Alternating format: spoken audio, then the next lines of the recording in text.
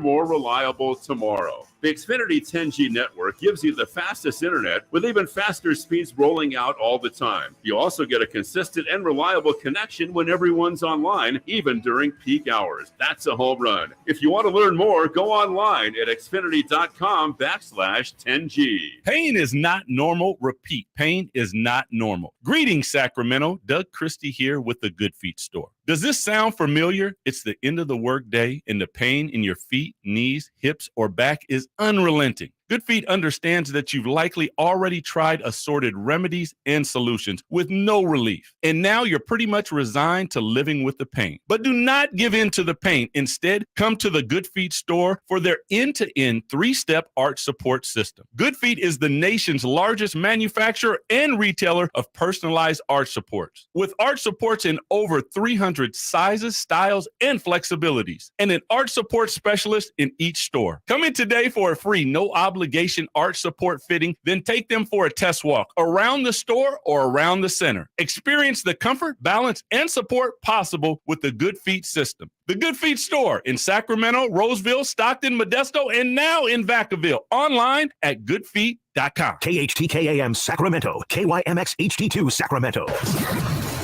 From the Power Business Technology Toshiba Studios, your home for the Oakland A's every weekend.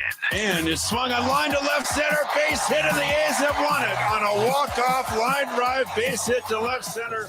Sactown Sports. Sactown Sports. Headlines. Good morning, Sacramento. My name is Kyle Ledbetter, and these are your Sactown Sports headlines. The Miami Heat won Game 2 of the NBA Finals against the Denver Nuggets 111-108.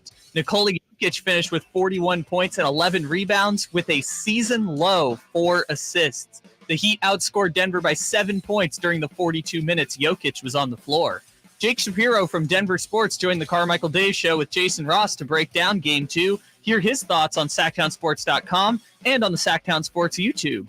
And in baseball, the Oakland A's are now 12-49 on the season after getting swept by the Miami Marlins. It's the worst start through 61 games since 1932. Those are your headlines. Now let's get started with Chris and Company with Whitey and Chris Watkins. Well, thank you, Kyle. Thanks for being with us today. Yeah, this is Chris and Co. He's Watkins. I'm Whitey. Chris, I need your help with something. What the hell is going on? Watching these NBA finals, I was like you. I figured, Miami, they're scrappy. They're a good team. They're a solid team. But they're no Denver Nuggets. And here we are 2 games in. This thing is even. And here's what I really don't understand. Denver has home court advantage. They were undefeated at home. They got the altitude. 2 games in a row now, including the first game, which Denver, of course, won. You've got a Miami Heat team that has dominated the fourth quarter. Twice in a row. Yeah. What's going on? Explain that one, huh? I thought you were supposed to get more tired as the game goes on, but Miami seems to just draw some form of energy out of you getting tired or something, and it just makes them even stronger. It's starting to sound like you don't have an explanation either. No, I don't. Again, I don't know if people listened last week, but I was the one on here saying that this was going to go 4 games and maybe 5. I get 5 is still in play, but I continue to be impressed by this Miami team. I guess I shouldn't. I guess I should just come to expect the unexpected with them at all points. But, man, they've stepped it up both games in this fourth quarter. That zone shouldn't be affecting. I don't think it's affecting Jokic, but it seems to be affecting all of the other Denver Nuggets in that fourth quarter.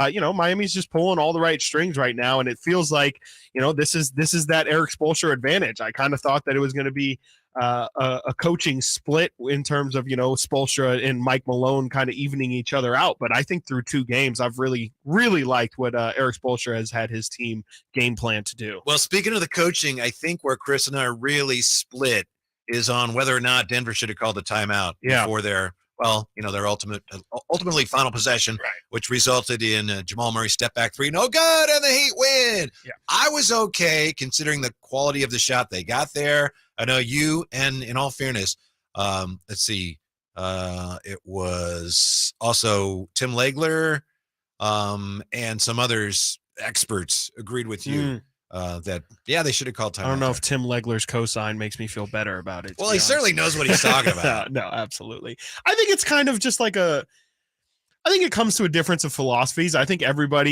individual watches. Jalen Rose was another. Pardon me. Jalen Rose. There you go. I like Jalen. I'll take Jalen Rose's side as well. He's got a nice haircut every day he's on TV, so that's something to aspire towards. He likes those long shorts. He does. Yeah, he does like those long shorts. He's the innovator of that. No? Weren't they sure first? No, I think it does come down to just kind of, I'm not that way with every single last possession. I don't believe that, you always have to call a timeout in order to set up the right play. But in that situation, I just didn't feel like Denver had the positive momentum. I know there's the argument of, not getting the defense set up and you're catching them off guard. That's it. Yes. But I just feel like, in that situation, you can possibly go up 2-0. I want to draw up the best possible play. And you have to figure that the game plan was always going to be get Jokic and Murray into some sort of 2-man action and work off of that. Which they kind of did. They did. Yeah, they absolutely did. Yeah, Jokic set the initial pick. They got the switch. Jimmy then switched on to Murray. And then at that point, Jimmy, frankly, did a really good job of forcing Murray into a tough shot. I think, Denver will take that shot, and it was a decent enough look. He got a clean look off, not really, too out of norm of a shot for Jamal Murray. But that he loved that shot. Yeah, you and I look at it and go, but he loved Jamal that Murray shot. had to feel good about it. It was in rhythm. He took a step back. Again, he got a pretty clean release off. No one was in his face when he took it.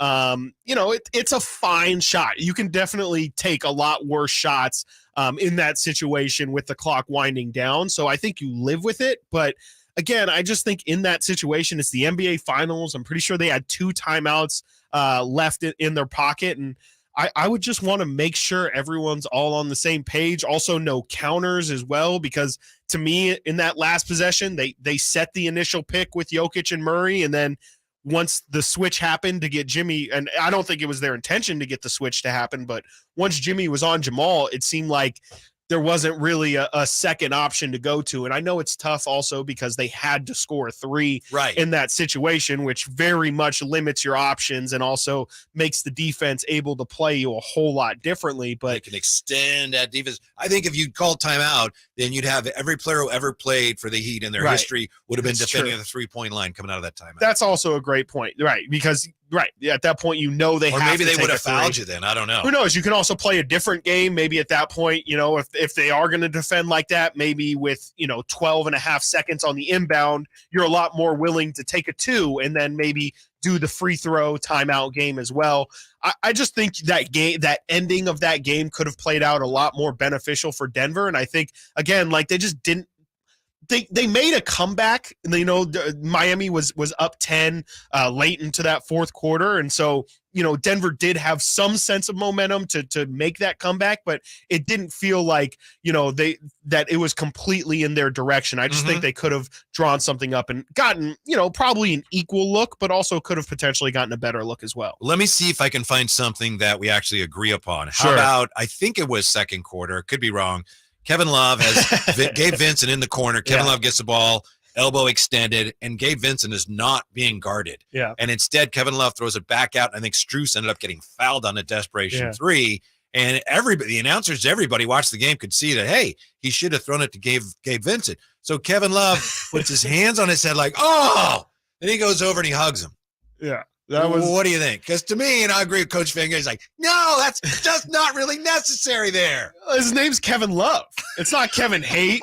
It's not, Kevin Melancholy. It's Kevin Love. So Kevin Disrespect. Kevin Disrespect. There's a Dr. Disrespect, but there's no Kevin Disrespect. He's Kevin Love, man. What else do you expect him to do? It's not disrespectful to go, hey, dude, I got you next time. My bad. It was come here. My friend, mi amigo. I apologize. I'm sorry. I'm so sorry. Bring it in. It was a bit much for sure. But I mean, that's just Kevin. That just shows the camaraderie, the fellowship of that team. They're so together, it's just a wonderful sign of how that Heat culture, it really breeds a certain level of brotherhood and love that just can't be matched by any other team. I suppose. And he probably was feeling like, I'm back in the starting lineup. My job is not to screw things up. And I just did. Yeah. Please, he was also hugging Eric Spoelstra by proxy in that as well. Happy. He's like, "Oh, I'm so sorry." Yeah. It was a bit much for sure. He just missed him on a swing pass. It's not, and then like you mentioned, Vince is like puts his head down, like, yeah, it's all right. Okay, they still got the 3 points. Okay. They still got the 3 free throws. It was a bit much, and I gave Vince. Everyone was a good sport about it. It was, I don't know, it was funny. I liked it. I thought a better example of what the Heat culture is all about was after the game. Gabe Vincent, I know you and I talked about this earlier. Gabe Vincent asked by Shaq, I guess it was, "Hey, how do you feel about Big Shaq?" Yeah, you're disrespected. A lot of times that bother you. He said, "We don't care." Yeah, and that's really, I think, a reflection of Heat culture. I think so as well. And I think he was being honest. I do too. I mean, there's some dogs over there. I mean, they you have to fully believe that they believe that it doesn't matter. It truly doesn't matter. The team with the guy who goes over to hug his teammate, they have some dog. Yes, okay. That's a sign. Dogs love each other. They move in packs. That's just the real pack nature of pack mentality. Pack mentality. Thank you. Watch Cesar Milan. Clearly, I can tell. Oh, absolutely. Yeah, absolutely. I'm taking your dog to my rehabilitation center. He rehabilitates dogs. He trains people. That's the key. I think that's what you see with Miami is just like they're a true team and they really believe like they don't listen to the other outside noise, and like you truly believe that, which is not typical, I think, of athletes. It's fascinating, pardon me, but it's fascinating when you have another coach. The other coach is like banging that drum hard. Right. No one respects us. Yeah. And that's been Denver's thing, right? Yeah. All postseason is no one respects us. We don't respect them here on the show. We didn't pick them to go to the finals. And I mean, that's been their thing. And, I think that's part of their motivation. But I think Miami is a team that has already been through all of that. They've been the underdogs their entire time. I think that they just know that outside noise really doesn't matter. It's about what they can control as a team, and why should they listen to outside noise when they've been wrong the entire time? A little bit of Australian accent out of nowhere. It doesn't matter. It does not matter what anybody else thinks except for the 13 guys in that locker room that all really and truthfully believe it doesn't matter that Denver's the 1 seed. They feel like they can take all 4 games, and we'll see if they're right. So do we have a series now? Could Chris and I both be wrong about the same thing at the same time? There's no way we can both be wrong. That doesn't seem possible. No, there's no way. Coming up next, Michael Malone calls out his own team publicly. Oh, bold strategy, Cotton. That's next year. Chris and company. Whitey and Watkins, Sactown Sports. The King season might be over, but Sactown sports coverage never stops. We, as a team, have a ways to go. This is something that you want to be able to build off of. Stay tuned all off-season to Sactown Sports and SactownSports.com for the latest Kings news. Do you find yourself stuck in a timeshare? Get the real facts about the timeshare industry and your options for cancellation.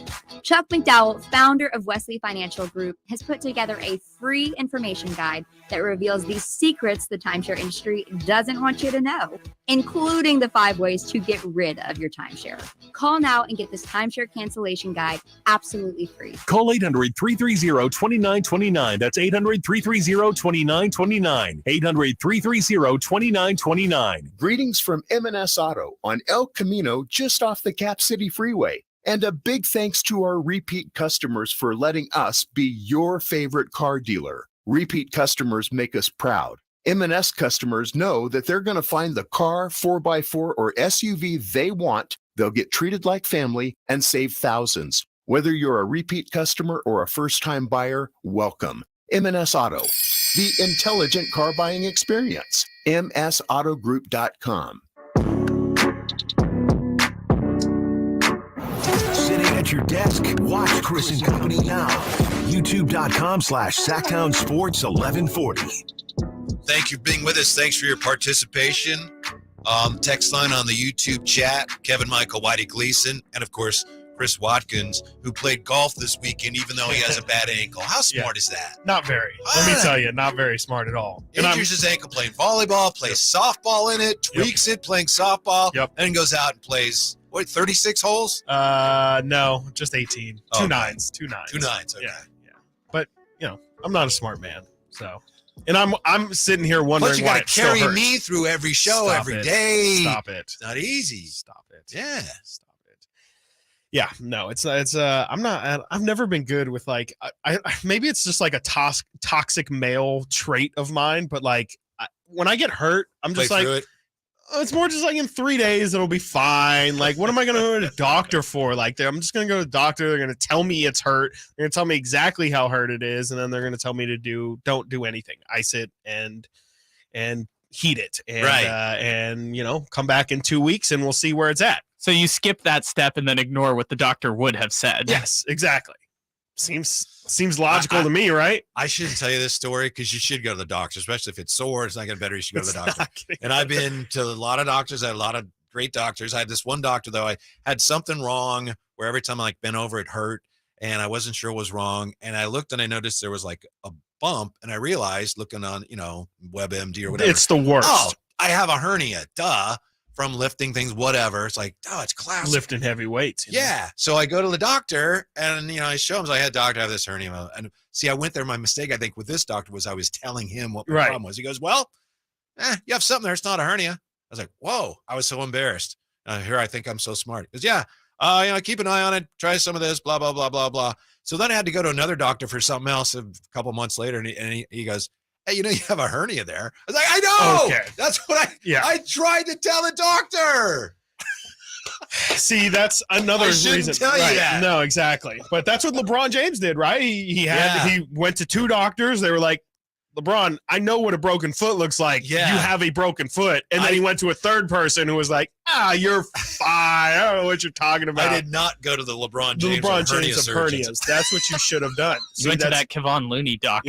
Yeah. No, I think he went to the Kevin Michael Whitey Gleason of doctors. So, but anyway, hopefully you're feeling better. You should check that out. You should probably go check it out, but And I feel badly calling you out publicly about that. It's fine. On the other hand, Michael Malone, He doesn't care. No, because this is not the first time he's called out his team publicly. What did he have to say about his team after that tough loss last night? Michael Malone had some really sharp words for his team after the game last night. Said that essentially, that was the worst effort that they've given all postseason long. The direct quote is, "Let's talk about the effort." Okay, I know that this is the NBA Finals, and I know we're talking about effort. We had guys out there that were just. This is not the preseason, the regular season. This is the NBA Finals. Miami came in here and outworked us. That is the direct quote from Michael Malone. And he was very adamant just that Miami came into their house and really just, he said just outworked them. And that's not something that you can really have in the NBA Finals. Like that is something that struggling teams have problems with during the regular season. Sure, maybe even during the regular season as a higher seed, you can lose focus. Absolutely. But there is no excuse for in game 2 of the NBA Finals for your team to have any sort of, relaxed nature to them. They should have their foot on the pedal at all points. And, that's especially against a team like Miami that's going to try and win, in the margins and do all the just play really, really clean basketball. They're you're not built, gonna be able I to think, sweep, they capitalize and prey on your mistakes. Absolutely. And if you don't bring them, they're kind of just at the same level all the time. If you play really well, they can't keep up with you. But if you struggle, they're going to be right where they always are, and they're going to take advantage of that. They look for that limping gazelle, right? Yes. They're very much predators. They're like it. Look, what you're starting to remind me of, by the way. Exactly. It's not good. It is not good. Well, Michael Malone knows his team better than anybody, obviously. Absolutely. And he's gotten them to this point, so he knows what he's doing. And it's not the first time he's done this year. When they were struggling kind of second half of the season, kind of in the doldrums, I remember he called them out several times for their lack of intensity and defense. Right. Apparently they responded to that. That said, it's really, as far as I can remember, it's very unusual for a coach to do this during the finals. And I go especially back a ways, publicly as well. 1985, game 1 of the finals, the Lakers were in Boston. They got destroyed. And Pat Riley like challenged them, and he challenged Kareem, but he did it like on the bus. Mm-hmm. He didn't address the media in the post-game press conference, right? Yeah. Which is how you would expect these things to be done, is in the privacy of a practice, or not, especially not in front of media. But, I mean, maybe he feels like this is the real, I mean, everyone's heard it. Everyone heard the message now. And so now there's no excuse. And, it's a bold move. It's like you said leading in. It's a bold strategy, and we'll see if it pays off. But now that's just going to be the story. If Denver doesn't step up their intensity, it's going to be the thing that people are going to point to as the reason why they lost. And Miami has already shown in multiple series this postseason, if you're mentally weak, if you're not sharp enough, thank you. Thank you. And we'll see you not again. We'll keep moving on. And, again, like Mike Malone said, this is the NBA Finals. You cannot have those kind of mistakes, because if you're the better team, you have to take advantage, because the other team has got here as well.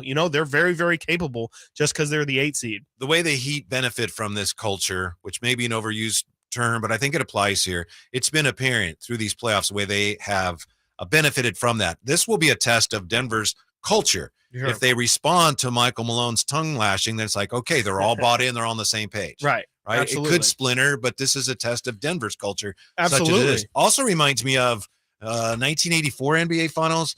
The Lakers won the first game against Boston. Second game, they should have won. They made some mistakes. They lost. Come to LA, they win. So the Lakers are up 2-1, and they're just about ready to grab the series by the throat. Larry Bird says, we're playing like a bunch of sissies. He didn't use the word sissies, but yeah.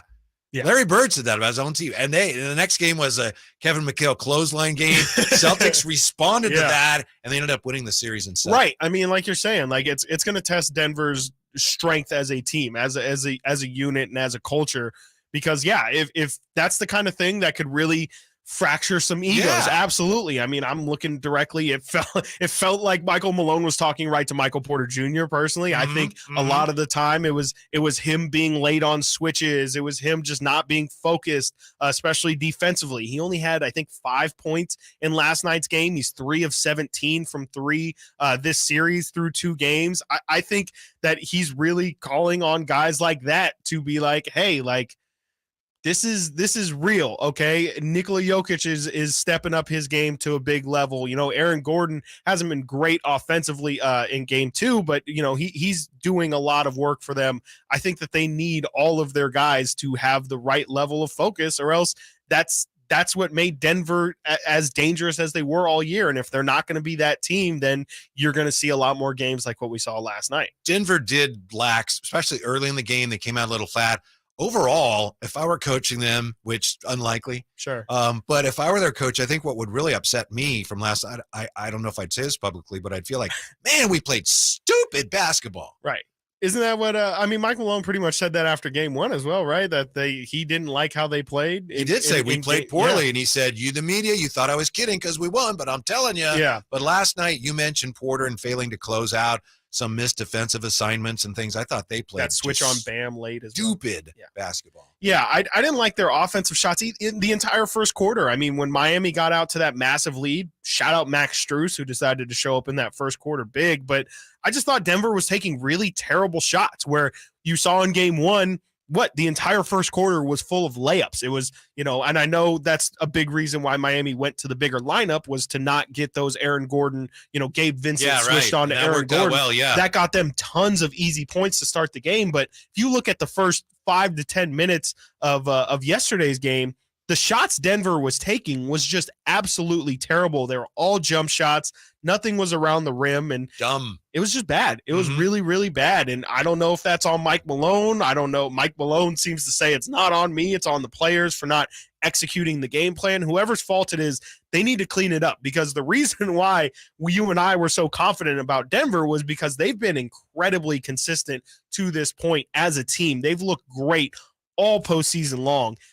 They cannot look anything like the team that they look in game 2 if they want to win this series. I got a confession to make about Max Strus. I didn't remember him playing in college. When he first came onto the scene with the Heat, I assumed he was like a German Euro sharpshooter that they brought up. Max Strus. Yeah, then you hear him talking. Yeah, well, we just what?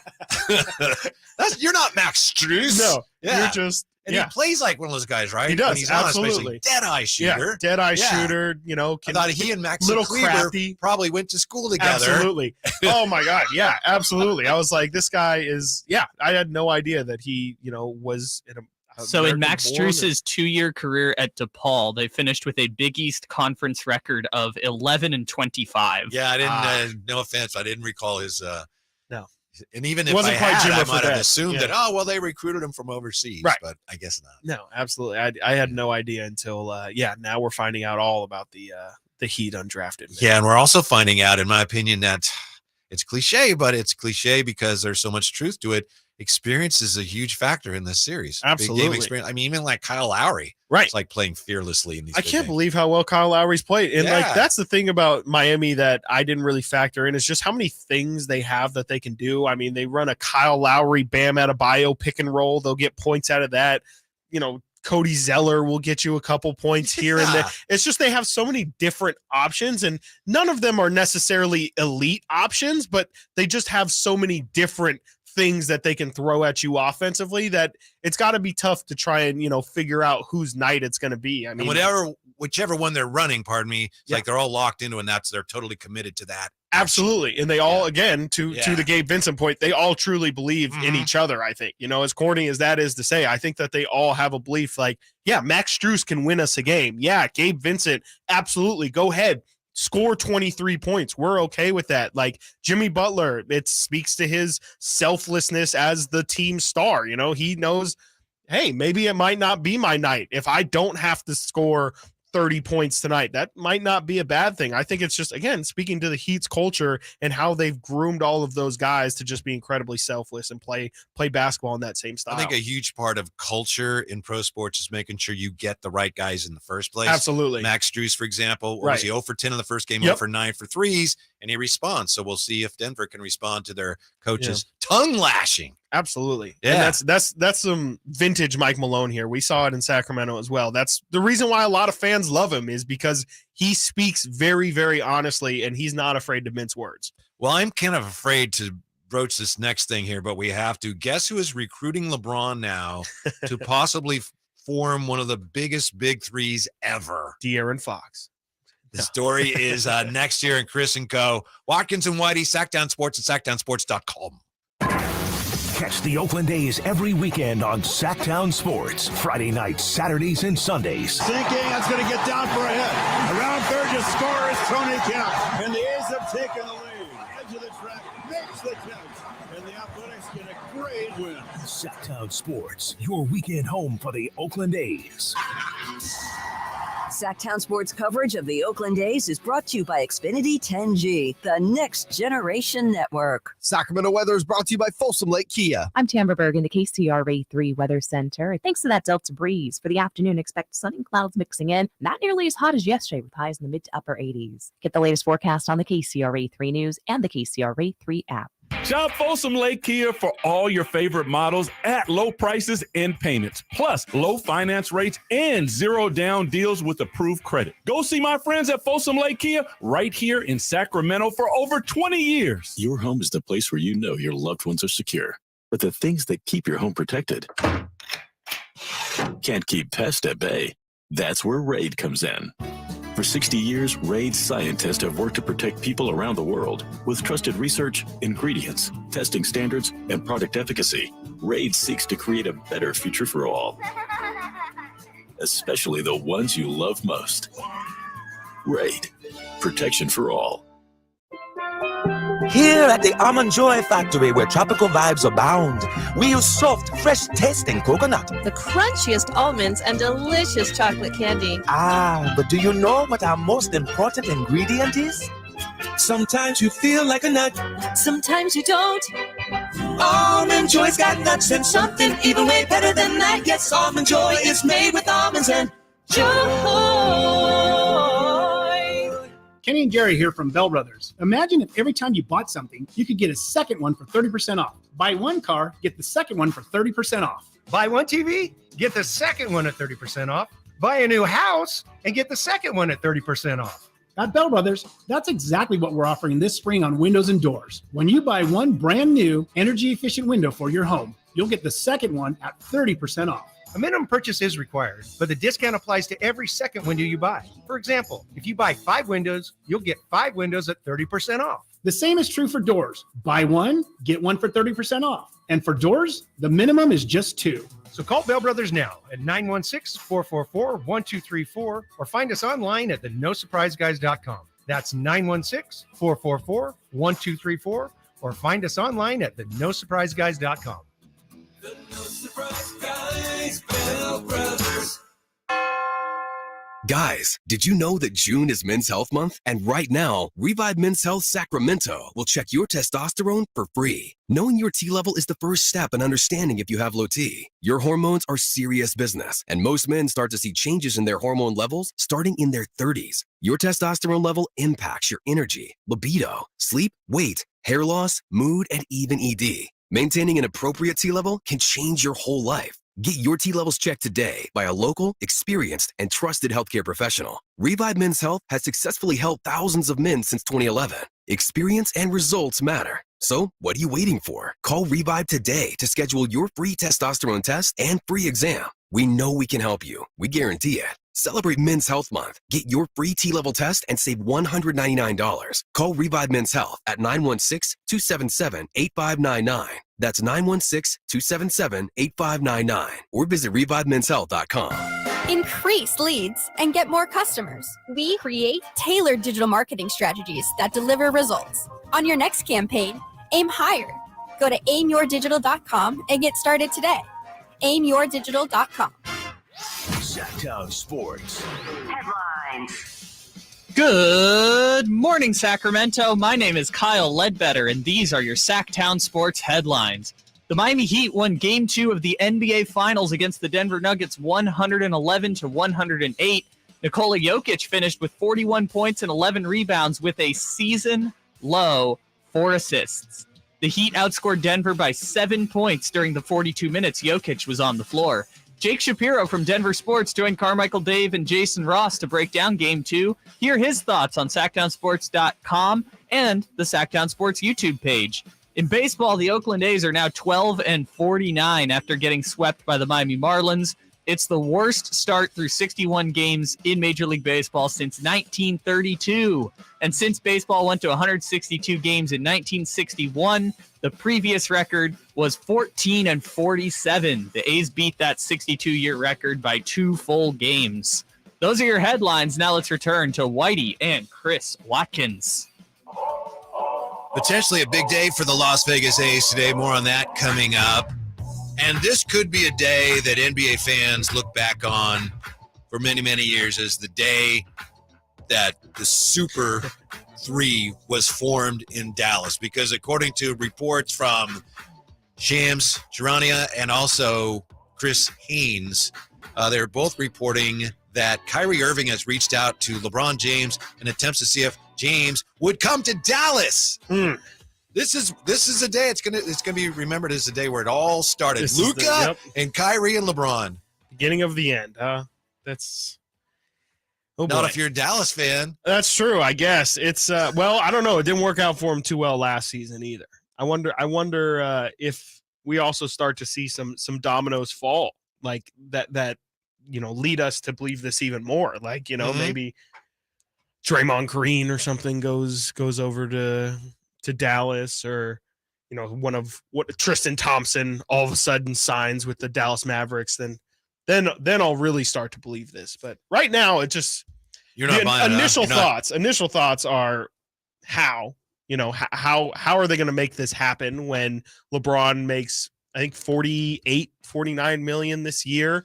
LeBron is under contract with the Lakers for $46.9 million next season. Ooh. He owns a $50.7 million option for 24-25 when he will be 40 years old, making $50 million. I mean that would be the only way is if he turns down that $50 million player option next season. Maybe I could see him moving over to answer Dallas. Your question, Chris Watkins, Dallas would have to trade 3 of these 4 contracts: Tim Hardaway, Davis Bertans, Reggie Bullock, and Maxi Kleber. I mean, they could trade all 4 of those, but even then, what's the benefit for the Lakers? Yeah, the realistic trade would be like Josh Green plus 2 first-round picks or something. I don't know. I mean, what does a LeBron trade? And I know even part of this reporting, an extension of this reporting, was that Dallas tried to acquire LeBron they inquired about possibly trading for LeBron at the previous trade deadline. I can't imagine how they could figure anything out that the Lakers would approve of. Also, should the Mavericks, according to Yahoo here, sign Kyrie to his maximum starting salary, right, and acquire LeBron, they would owe $133.9 million to their new big three, $100,000 below the projected salary cap. But that's for 3 players. And then you've got restrictions included in the new CBA for team spending in excess of $179.5 million next season. It would be hard to put a team around them.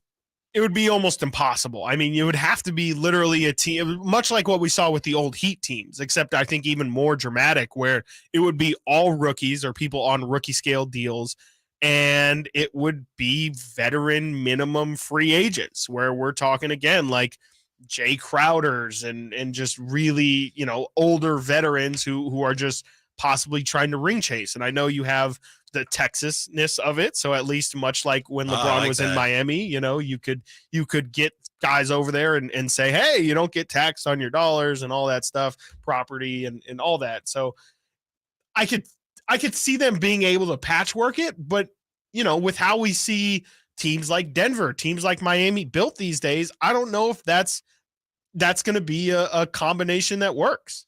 Kyrie could take a hefty pay cut to make this work, or LeBron could seek a buyout from the Lakers.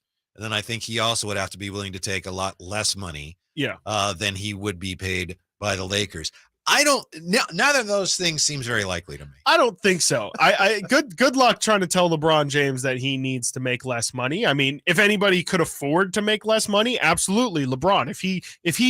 The only way I could see LeBron doing it is if he really gets to the point where he's like, I have to win another ring for my legacy. Mm-hmm. And you could argue he's not going to have a better shot than joining Luka and Kyrie in Dallas. But besides that, again, like, he's going to have to make some other sacrifices in order to make that happen. I don't see how it's really beneficial for anybody to make that situation work. But to your point, I mean, even that is far from a guarantee you'd even make the playoffs, because it's only 3 guys. And it's also a team that didn't make the playoffs last year with those 2 guys as well. And LeBron doesn't play every game, and Kyrie doesn't play every game.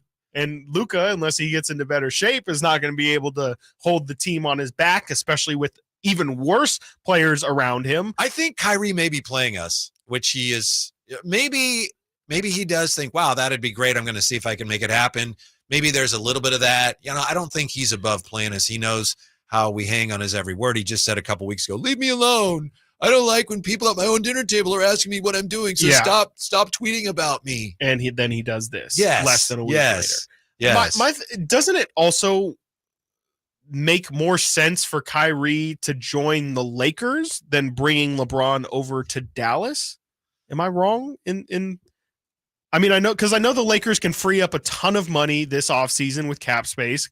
Kyrie probably has interest. Clearly has interest in playing with LeBron again. I don't think the Lakers want him. You're right, but I think that's part of it. Is I think the Lakers look and they go, pass. Yeah, Kyrie in LA is probably not a great idea, especially if you want to talk about distractions and maybe not playing games and stuff like that. I could see how LA wouldn't be the ideal spot for him. I just don't see. We got Country Mamba. We don't need Kyrie. Exactly. Hillbilly. I think it's Hillbilly Mamba. Hillbilly Mamba. Hillbilly Kobe. Hillbilly Kobe. Yeah. I think I even thinking of LeBron on Dallas, does that combination of stars make sense to you?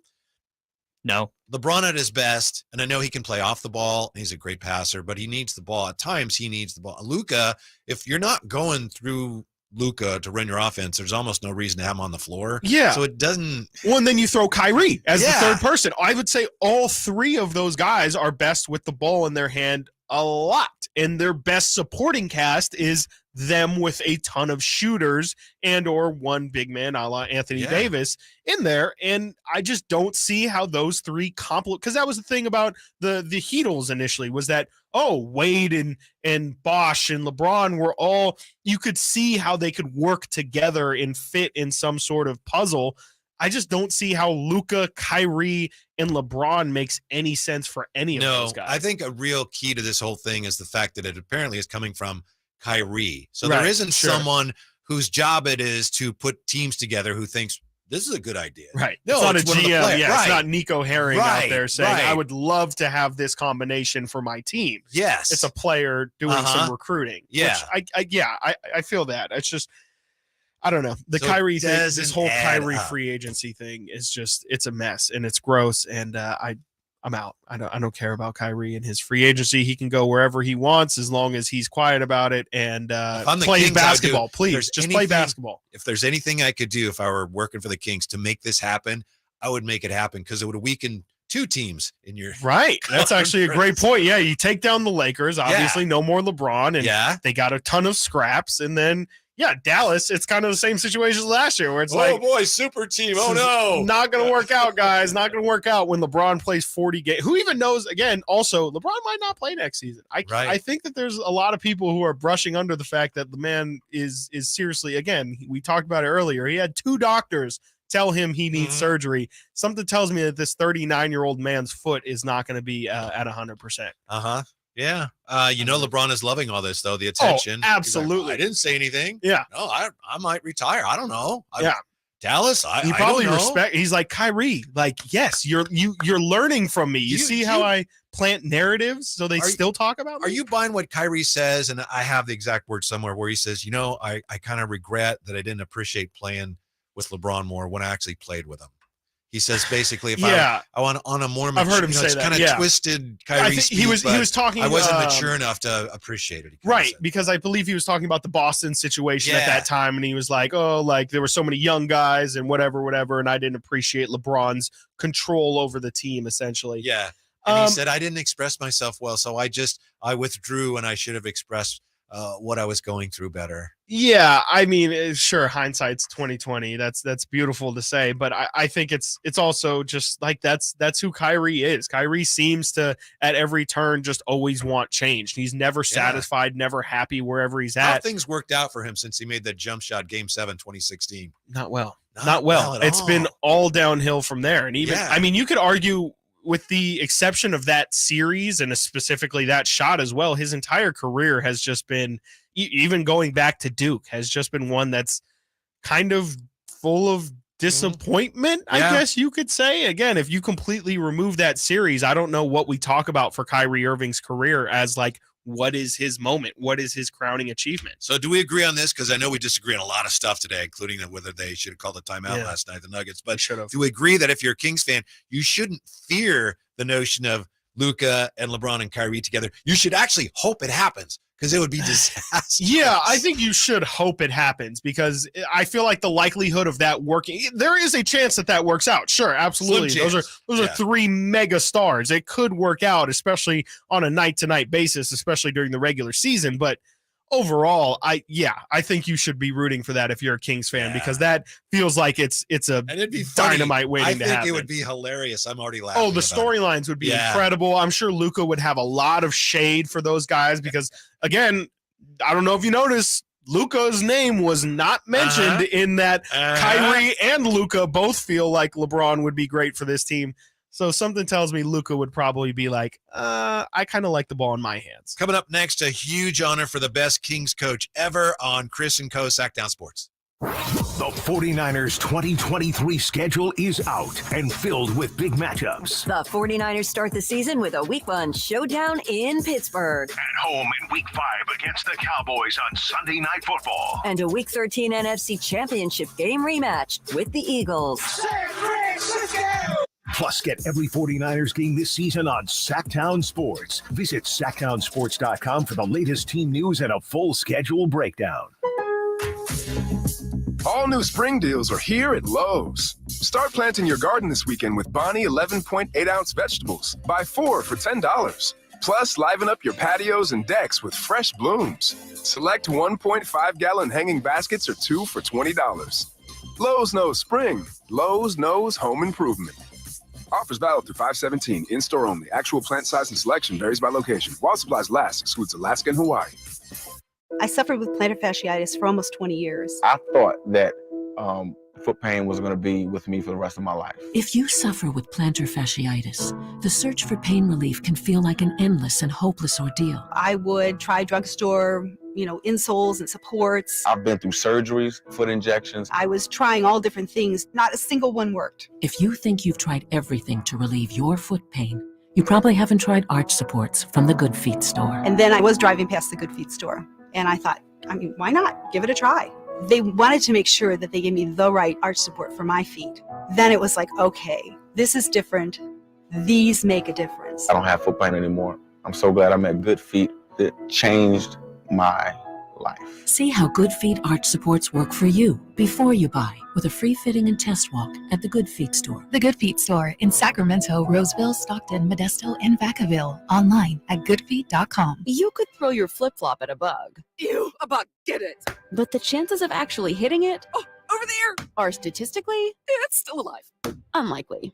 Good thing nature's got your back. Stem bug killers combine powerful active ingredients found in plants like lemongrass and geraniol and scientifically engineer them into effective bug-fighting formulas, safe for use as directed around people, pets, and throughout the home. Stem, rooted in nature, optimized by science. Get in zone, AutoZone. Welcome to AutoZone. What are you working on today? Thinking about washing your car? Right now, you can get the Armor All Ultimate Car Care Detailing 8-piece kit for only $25. That's soap, a wash mitt, wheel cleaner, tire shine, glass wipes, and interior wipes, all together in a bucket. Give your car the shine it deserves at the right price, only at AutoZone. Get in zone, AutoZone. Restrictions apply. At Wells Fargo, if you accidentally overdraw your account, we give you an extra day grace period to avoid the overdraft fee.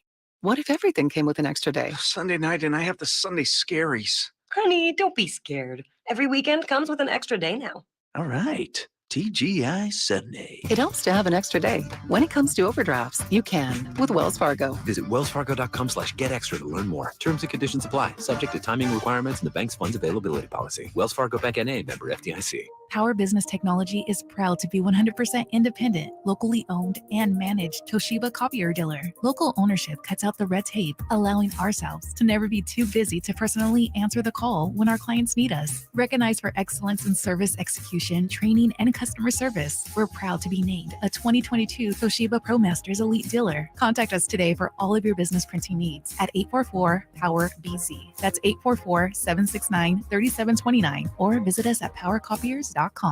Get to Acura of Stockton, where precision crafted performance is at your fingertips. Elevate your driving experience with a vehicle that's built to impress. Acura of Stockton has a great selection of new Acuras and customer service that will exceed your expectations. And right now, lease a new Acura TLX, MDX, or Integra with low lease rates available. Take luxury to a whole new level in a new Acura from Acura of Stockton. See all our inventory and specials at AcuraofStockton.com.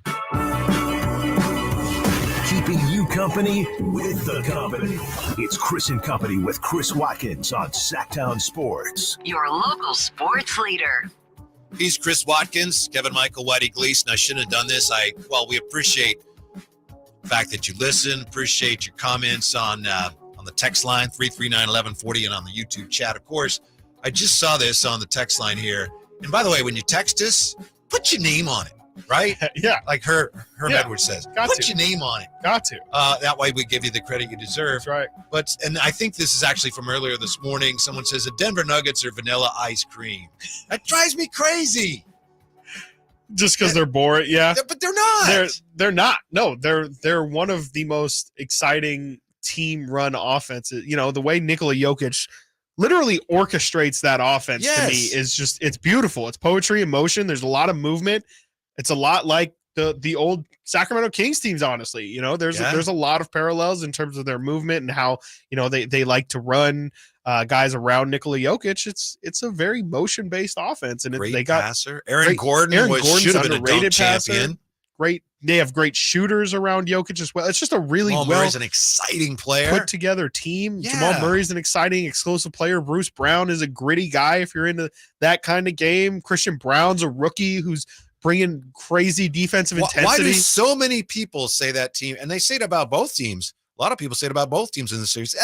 Boring. I think it's the fact that it's in Denver. I just think that not a lot of people are paying attention there. And B, I think it's Jokic. I think that not a lot of people pay attention to Jokic. And I think since he's not a quote unquote athlete, your typical athlete, and there's not a lot of hype leading into Nikola Jokic being this generational guy, I just think people don't fully understand, really. I think it's honestly just a lack of awareness. I just think people really don't watch a lot of Denver Nuggets basketball, with the exception of really this postseason. I think this is the first big exposure to Nuggets basketball, and through 2 games they haven't looked like the incredible offense that they truly are, but this is a team that's been one of the best offenses in the NBA the past 5 years or so. Reminds me of your beloved Tim Duncan and the Spurs way back when a lot of people said, oh, boring. I do understand why people say it about the Miami Heat, though, because if the Denver Nuggets are like watching an orchestra in motion, the Miami Heat are like watching someone hit you over the head with a rock. Yeah.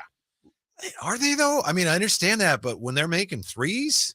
They're making threes. It looks great. Yeah. Bam's got that floater game going. That looks great, but it's not really like there's no connect. Like there's not really an orchestrator. Like they don't have a true point guard, someone who's setting them all up. They don't really have a true star. Jimmy Butler is the placebo star. We're conditioned to think, are we not, that an NBA team has to have one great superstar, maybe 2, maybe 3. Well, I think, and if you don't, and especially if you don't, and you're playing in a smaller market, I can't be bothered. The other thing about Miami is that their offense is at their best when they're shooting free throws, and I know that makes a lot of people make their heads go crazy. I think it was the Game 6 against Boston where they had that crazy comeback. I think 13 of their final 20 points were at the free throw line. Yikes. Yesterday, I think it was 7 of their last 14. So when push comes to shove, it's a game that is a lot of stops and fouls, and people get upset about that. That's a great point. Yeah, I think, with Miami, it's just, it rarely looks really pretty. And I think we're also at this point conditioned to think good basketball is people hitting tough shots and hitting difficult. We've seen Steph Curry, Giannis Antetokounmpo, Devin Booker. We've seen so many incredible guys, LeBron James in the finals year after year after year doing just absolutely ridiculous things. And then you have this Denver Nuggets team gets tons of open looks. That's never going to look difficult. It's never going to look like this offense is a juggernaut. It just looks like they're getting open looks. And on the Miami side, it's them as well, getting a lot of open looks. And I just don't think people see the difficulty in that. Jokic going into game 2, I think he was like 41% for his career in the playoffs from the 3-point line. Yeah. But people don't say, they don't think of him as a dynamite shooter either. Right. I will say sometimes when he gets the ball and he turns to the basket, it almost looks like he doesn't know where the basket is. Oh, no. And it goes in. Yeah, he just has that kind of feel for the game where it's like he doesn't, he'll turn around, stumbling, literally do a 360, not know where he is, and just kind of, he has a really, really soft touch that just tends to go in a lot of times. And that's what makes him truly great. And I've heard, people have asked him, like, do you work on your passes? Like, is that something you actually practice on? And he's like, no, I see somebody and I know how to make the pass. That's what makes him truly a generational freak talent, is just some people got it, some people don't. He literally he has it. He can't explain it. He's got that it. Well, I'm enjoying the series more than I thought I would to this point, and I'm really pulling for Denver. We'll see. Maybe we got a series now. But I think Denver, both these teams play basketball at a really high level. They do. But there's something they're lacking when it comes to just the pizzazz. Right. And it frustrates me because I think this series should be so good for the game. But if people don't watch, how can it be? Right. I'll tell you this. Here's a guy who was great for the game. As we all know, Rick Adelman was there at game 2 yesterday. He was announced yesterday as the 18th recipient of the Chuck Daly Lifetime Achievement Award presented by the National Basketball Coaches Association. So not the NBA, but the NBCA. Right. And, of course, his son, David, is an assistant, and Eric Spoelstra is from Portland, and he remembers Adelman's Trailblazer team. So Rick Adelman, greatest coach in Sacramento Kings history, has had an influence on both teams in this series. Yeah, absolutely. And, I mean, Rick's one of the best. It's got to be really cool for him. Somebody, Kyle came in here and said like, yeah, he never sees Rick Adelman ever. I mean, he just kind of knew him as the Kings coach, and then after that kind of disappeared.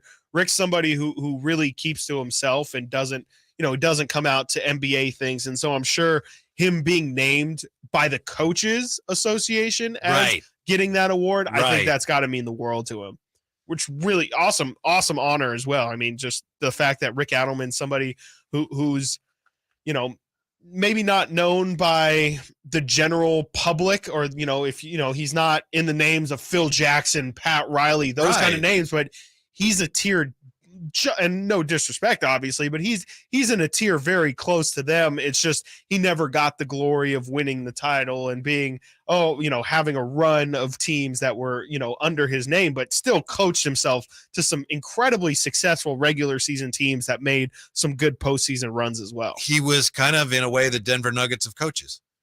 Where it's like, really highly effective and efficient and excellent year after year after year, but didn't have the PR and didn't want any of the PR that went with a guy like Phil Jackson. Yeah, exactly. I mean, him and Phil had some battles as coaches too, not just in Sacramento, but in his time in Portland as well. I mean, those guys go way, way, way back. Do you know the Maloofs actually went to Phil Jackson to see if he'd coach? And I think Adelman was a coach at the time. Really? Yeah. How did Adelman get here?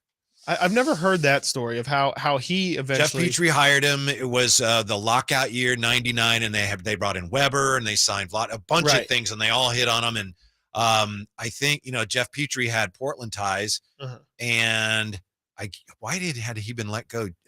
Rick Adelman was very successful in Portland. He was available, and he had coached the Warriors for a couple of years. He was terrible.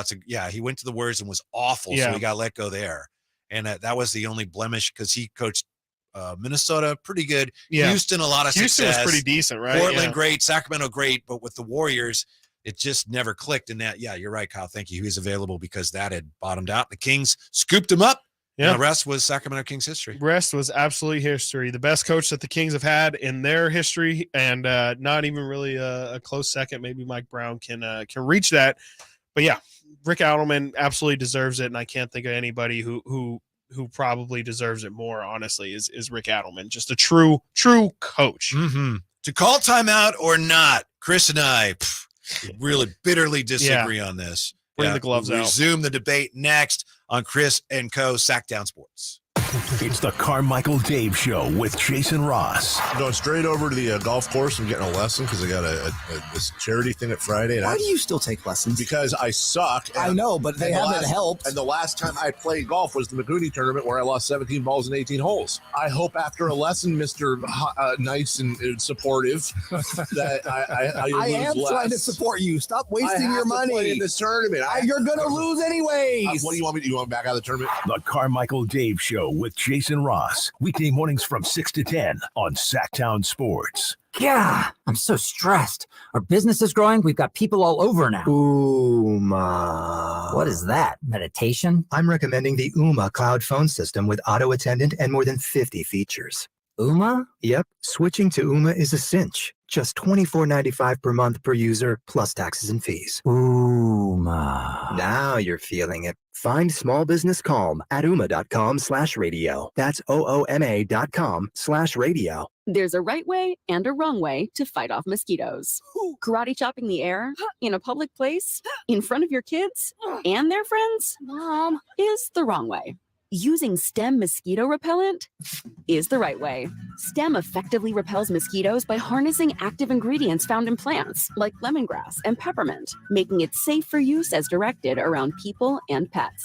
Stem, rooted in nature, optimized by science, and embarrassment-free. Are you looking for a solar company that can do it all? Well, look no further than ACR Solar and Home Services. With over 40 years of experience serving the community, ACR Solar is the name you can trust for quality, value, and integrity. Now, that means you can rely on the fact that your solar system will be installed accurately with high efficiency and maintained throughout its lifespan, ensuring dependable performance. What sets ACR Solar and Home Services apart from the rest? Well, for starters, they handle everything in-house with no third-party contractors. But that's not all. ACR Solar is all about customizing solutions to meet your unique needs. Whether you're a homeowner or business owner, ACR Solar has the expertise to design and install a solar system that's tailored just for you. And if you need other services like roofing, battery backup, or pool solar, ACR Solar and Home Services has got you covered there too. So what are you waiting for? Take control of your energy bills and start saving big with ACR Solar and Home Services. Contact them today and let them help you make the switch to solar. Just go to acrsolar.com. I remember as if it were yesterday.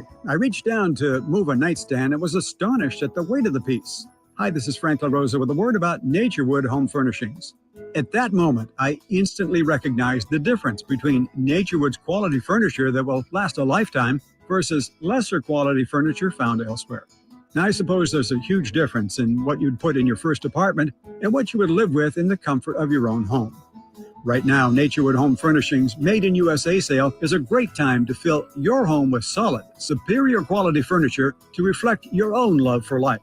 With brands like Sam Moore, Stanton, Stickley, Hilltop Hickory, Simply Amish, and many more, Naturewood Home Furnishings has tables, chairs, couches, and yes, nightstands, and more at their Made in USA sale. Find furniture that will be with you forever. Naturewood Home Furnishings, off Highway 50 at Hazel. Look for the water wheel. At aimyourdigital.com, we'll help you target the right audience, build your leads, and crush your quota. Take your business to the next level. Our digital marketing strategies help grow awareness of your product or service, all while building trust in your business. Our approach involves leveraging multiple tools and strategies to deliver exceptional results that are customized to your unique business needs. Don't wait to run out of sales leads. Keep your business growing. Get started with aimyourdigital.com today. You know what time it is. It's time to trade up to a brand new Kia at Folsom Lake Kia. Trade up to all the newest technology and an industry-leading warranty. Shop Folsom Lake Kia, family owned for over 20 years.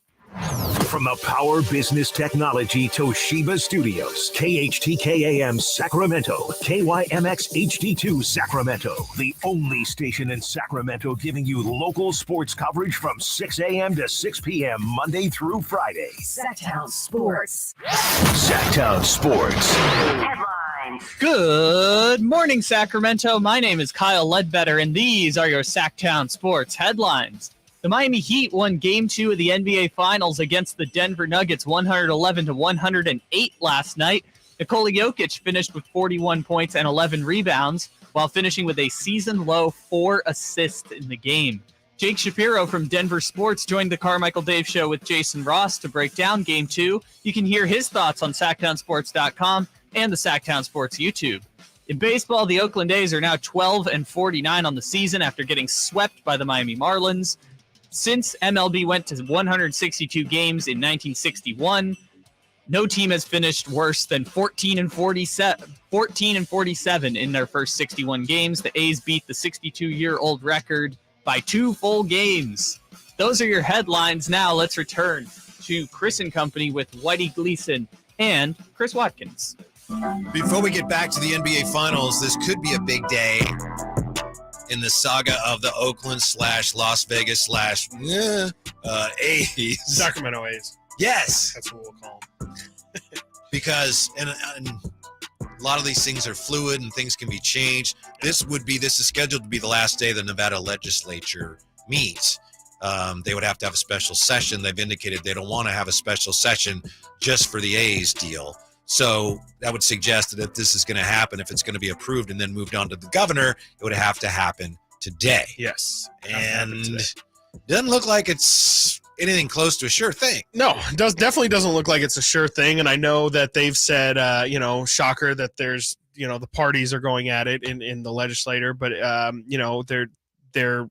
believe the Democrats have said that if they're not, if they don't approve the state budget in general, which also has not been agreed to yet, they're not going to do a special meeting just like you said, just to get the A's thing done. So they still need to get a lot of things cleared out of the way first before they even start to bring up the conversation of the A's stadium. And as you mentioned, today's the last day for that to happen. And so, there's definitely hope that maybe they just don't get to it in time. And this deal just kind of gets pushed until next legislative session, which wouldn't be until next year. And you would have to imagine at that point, the A's are probably going to shift focus to another location and say, thank you, Las Vegas. Appreciate all your hard work, but we're going to have to find a different place to make this work because frankly, the A's haven't talked about it much, but time is kind of the essence here as their lease in the Oakland Coliseum is running out. They've also got a deadline of January something. If they don't have a new stadium deal set somewhere, then baseball will not allow them to be revenue sharers anymore. So that's big for them. Yeah. That's one of the reasons they're trying to get all this done as quickly as possible. Mm-hmm. Why are they rushing this? Well, because they have deadlines. Yes, because John Fisher likes to earn money passively. Yeah, they also, and I was surprised during the winter meetings when we found out that MLB said, yeah, we would waive the relocation fee for the A's, but apparently, and again, some of the reporting on this is a little iffy. Yeah. Apparently that's contingent upon them coming to an agreement like the one they're trying to come to an agreement with Las Vegas today. Right. And that could also potentially fall. That is not in writing anywhere that they will waive the relocation. It was just a thing that Rob Manfred said.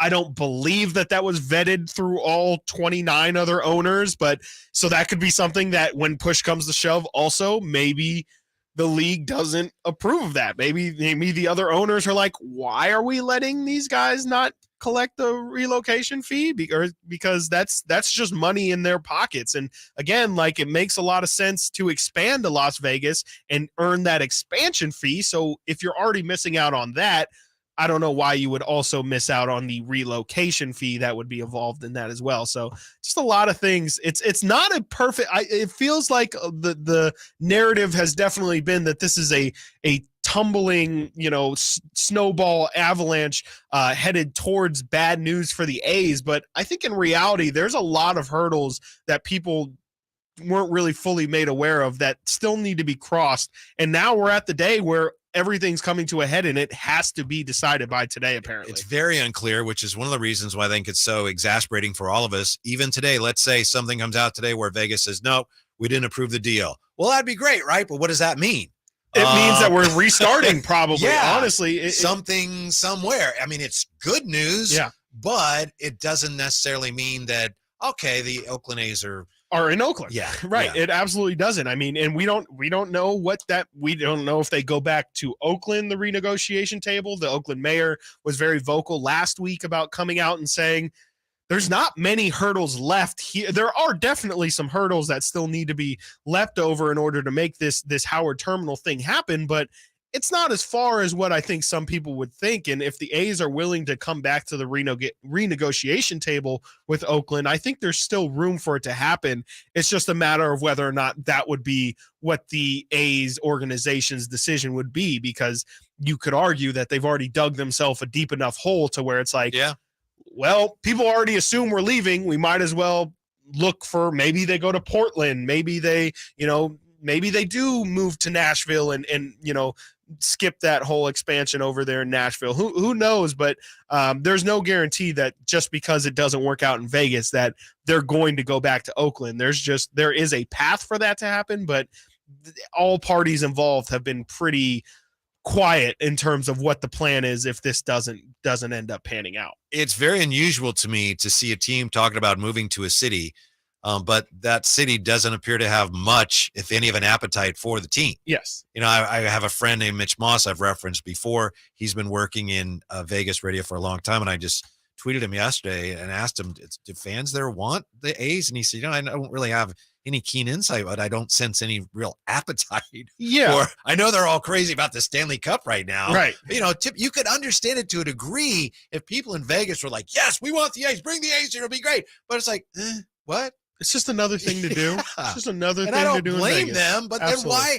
I don't know that the A's are just trying to get something done somewhere so they can meet these deadlines. Yes, the A's don't care where it is. I think they just, to your point, they just want to get a deal done. And Vegas is the place that's, no pun intended, most willing to play ball in this situation. And, again, like if it doesn't work out here, they're just going to find somebody else that's willing to play ball and get it done as fast as possible, because that's all they care about is, again, John Fisher. I don't really think John Fisher even cares where they land. I think he just wants to make sure, like you pointed out earlier, that he's still part of this revenue sharing thing, because he's like, this is a pretty good deal. I don't have to spend money and I can just make money from everybody else. It's shameful how bad disgusting. this team is right now. It's disgusting. It's unfair to the people who work for the team, the players on the team, the coaches, the managers. I was listening yesterday, and At one point, the A's they scored 4 runs, I think, in one inning, and the A's have the first lead of the weekend. It's like, yeah, that's a joke. Yes. How has Rob Manfred not stepped in at any point? We all everybody saw this happen, like right in front of our, like, why did they move Matt Olson? Why did they move Sean Murphy? Why did they move, because the fans didn't support the team. No. And that made it impossible for them to put together a competitive roster. Just absolutely disgusting. I mean, I at every single turn, MLB and Rob Manfred have done everything that it's just insulting to everybody in Oakland who knows how good that A's fan base is, knows that if you put a decent team out there, people will show up. But if you're going to treat your fan base like a bunch of idiots and like they don't know what's going on, then you're not going to get any support. And, I don't understand how the other owners as well haven't stepped in and said, hey, what John Fisher is doing, we don't like it either. It's just bad for the brand of baseball. I think the answer to that is, my guess is that the other owners just want to get this Oakland thing resolved. They've been paying, we've been paying out to Oakland for so long. They can't get things done. Get something done so we can move on, because we want to get Oakland done. We want to get Tampa Bay situation resolved. Then we can expand. Yeah. So is it bad for the fans?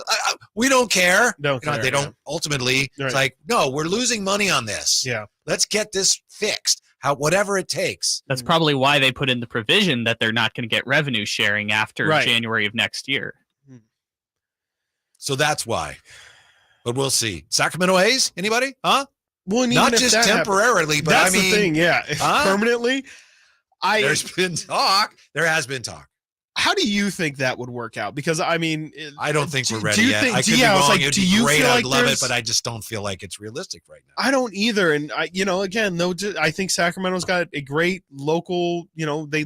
People love their sports here in Sacramento. Absolutely, the Republic show out. Republic fans show out all the time, and that's minor league soccer. If you bring a major league team here, I think there's going to be interest. But we just don't even know if the guy wants to sell yet.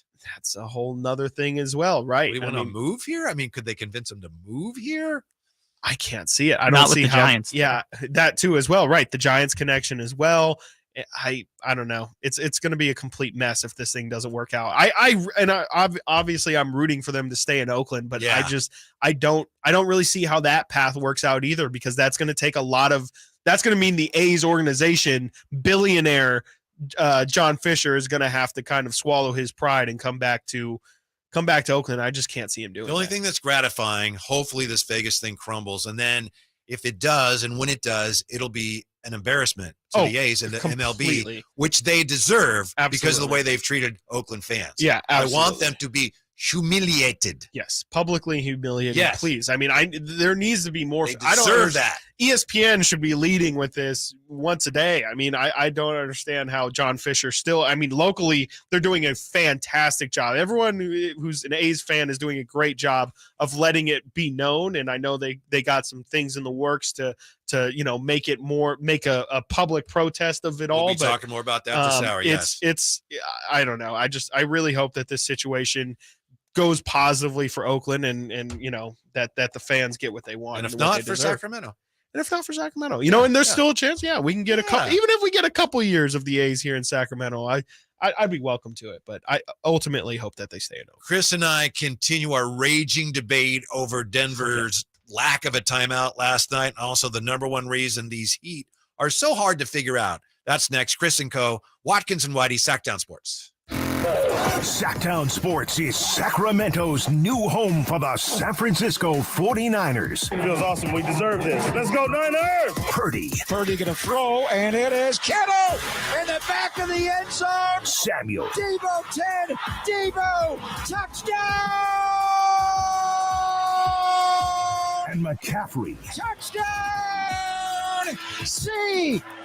They all live here on Sactown Sports. Your official home for 49ers football. Carmichael Dave here. Spring here. Long, cold, rainy winter behind us. And I know you're counting the days until summer, but don't wait until it's hot to make sure your air conditioning is working efficiently and safely. Get ahead of the problem with a $49 AC tune-up from my friends at American Energy Heat and Air. Nothing worse than having your AC go out when it's hot outside. Get a tune-up today to make sure you and your family are comfortable and cool in your home for the hot summer months that are right around the corner. Give them a call at 916-520-9990. That's 916-520-9990. Or schedule your appointment online like I did last year around this time at AmericanEnergyAir.com. Don't wait till that AC goes out. Call my friends today, 916-520-9990 or AmericanEnergyAir.com. Call 916-520-9990 now.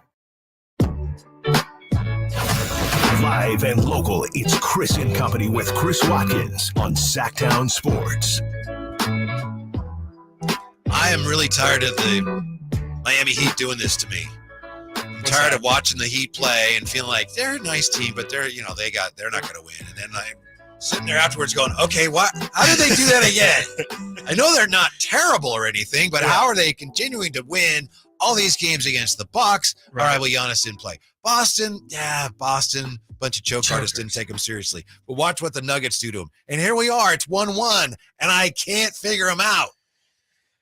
I mean, massive shout out to the Miami Heat, who just all year long have been this team that you can't count out. And even as an 8 seed, people were counting them out, and they proved turn after, actually, you know what? I'm going to take that back, because the Miami Heat did show signs of weakness all year long. They showed that they showed that they have real warts. I mean, they finished just above 500 throughout the regular season. They got taken to a second play-in game. This is a team that is just Jekyll and Hyde all season long. They looked bad. They looked like a team that couldn't figure out who they were, who their identity was, and they couldn't score all year long. And for whatever reason, and I'm not saying I'm blaming Tyler Hero. I don't think Tyler Hero was the problem, but once Tyler Hero went down, it just felt like it was a moment for them where they were really just the pieces kind of fell in place right after that happened. I mean, they were able to that's when they gave Duncan Robinson some good minutes. We saw his impact at the start was amazing. That start of that fourth quarter. I was like, it was literally like you could have left and gotten a glass of water or something. You come back and you're like, how is this a 2-point game? Yeah. And Duncan Robinson's got 10 points out of nowhere. Like he's been incredible in spurts, and it's allowed Gabe Vincent to get a lot longer of a leash, and Caleb Martin as well. Caleb Martin hasn't really been that impactful in this series, but we saw how important that was in the last series. You still trading Sasha and Herter for him? I'm still not. I'm still not trading Sasha and Herter for Caleb Martin, but. Yeah. It was just as crazy then as it is now. Who needs a ring if Miami wins? You know who they need to give a ring to, who's not actually part of the organization? DeAndre DeRozan. DeAndre DeRozan. Wow. If she wasn't having to go to school for that. I forgot about that. Heat Bulls game. Right. She would have been there. She would have been there to shut down the free throws. He would have had no chance. Right. And they would have been out. Correctly points out how important free throws is to Miami. Yeah. They should have done the scouting report weeks. They should have known that. No, her dad said, you got to go to the Toronto game. That's it. You got to go to school. And look where you're both at now. Of basketball history. Yep. DeAndre DeRozan, man, what a sliding doors moment that was, Yep. And they had them on the brink, like Miami. They were winning with 2 minutes to play. They were like Chicago had it. They had it, and they just slipped it away. And the rest is really, honestly, truthfully, the rest has been history. Miami hasn't looked back since. They haven't looked that bad since either. I mean, Miami in those play-in games, they got outplayed by Atlanta. Like, they had the home court advantage in that first play-in game. They lost. Had home court advantage in that second game.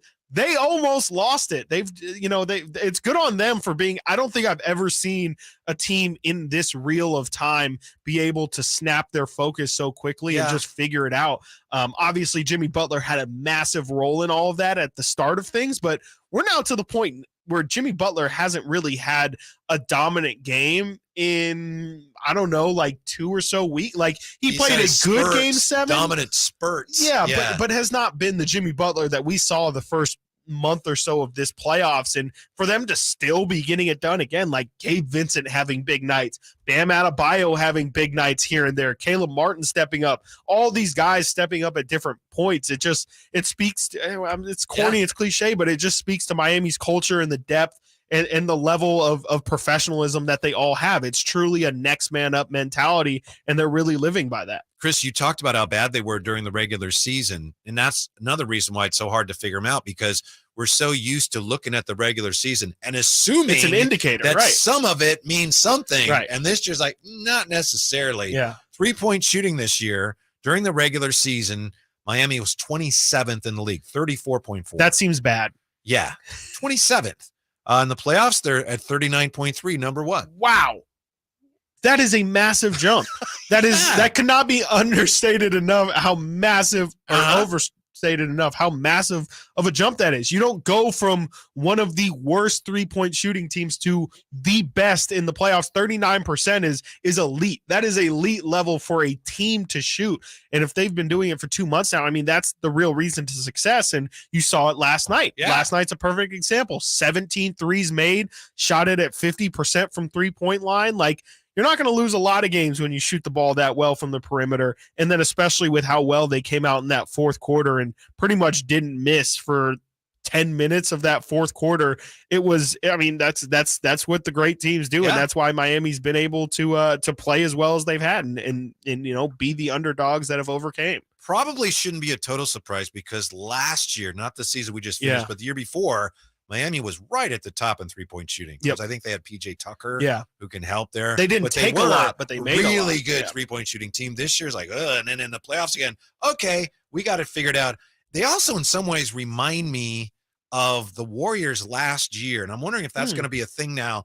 The Warriors during the regular season, they got off to a great start, but they really stumbled in the second half. Sure. They finished third, and going into the postseason, they weren't playing very well. They had injuries, and then they did seem to flip the switch. It was like a different team in the postseason. Yeah. And maybe teams now have learned, especially the older teams, we get through the regular season. Right. You get in however you get in. You'd love to have a real high seed, but you know, sometimes we just we can't put the people we need on the floor enough to do that. So you get in and then you see, and then you play harder in the playoffs. Yeah, I mean, it's a risky strategy for sure. I mean, you know, you just never, you know, you lose home court advantage if you're the 8 or 7 seed this year. That's exactly what I was going to say. I mean, the Lakers did it too. They found success. It's just it's a risky way of playing. Like, I think that there's a chance that you sometimes you do get in and you make these, not often, but you can make these runs like Lakers in Miami. But more times than not, what ends up happening is you lie to yourself and say, we have a flip to switch. We can do it. And then the problem is you go through 82 games of building bad habits, and those things tend to rear their head around at the wrong time, which you could argue is happening with Denver right now, where effort was a question for Denver, especially at that last month of the season. How much focus do you guys have? It reared its ugly head around in game 2, but for whatever reason, and I can't explain it, Miami just doesn't lose focus. I mean, they're truly like, they're just a different animal. And traditionally you don't see teams, especially underdogs, be able to keep the same level of focus. At some point, the moment feels too big for those teams. At some point, it feels like, okay, we might have outkicked our coverage a little bit here as an 8 seed or as a lower seed. Now in this world of giants and juggernauts and playing 1 seeds, it sometimes gets overwhelming. But for whatever reason, again, I'm going to keep pointing to Eric Spoelstra and the culture that they have there. It just doesn't ever feel like they believe that the moment's too big for them, or they don't believe that they deserve to be in those moments. Denver at the start of the game last night and at the end of the game, this is the second game in a row this has happened to them in the fourth quarter. They were distracted by the enormity of what they were trying to do. Yes. So rather than doing what you're doing, and it's a very human thing, all of a sudden it's like, this is the finals. Yeah. And we won the first game. Yeah. We could win the finals. Yeah. And with Miami, it's like they're just immune to that. No. Yeah. It's just, truly that's all game noise, by game. Yeah. and we're playing our game, and then we'll see what happens. We'll see what the results. Yeah, Absolutely. It's really hard to do, but they're excellent as a team. It's something that people always say, right? Is, you just take care of what you can take care of, and you let the results play out. But your point is so great. And it's just human nature to be like, we're up 1-0. Like, they're the 8 seed. We're the 1 seed. Like, game one was kind of easy for us. Yeah, they had some scares, but for the most part, Denver controlled that game. Denver, I'm sure, came out with a little bit of feeling themselves a little in sense of, and I think that they also believed, and it kind of proved out a little, that they could turn it on at any point. And I think when Miami got up 10 in that fourth quarter, it kind of woke up Denver a little to be like, whoa, we might actually lose this game. And then you saw them make their little comeback, but in the end, it just wasn't soon enough, and it wasn't enough. As for the timeout, which Denver did not call, Right. They ended up getting a step back three from Murray. No good. They lose the game. By the way, Jimmy Butler, his last shot was, I thought he could have Strange. taken a better shot. Yeah, absolutely. But I'm okay with what they did because you hope to catch the defense in a state of disarray. Sure. You did get a decent shot, maybe not a great shot. Yeah. If you call a timeout, you allow the defense to get set. But I know everybody from Jalen Rose to Tim Legler agreed with you, and you wanted to see that timeout taken. Yeah, I wanted to see the timeout, but I will also, to go to your side of the argument, I will say you're not going to, you can't really ask for a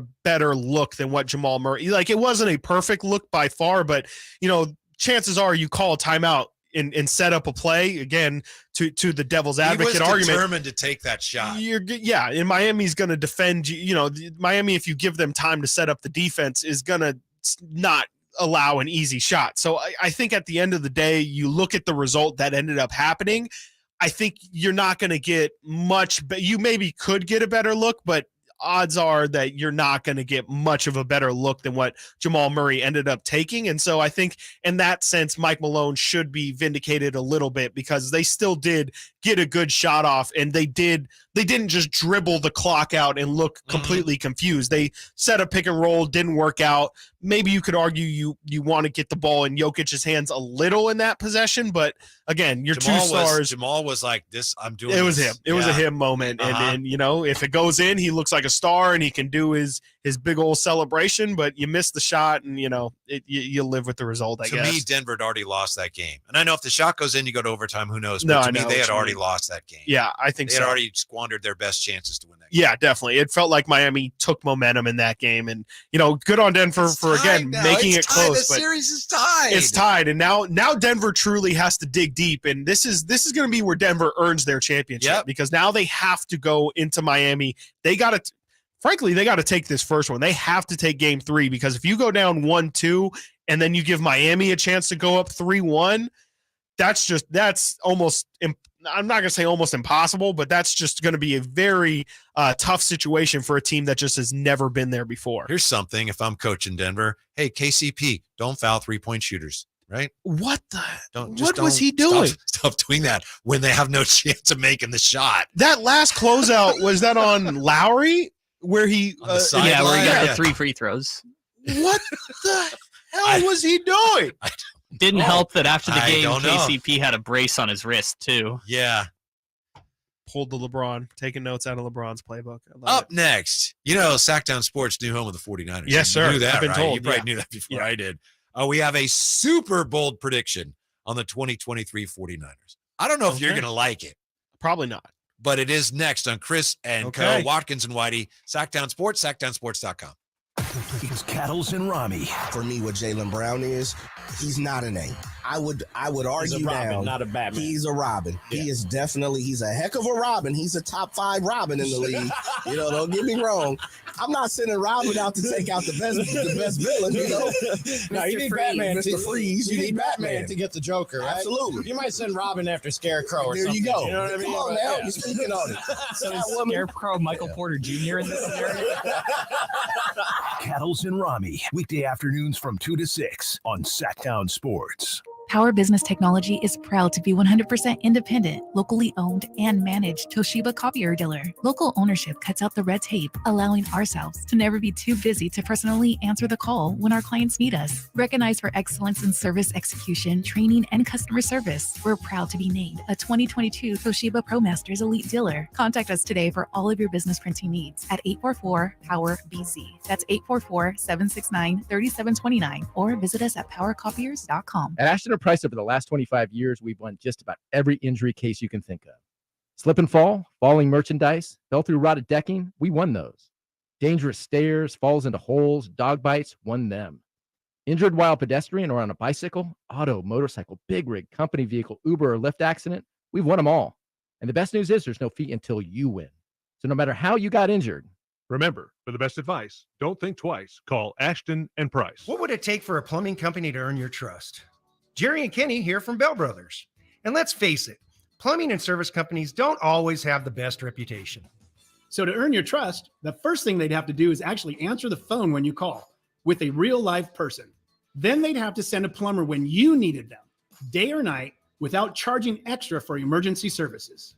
A trustworthy plumber would show up on time, wearing a clean uniform and name badge, and be able to show that they had passed a background check and drug test.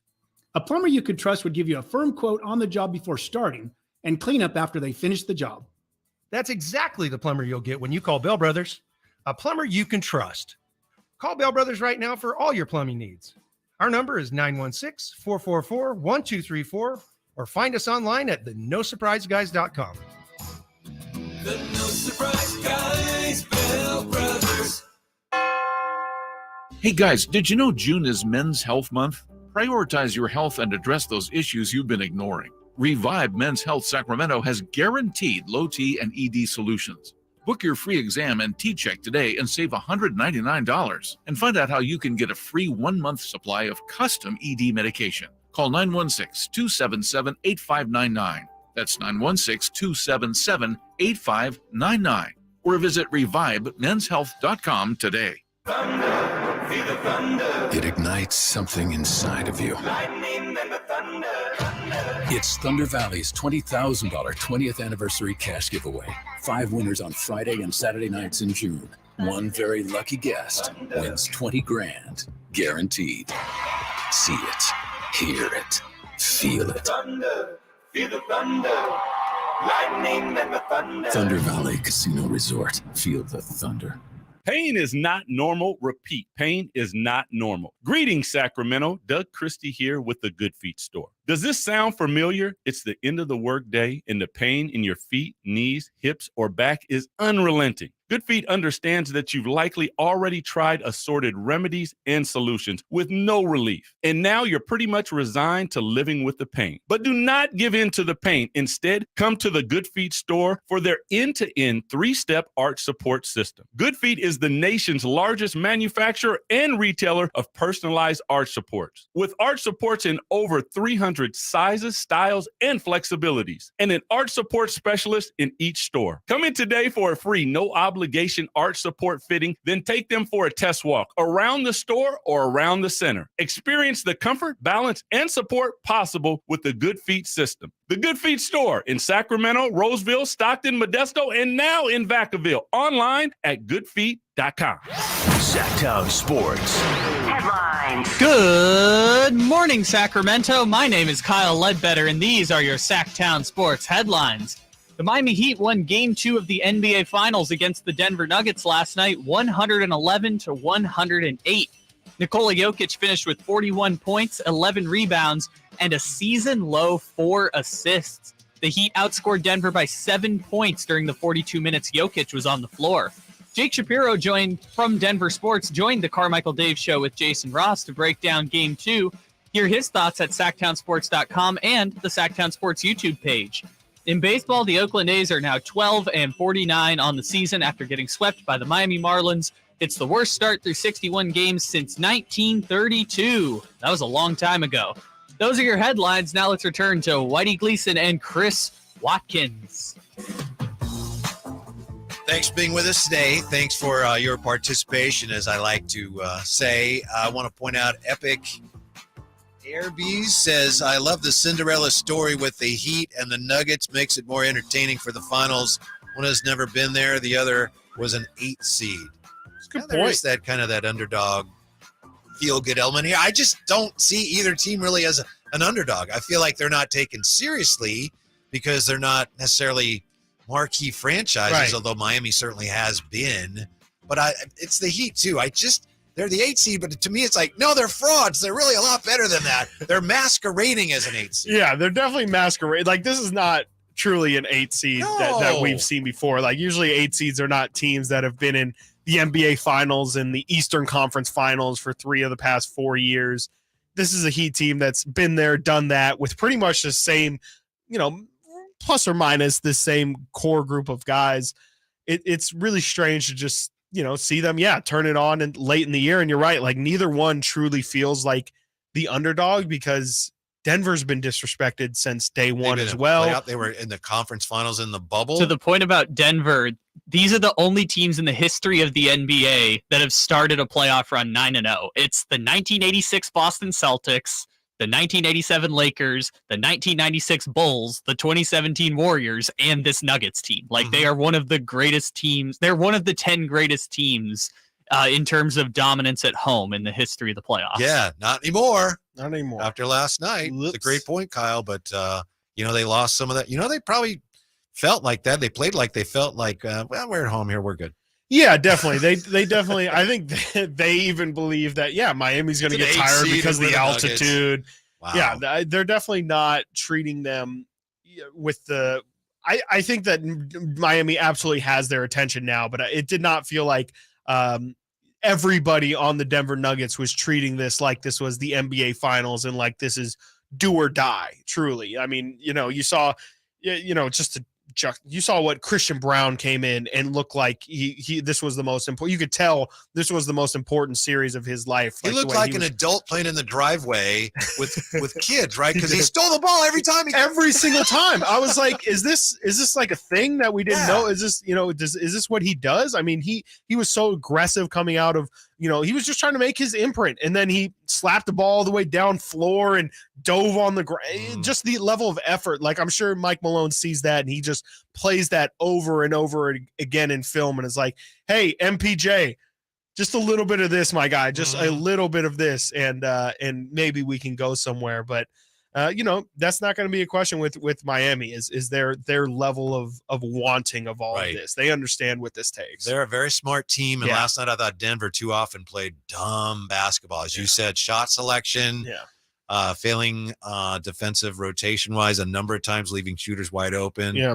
Miami is one of the worst teams you could play dumb basketball against. Yeah. How did you feel the adjustment went? The starting lineup, adding Kevin Love to the starting lineup. Did you feel like it made an impact? I did. I was skeptical because I thought, well, he doesn't give you much offensively, and that creates more problems. But it allowed them, as you pointed out earlier. Then you got Vincent. Well, Jimmy Butler then can guard Gordon. Right. Well, or MPJ, he was guarding Aaron Gordon. He was guarding both of them. Sorry, but it helped Miami with their it helps you match up better, matchups a lot. Yeah. And Love played pretty Drew good. Drew a charge, did his Kevin Love thing, did what he was in there to do, and gave a hug out. So so that made a big difference for him. I thought. Yeah, I thought so too. I wonder if they'll because Vincent and Gordon was just an embarrassment. Yeah, you just can't get that. I mean, Denver was going to seek that out 100 times out of 100, and we saw them take advantage of it plenty in that first quarter. And I think they really learned something after that. Essentially, we have to match up with this Denver size, or else they're just going to take the easy buckets because it's already tough enough with Nikola. I mean, every time Jokic gets it in the paint, and we haven't even talked about the fact that this guy scored 41 points last night, and was really Denver's only option offensively. I know Jamal Murray got a little bit hot late in that game, but it was really Nikola Jokic, and it looked like a bunch of elementary school kids out there with him. He had no help from his other guys. Did you happen to see or hear about the post game? The great Ramona Shelburne asked Spoelstra about letting and he was like, that's. No, you don't do that. That's the untrained eye looks at it that way. But I didn't like that response from Spo. I thought that was it was just a strange answer from him, because I think it's a very valid, we asked Jerry Reynolds pretty much the same question last week in terms of, would you rather have Nikola Jokic give you 40 points, or would you rather have him give you 20, 15, and 10? And Jerry said, no, I would much rather, didn't even think about it, said absolutely take away his passing. If he's a scorer, you can live with it. And Eric Spoelstra just kind of disregarded it as even a thing. Here is exchange last night, post game, Ramona Shelburne and Coach Spo. This is probably oversimplifying things, but sometimes when teams play against Jokic, you turn him into a scorer, you turn him into a passer, and he controls the game. He only had 4 assists tonight. Yeah, that's ridiculous. It's that's the untrained eye that says something like that. This guy's an incredible player. Twice in 2 seasons, he's been the best player on this planet. You can't just say, oh, make him a scorer. That's not how they play. They have so many different actions that just get you compromised. We have to focus on what we do. We try to do things the hard way, and he requires you to do many things the hard way. And he has our full respect. Okay, thank you. Thank you, Coach. Yeah, I think he didn't really want to get into what that meant, and he was maybe a little condescending more than he needed to be. Yeah. I mean, I get what he's saying in terms of, whole lot easier said than done, for sure. Yeah, just make Jokic score instead. Just take away his passing and you'll win. Yeah, I mean, for sure, there's things that go into that, but is Spo trying to not say that they did more to prevent other guys from getting points off of Nikola Jokic? I don't understand what is he denying that that's what he did? Because it's in the numbers. I mean, he went from 12 assists, 10 assists in the first half of last game to only finishing with 4, right, which is his second lowest total of the entire season. Like, I just don't understand what Eric Spoelstra is really saying is false about that statement, except for, again, the obvious making it sound easier than what truly is. Like, yeah, there's details that go into stopping him, but essentially your game plan was let him score. Not let him score, but don't let other guys beat you. Let him score is probably not the best way to phrase it. So he's probably quibbling with that because he doesn't want to explain what they were really doing. Right. And I think it was Jimmy Butler or somebody post-game talked about that as, maybe it was Kyle Lowry. He said, well, we got more physical. So you get more physical. You don't allow them to make the back cuts. Right. And so he doesn't have the cutters to throw the ball to. Absolutely. So it's not do nothing, let him score. Right. It's get more physical with the guys that he's throwing the ball to. That's what they did. Yeah. So I don't know. To me, it's like Spo doesn't want to make it sound like, we just let him score. Yeah, right. Who cares? Yeah, we just gave him the lane. No, that's not what we did. But essentially, it's they didn't send doubles at him. Right, it's those kind of things that are like, well, I mean, if you're not going to send a double at him and you're just going to allow Bam Adebayo to guard him straight up on a post up, you're pretty much allowing him to score. It's not let him score. It's make him score because you cut off his other option. Absolutely. Jokic took 12 shots in game 1. He took 28 in game 2. That's it. So it's not let him score. It's make him score. Right. And I wonder if that's an adjustment that they made after the first half of the first game, because in the first half of the first game, I think Jokic only had 3 attempts at the end of that first half, and then has 27 in game 2. Didn't he have then 1 shot at the end of the first quarter? Right, That was his exactly. first shot. And so there's clearly something that Miami has done differently, or Denver is. I think it's more Miami has done differently,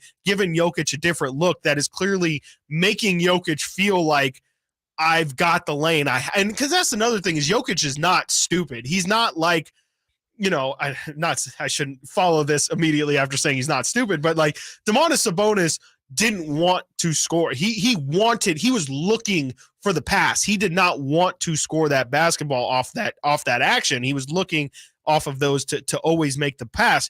Jokic is more than willing to take shots if you're going to give it to him. And so I just think that, that's more what they're leaning into is, like we're okay if Nikola Jokic takes 30 shots and beats us that way. They're easier to guard. Not easy to guard because he's great, but they're easier to guard if their center is taking more shots and he is not getting everyone else involved in the offense. And I think the assist thing is getting a little bit overblown too, because much like what we talked about in this Kings-Warriors series, guys also have to make shots in order to get assists. So it's not all completely Nikola Jokic wasn't passing the ball and Nikola Jokic wasn't finding open guys like he was before. It was just nobody was making shots. Mm-hmm. And so it's kind of tough to get other guys involved and to have guys, Miami's also got to take the other guys seriously. And in order for them to be taken seriously, they have to make shots. Lanes. Yeah, so it's not so much let him score as make him score, and they had a lot of success with that. Right. And we'll see what happens. We have to wait till Wednesday now. I know. Adam Silver doesn't care about us. Wednesday's way, way too long for this series. And then after that, it's Wednesday and then Friday. So it's just, I don't know. We're gonna get no basketball, and then we're just gonna get jam-packed for a couple days. All right, as promised, a super bold prediction on the 2023 49ers has to do with Sam Darnold. Are you okay with that? I feel like I should. I'm liking this less and less the more you tease it. It's next with Watkins and Whitey, Chris and Co. Sactown Sports.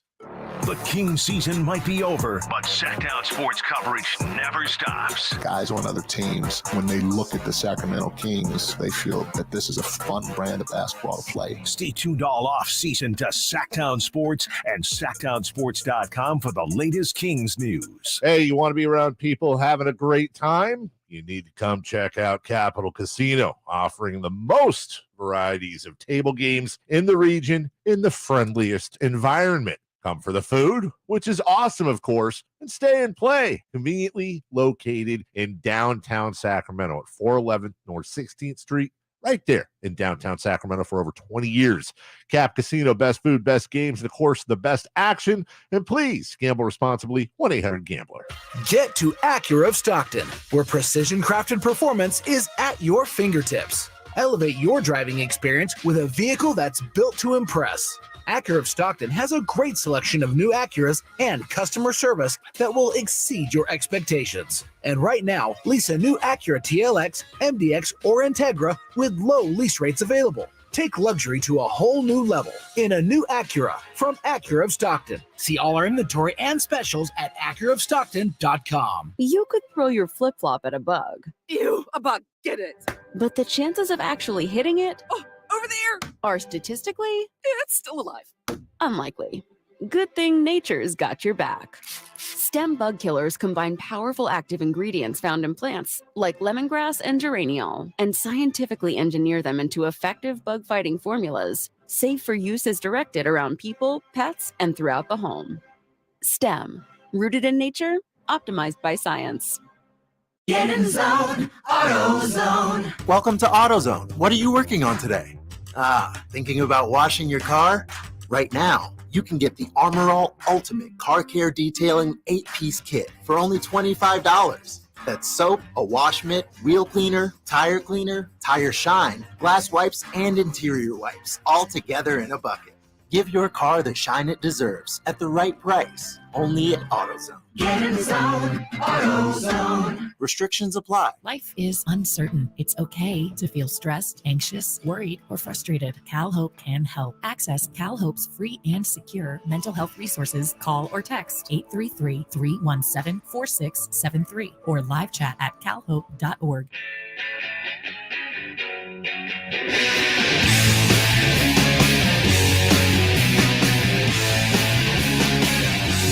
Keeping you company with the company. It's Chris and Company with Chris Watkins on Sactown Sports. Your local sports leader.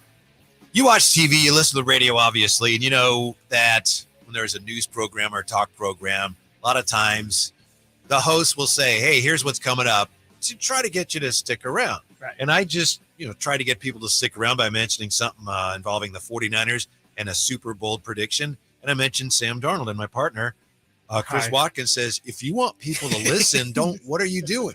Why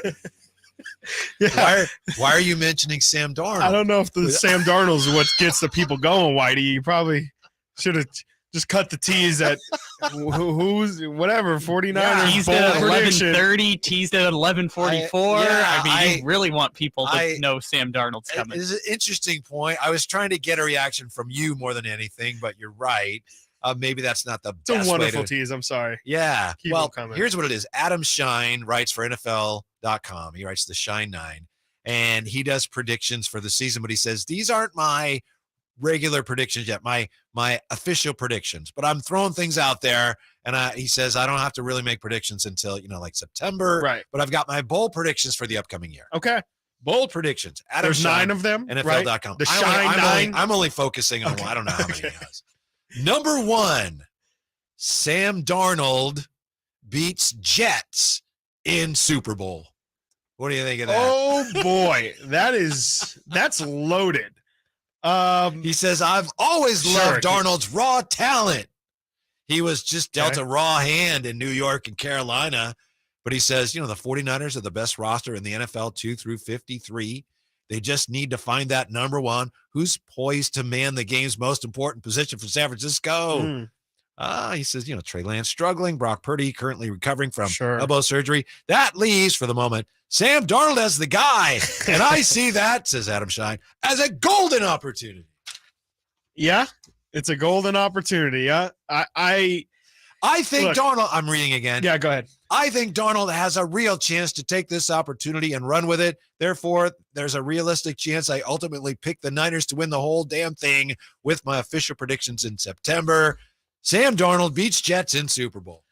I don't want to completely crap on it because I don't think it's impossible. I think that there is a world where, the 49ers are absolutely stacked all throughout the lineup. And, with the exception of Philadelphia and, maybe like Dallas or something, I don't know if there's any team that's better suited to come out of the NFC, but I have a tough time seeing Sam Darnold being the one, especially with how he lays it out there, being the one who leads them from week one. Maybe if he would have said, Brock Purdy leads the 49ers all the way, and I know, whatever, he doesn't want to be tied to these predictions, but, I would believe that maybe Brock Purdy can lead them a certain distance and then maybe, goes down with another injury and they're better suited at backup now with Sam Darnold to maybe take the reins and move forward. But Sam Darnold starting from day one and leading the 49ers all the way to the Super Bowl would just be something that I cannot imagine. I cannot see it happening. We don't see in the NFL guys go from pretty much complete bust to, he was actually in the wrong situation and now he's a Super Bowl winning caliber quarterback. That's a little bit of a leap. Use just the whole thing of the Jets and Aaron I didn't even in the get Super to that Bowl. part. I didn't even get to that part of the conversation. That's a weird way to spell Kansas City. It is a very weird way to spell the Kansas City Chiefs name. He says, is there a chance Purdy eventually is good to go and retakes the reins? Sure. Seems like it. But at the outset of summer, Darnold's in the catbird seat. I don't believe Sure, I've he never is. heard that term before, but yeah. With the Yeah, catbird that's an seat. old. Okay. It just means you're in a position Driver's of seat, advantage. right? Yeah. I don't know where it came from or what it means. But I don't even know that Darnold is in the catbird seat. I wouldn't say so either. It seems like him and Lance are in a battle of sorts. I know the first week of OTAs, Trey Lance was taking the first team. Second week, we hear Sam Darnold's taking the first team reps. So, I think that that's a true battle for what's going to happen. But, if they don't move Trey Lance, I just don't. I think I still have a tough time seeing if Brock Purdy were to not be the one, them not going to Trey Lance in any situation. I also, I could definitely be wrong on that, but I definitely don't see Sam Darnold leading the 49ers to the promised land.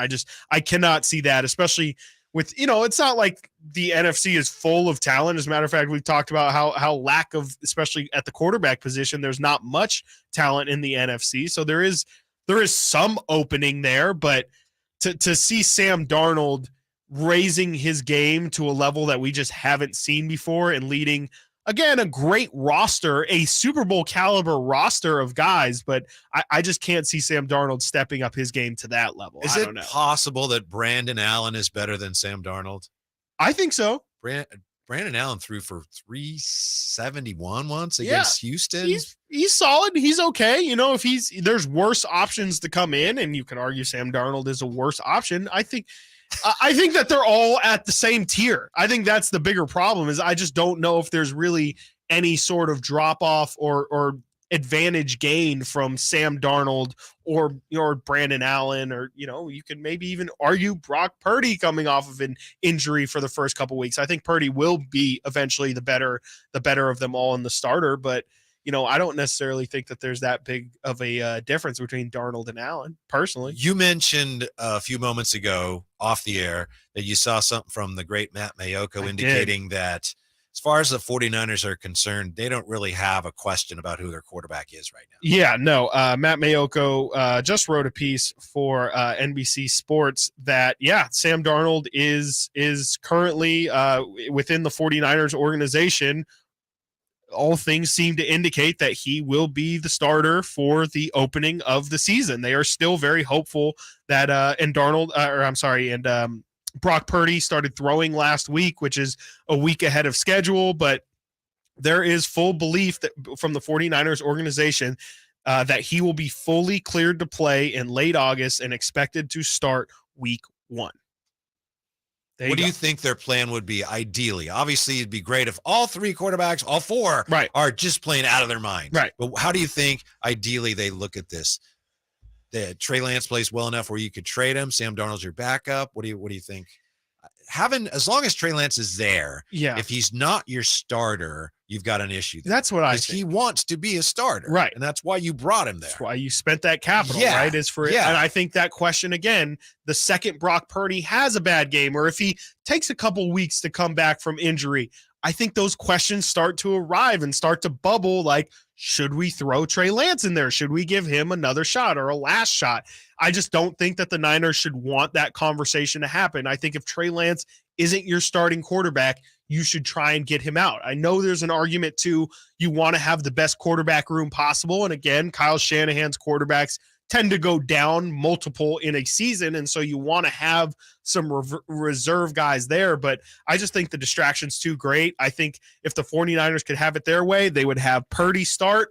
They would have Sam Darnold as the backup and then Brandon Allen as their third. Probably part of their thinking is you've never wished this, but you see it every year late in camp or in the preseason, somebody loses their number one. Yeah. Right? Somebody gets hurt. Absolutely. And it's like, well, you don't have a better option than Trey Lance. Let me let's see if you. we can work something out. Absolutely. And then that would raise, I think, because the big thing right now is I still believe that the 49ers are too proud to just get rid of Trey Lance for what his probable fair value is at the moment. I think there still is a little bit of, we want to make sure we get something semi-significant back for this guy. Coming up next, angry A's fans are making baseball history on what, as we said earlier, as you probably know, could be a big, big day in this whole A's Oakland Vegas saga. That's next. Chris and company, Watkins and Whitey, Sactown Sports. Check out the Golf to Go Hour with Frank LaRosa every week on Sactown Sports. Get the latest on equipment, area courses, people who play the great game, and plenty of good conversations about golf. It's the Golf to Go Hour every week with Frank LaRosa on Sactown Sports. Golf to Go is brought to you by the Hagen Oaks Golf Super Shop, America's most awarded golf facility. Naturewood Home Furnishings, where it's all about choices and always about quality. All new spring deals are here at Lowe's. Start planting your garden this weekend with Bonnie 11.8-ounce vegetables. Buy 4 for $10. Plus, liven up your patios and decks with fresh blooms. Select 1.5-gallon hanging baskets or 2 for $20. Lowe's knows spring. Lowe's knows home improvement. Offers valid through 5/17. In-store only. Actual plant size and selection varies by location. While supplies last, excludes Alaska and Hawaii. By texting 64,000, you agree to receive recurring automated marketing messages from Babbel. Message and data rates may apply. No purchase required. Terms apply. Available at babbel.com/TNC. I always wanted to learn Spanish, but I never thought I'd have the time. Then I discovered Babbel. Babbel's lessons are fun. They only take like 10 or 15 minutes, and in 3 weeks, you're starting to speak another language. Babbel's lessons are voiced by native speakers, so you get the pronunciation just right. If you want to learn a language, there's no better way than Babbel. Text radio to 64,000 to try Babbel for free. Text radio to 64,000. Greetings from M&S Auto on El Camino, just off the Cap City Freeway. And a big thanks to our repeat customers for letting us be your favorite car dealer. Repeat customers make us proud. M&S customers know that they're going to find the car, 4x4, or SUV they want. They'll get treated like family and save thousands. Whether you're a repeat customer or a first-time buyer, welcome. M&S Auto, the intelligent car buying experience. MSAutogroup.com. Imagine getting ahead of your irritable bowel syndrome with constipation or IBS-C by treating it with Linzess. Then you could start proactively managing your constipation with belly pain and get ahead of your symptoms. Talk to your doctor about Linzess, linaclotide. Linzess is a prescription medicine that treats IBS-C in adults. It's not a laxative. It's a once-daily pill that helps you get ahead of your symptoms. It's proven to help you have more frequent and complete bowel movements and helps relieve overall abdominal symptoms, belly pain, discomfort, and bloating. These symptoms were studied in combination, not individually. Do not give Linzess to children less than 2. It may harm them. Do not take Linzess if you have a bowel blockage. Get immediate help if you develop unusual or severe stomach pain, especially with bloody or black stools. The most common side effect is diarrhea, sometimes severe. If it's severe, stop taking Linzess and call your doctor right away. Other side effects include gas, stomach area pain, and swelling. Imagine, what could relief from IBS-C mean for you? Talk to your doctor and say yes to Linzess. Learn more at linzess.com or call 1-800-LINZESS. Thunder, feel the thunder. It ignites something inside of you. Lightning and the thunder, thunder. It's Thunder Valley's $20,000 20th anniversary cash giveaway. 5 winners on Friday and Saturday nights in June. One very lucky guest wins $20,000, guaranteed. See it, hear it, feel it. Thunder, feel the thunder. Lightning and the thunder. Thunder Valley Casino Resort. Feel the thunder. I'm Ken Korak with your Green and Gold Report, brought to you by Xfinity 10G, the next generation network. Well, A's pitcher Hogan Harris is a study in perseverance. Called up to make his debut against the Mets in April, it was rough. He got 1 out, he walked 5 and hit a batter. But instead of being shattered by it, when he went down, he went back to work, and it paid off. Against the Astros on Saturday, 5 innings, 1 hit, no runs, and 5 strikeouts in his second big league appearance. Ken Korak here, introducing you to the Xfinity 10G network. Xfinity is undergoing a multi-year network evolution, giving you a powerful connection today while building toward a faster, more reliable tomorrow. The Xfinity 10G network gives you the fastest internet with even faster speeds rolling out all the time. You also get a consistent and reliable connection when everyone's online, even during peak hours. That's a home run. If you want to learn more, go online at xfinity.com/10G. From the Power Business Technology Toshiba Studios. Your home for Kings basketball for over 25 seasons. No look, Bibby to Weber, down the lane, flying jam. There's your play of the night right there. It's inside is Sabonis, a two-hand rip, a brilliant pass from De'Aaron Fox. KHTKAM Sacramento, KYMX HD2 Sacramento. Sactown Sports. Sactown Sports. Headlines. Good afternoon, Sacramento. My name is Kyle Ledbetter, and these are your Sactown Sports headlines. The Miami Heat won Game 2 of the NBA Finals against the Denver Nuggets last night, 111-108. Nikola Jokic finished with 41 points, 11 rebounds, and a season-low 4 assists. Miami outscored Denver by 7 points during the 42 minutes that Jokic was on the floor. Jake Shapiro from Denver Sports joined Carmichael Dave and Jason Ross this morning to break down Game 2. Hear his thoughts at SactownSports.com and the Sactown Sports YouTube. In baseball, the Oakland A's are now 12-49 on the season after getting swept by the Miami Marlins. They have set a new record for worst start through 61 games, a record that had been standing for 138 years. Those are your headlines. Now let's return to Whitey Gleason and Chris Watkins. Big day in the A's saga. Before we get to that, did you hear what happened yesterday during the Tampa Bay Red Sox game? I did not. To Joe Castiglione, longtime Boston announcer. I think he just celebrated 40 years in the booth. Wow. He had something happen yesterday in the booth that had never happened before. So he's talking about Tampa Bay center fielder Jose Siri. Mm-hmm. And he said, "Here's Jose Siri." And his phone comes on and says, "Yes, how can I help you?"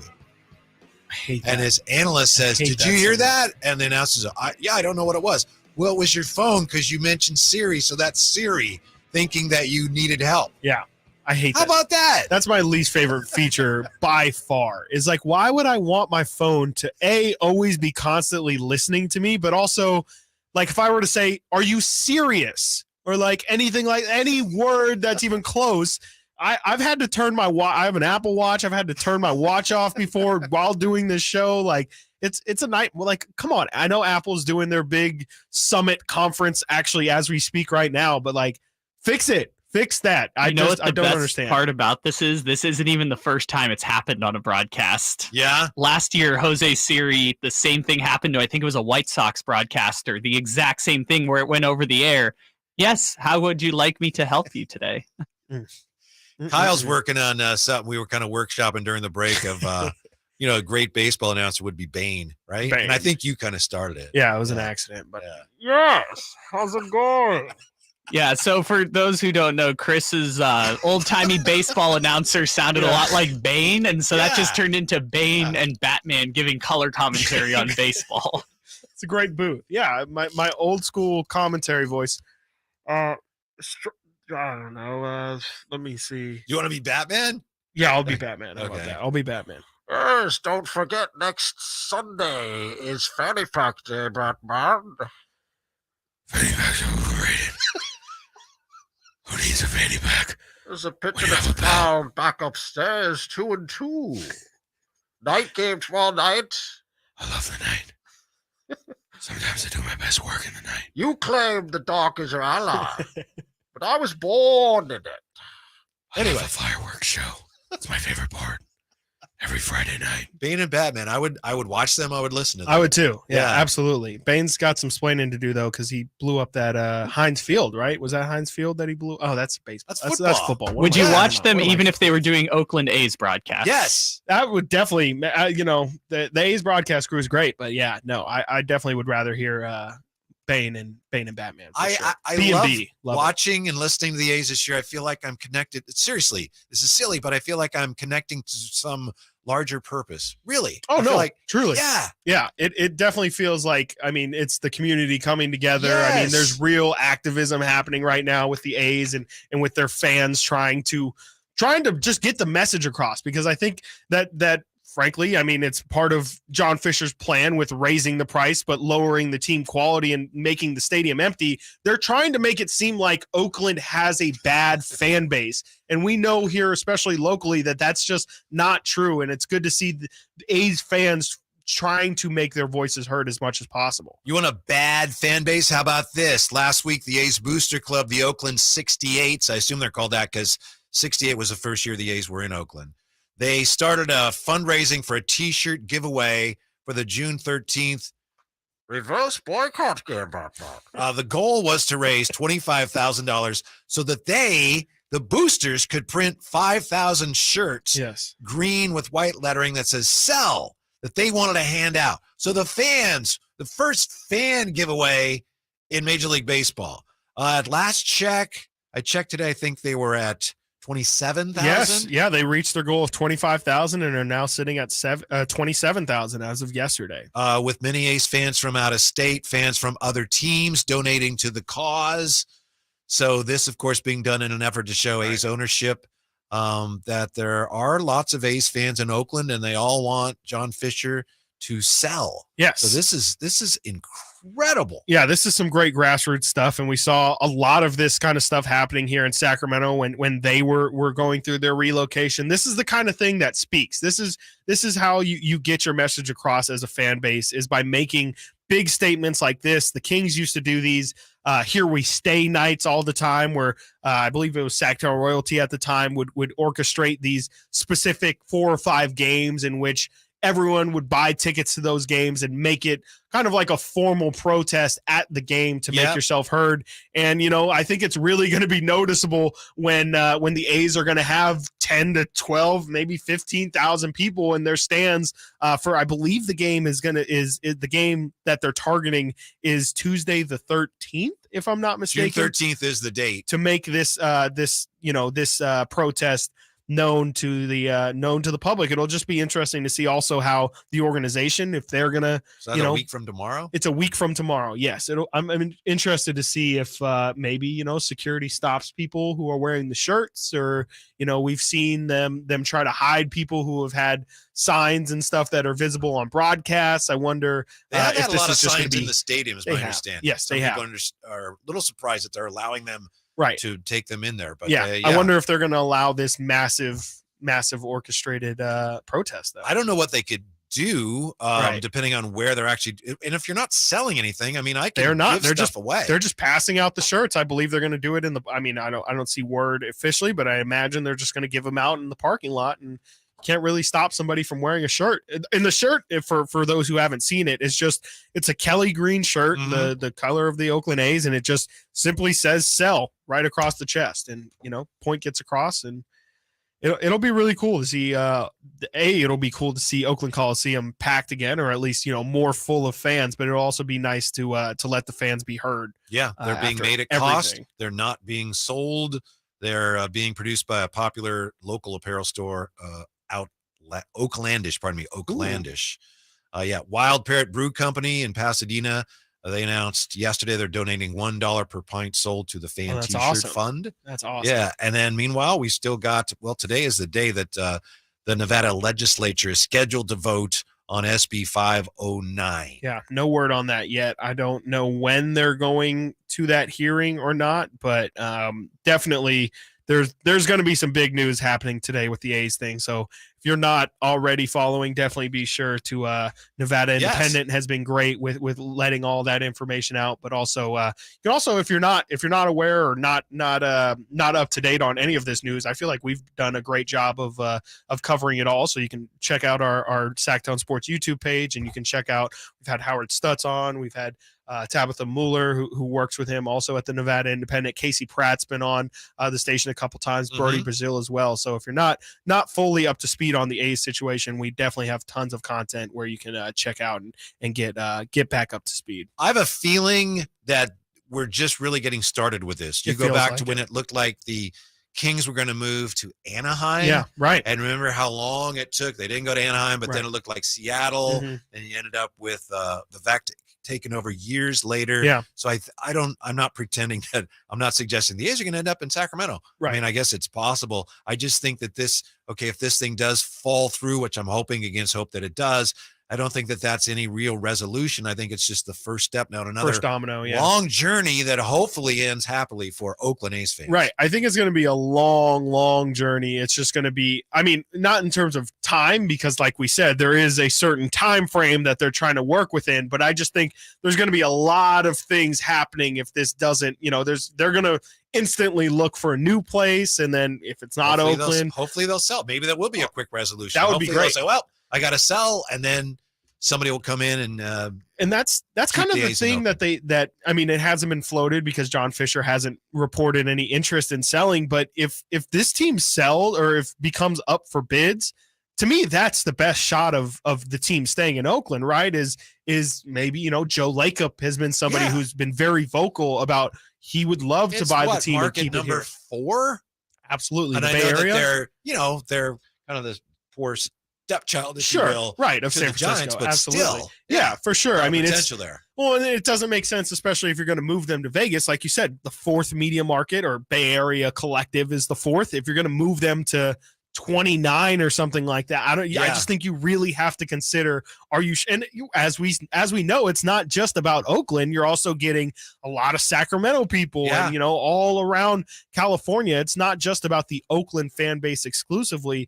And also, I think something that hasn't really been factored in here, I guess, because the A's kind of are the lower marketed team of the two, is just this is a very historic franchise. Like this is a franchise that has tons and tons of history in this city, a lot of success in this city, and they're just going to rip it out from a team again that just has a lot of history. I thought you were going all the way back to the Philadelphia A's and Home Run Baker. See, I can't tell you anything about Home Run. Great name though, Home Run Baker. Yeah, that's how many home runs. But I think that he had like 8 one year, and it's like, oh my god, this is a dead ball era. Roof off. Home Run how 8? Home Run King. Oh my goodness, yeah, Home Run Baker. Wow, yeah, he's just cooking them up, isn't he? Just in his career, Home Run Baker hit 96 homers. What was his season high? Season high was the 1913 season. He hit 12. Yeah, you said 1913 season. Yeah, we're talking that long ago. He batted 645 times. Yeah. This guy looks like a threat. Look out. I'm looking at him right now. Up. Yeah. His name is Home Run Baker.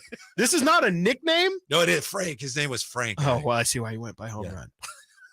But if you look on Baseball Reference, his name is Home Run Baker. Yeah. It is not Frank Baker. Yeah. So some of the best names who have more career home runs than our buddy Home Run Baker. Byron Buxton. Nice. DJ LeMahieu, David Peralta. It's a different time. And 26-year-old Yordan Alvarez. It's a different time. Yeah. Any of them go with a nickname, a Home Run Buxton? I think not. The A's were in Philadelphia. Then they ended up moving to Kansas City. They were in Kansas City for a long time. And they moved to Oakland. And I hope they don't move again. No, I hope they don't. Who was the last? Who was the last team to actually relocate? In baseball, it'd have to be the Montreal Expos. Yeah, they became the Washington Nationals. Yeah. And then before that, was probably the Seattle Pilots became the Milwaukee Brewers. Wow. Or the Texas Rangers from the Washington. So this just this is incredibly rare then what we're talking about here. This is 3 times in the last 50 or so years. Uh-huh. And the weird thing, as we said, it's becoming so apparent now that this is it reeks of desperation on the part of Fisher. Absolutely. And at some point, the members of the Las Vegas, or the Nevada, I should say, legislature got to realize, there's really not much here for anybody. Yeah. We're not going to bail out this guy. That's the thing about, the John Fisher of it all, too, is just like, I don't understand why Vegas trusts this guy. I mean, and I know they've been told by many people here in Oakland, especially, not to give this guy any trust, but you would think in a place like Las Vegas that knows its way around these billionaires who are just trying to get another revenue stream, that I don't know. I would just think that you would smell him out a little and be like, this guy does not seem like a genius businessman. Smell him out a little. I think I'm going to pass on that. Yeah, I'll pass.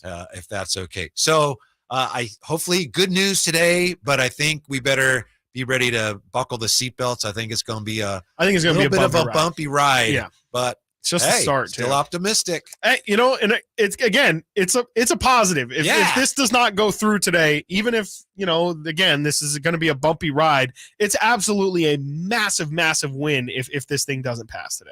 Coming up next, you ever see at the mall they have that build a teddy bear thing? Yes, build a bear. Yeah, you want to build a Jokic? Yes, let's build a Jokic. Right, let's do it. We'll do that next on Chris and Co. Watkins and Whitey, Sactown Sports. The Kings season might be over, but Sactown sports coverage never stops. Expectations coming into the season and how we performed. I mean, it's one of the more special seasons that I've had in my 11 years. Stay tuned all off season to Sactown Sports and SactownSports.com for the latest Kings news. Sacramento weather is brought to you by Folsom Lake Kia. I'm Tamara Berg in the KCRA 3 Weather Center. Your Monday forecast looking cooler with more clouds around this afternoon, expecting highs in the mid to upper 80s. Steady Delta breeze picks up tonight. Expect lows in the upper 50s. Get the latest forecast on the KCRA 3 News and the KCRA 3 app. You know what time it is. It's time to trade up to a brand new Kia at Folsom Lake Kia. Trade up to all the newest technology and an industry-leading warranty. Shop Folsom Lake Kia, family owned for over 20 years. Bonneville International Radio Station contests are open to participants at least 18 years of age and older that are residents of California and who reside in one of the 6 counties that make up the Sacramento metro area, unless otherwise specified. Employees or agents of the station, Bonneville International Corporation, other area radio stations, or any entity associated with the contest are not eligible to win, unless the station otherwise specifies in its own discretion. Persons who have won in the last 30 days from a station contest or event may not be eligible. For a copy of the general contest rules, visit khtk.com. Nick Cattles reminding you that not all grills are created equal. Start your grilling season right with the amazing Napoleon Prestige line of outdoor cookers from Green Acres Nursery and Supply. My Napoleon Stainless Steel Pro Series gas grill, it's turning me into a pro. Just ask my friends that came over a couple weeks ago for my get-together. Napoleon Grills features other grills that just can't match. Built different, built better, built to last. I may never want to cook indoors again. All made with premium steel that boasts absolute quality. Go to Napoleon.com for your nearby Napoleon Grills dealer. Napoleon Grills, now is the time for the best selection of grills and fine accessory. Live and local, it's Chris and Company with Chris Watkins on Sactown Sports. Hey, Chris Watkins was just a moment ago telling me about free agent, turning down his team option to become a free agent, a guy who could be very helpful to the Sacramento Kings. Yeah, Josh Hart told Taylor Rooks on the Bleacher Report podcast, on the Taylor Rooks podcast, that he's planning to decline his player option and to test free agency. He says he would still love to stay in New York, but felt like he never truly got to experience free agency because on his first experience with free agency, he was a restricted free agent. So didn't get to truly pick his own destiny, and feels like he wants to finally get that chance right now. I think he's probably going to stay, but if he is interested in going anywhere else, I'm interested in bringing him out here. Yeah, I didn't even entertain the possibility of him as a free agent because he feels like such a perfect Nick and like such a perfect guy for Tom Thibodeau that it doesn't feel like it. I don't feel like Tibbs is going to allow him to leave. I feel like Tom Thibodeau will say, if you don't sign Josh Hart to $150 million contract, I don't care what he wants, I will leave. He's just fits that Tibbs mold so perfectly. But yeah, I mean, if he's not gonna work out in New York, him here in Sacramento would be an excellent fit, especially when you consider the Kings' rebounding struggles as well. One of the best guard rebounders, if not the best guard rebounder in the NBA right now, is Josh Hart. And I'm just really focused on bringing in people that are skilled at both ends of the floor. Absolutely. It's vitally important for this team to get better next year, this Kings team. Yeah, absolutely. I mean, they have to be better defensive. Defense was their huge Achilles heel all throughout the regular season. Defense. That's what they said. That is absolutely what they said. Defense, schmefense, and it definitely bared out. You saw it. And, you know, Josh Hart, you maybe would like him to be a little bit bigger, but he's played bigger in his career. He's played a lot of three where he's more probably a guard size, but the Kings could absolutely use a guy like him. You mentioned, two-way guy, can shoot the ball a little bit, great rebounder, and just a really smart, just the definition of a winning basketball player, Josh Hart. And a guy who, you know, played 48 minutes in a playoff game this playoffs, and you know, just somebody that you can rely on to give you good minutes. Who would you rather have on your team? And I don't think this is a realistic choice, but if it were, and you could choose between Harrison Barnes or you could add Draymond Green to this Kings team, what would you do? Know what I do? What would you do? I think you know what I would do. I was wondering if you're still on the Draymond wagon. I would bring in Draymond Green again, price dependent for sure, but I just think I just think Draymond Green as the player brings. I still think, you know, you bring the passing ability, you bring one of, if not the best defender of this generation. You bring an incredibly smart guy, a vocal leader, a guy who's been with your head coach and has just tons of great words to say about each other. Mike Brown and Draymond have seemed to have a great relationship. He fixes a lot of things that the Kings don't do very well. And I know he brings in a lot of extracurricular things as well, but I really, really think Draymond Green would be a great addition. I can't run my offense through Draymond and through Sabonis, though. No, you can't. But again, you can stagger them. I don't think Draymond necessarily is somebody who has to play, especially during the regular season. I don't think Draymond has to play 35 minutes in a game, 30, 32 minutes in a game. I think he could play 25 to 30 and you could stagger their minute. Yeah, maybe you start Draymond and Sabonis, but the second Fox comes off the floor, Draymond comes off the floor, and then you just plug and play Draymond as that star, not star player, but what do I always say? North Star, the North Star of the Kings offense, just kind of orchestrating everything in the same way Sabonis does when he's off the floor. There is definitely some collision there when you talk about two non-shooters being on the floor. You could argue three if you add De'Aaron as well into that starting lineup. So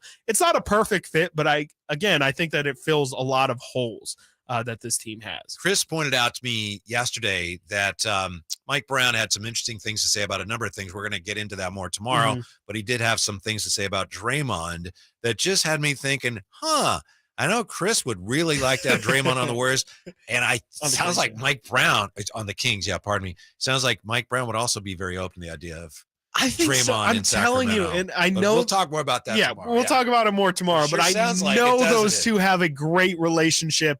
And again, Mike Brown a lot, especially towards the end of last year, kept emphasizing Fox and Sabonis have to talk. It cannot be me, especially out on the floor. Someone needs to take a leadership accountability role.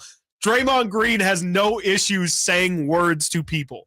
That's my argument. Okay. That is my argument. All right, Draymond more on Green, that vocal tomorrow, leader. but there may be, I don't know, something there. Letting you know. What was there last night in the fourth quarter for the Miami Heat? I don't know, but here they are in a situation where many of us expect them to wilt in the altitude, and they just put on another massively impressive fourth quarter performance, second game in a row. This time it was enough to beat the Nuggets and win game two, 111-108, despite 41 points from Nikola Jokic. Incredible. Just absolutely incredible. The thing about him, even as we talked about his passing earlier, but just as a scorer, it's so effortless and it's so clear that Miami, and not just Miami, but a lot of people have no answer for him. He's so big. He's so strong. He's so nimble. He's so skilled. Went behind the back yesterday. It's just so many things that he's able to. There's really isn't anything besides, I guess, defensively. He's definitely slow on his feet, and I think Miami took real advantage of him in the pick and roll in game two. But there's just nothing offensively that he can't do, and it feels like he can truly, and this is how LeBron was when he was at his peak.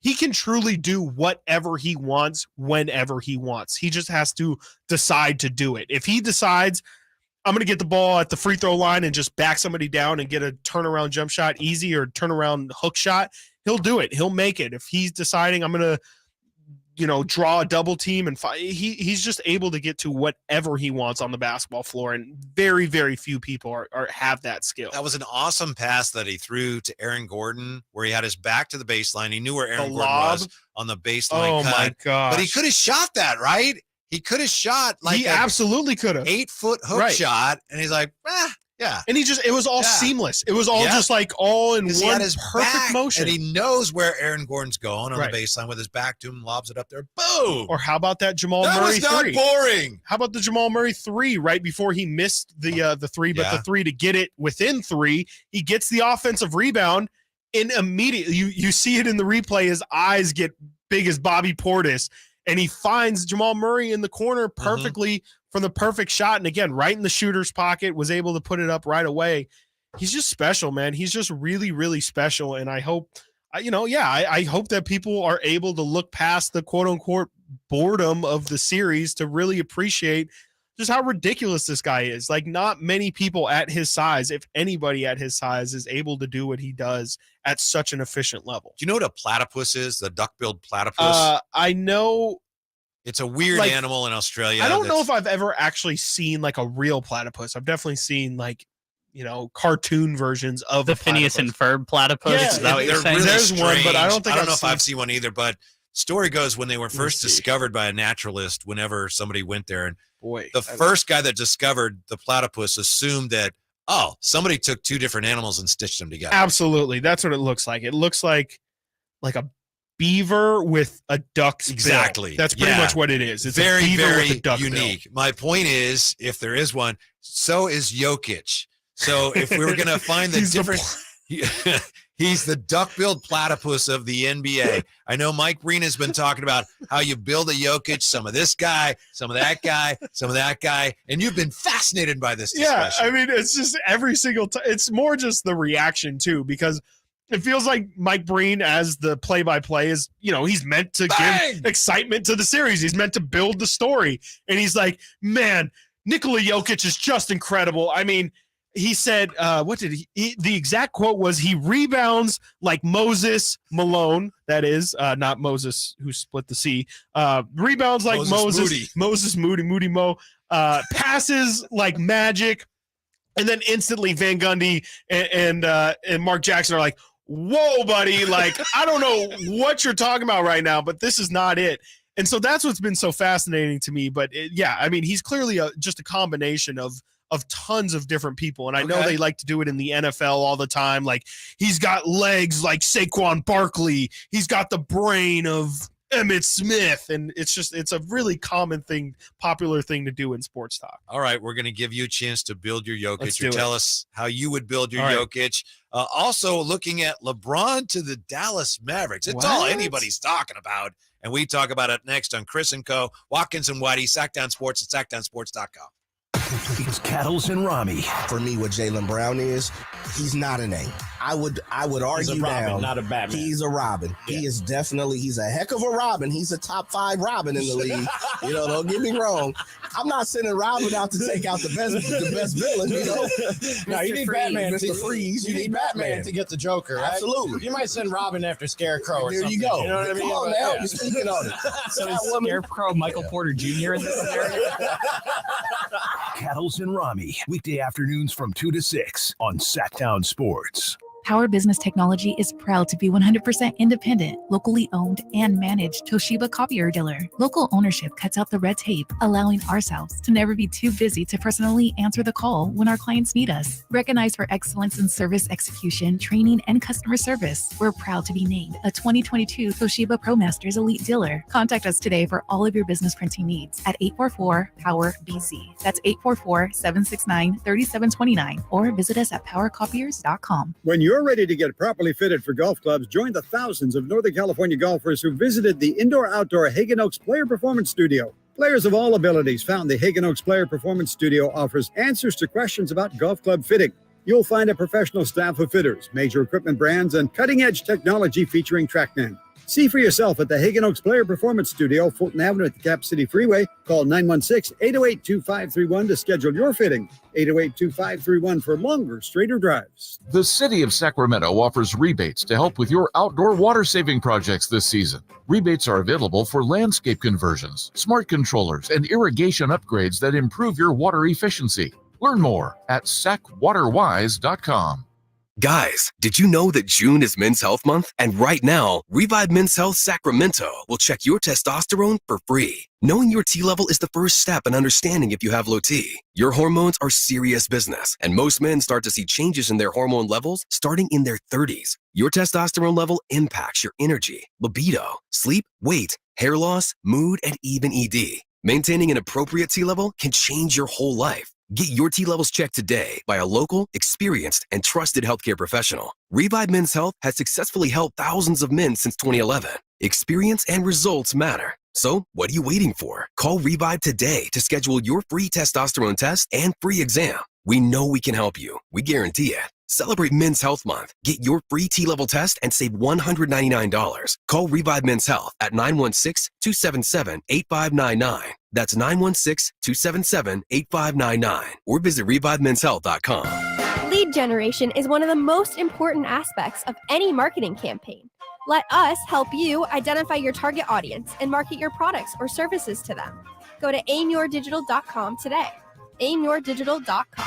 Folsom Lake Ford has trucks. The F-150s are here. Explorers, Expeditions, and a huge selection of Broncos and Bronco Sports. They're in stock now at Folsom Lake Ford. Shop Folsom Lake Ford, your truck headquarters, right here in Sacramento for your favorite Ford models at good, fair prices. Short on cash? Buy any new Ford with zero down. Save big with low interest finance rates. Plus, Folsom Lake Ford is paying top dollar for all trades. We want your vehicle regardless of mileage or condition. This could be the best time to buy a new Ford. Check out the huge inventory online at FolsomLakeFord.com or stop by the dealership and see the most recent arrivals. Looking for something special? Give them a call and tell them Doug Christie sent you. Folsom Lake Ford in the Folsom Auto Mall, your trusted dealer, my trusted dealer for over 30 years. FolsomLakeFord.com. Zero down with approved credit. Sactown Sports. Headlines. Good afternoon, Sacramento. My name is Kyle Ledbetter, and these are your Sactown Sports headlines. The Miami Heat won Game 2 of the NBA Finals against the Denver Nuggets last night, 111-108. Nikola Jokic finished with 41 points, 11 rebounds, and a season-low 4 assists, while Miami outscored Denver by 7 points. During the 42 minutes Jokic was on the floor. Jake Shapiro from Denver Sports joined Carmichael Dave and Jason Ross to break down Game 2. Hear his thoughts at SactownSports.com and the Sactown Sports YouTube page. And in baseball, the Oakland A's are now 12-49 on the season after getting swept by the Miami Marlins. It's the worst start through 61 games since 1932, when Herbert Hoover was president of the United States. The A's play the Pirates tonight, beginning a 3-game set. Those are your headlines. Now let's return to Whitey Gleason and Chris Watkins on Chris & Co. Hate to tell you this, Chris Watkins, but Scott on the text line here, 339-1140, does not share your enthusiasm over the remote possibility, but a possibility nonetheless, of Draymond Green joining the Sacramento Kings. Draymond's chest stomped the dude. He did. During a live game, kicked an opponent in the He also did that. Sucker punched his own teammate. He Yeah, shouldn't that too. even be in the league. He has the emotional maturity of a 13-year-old. I don't want him anywhere near my team. That's Scott. The last part I honestly don't agree with. I think Draymond's actually pretty,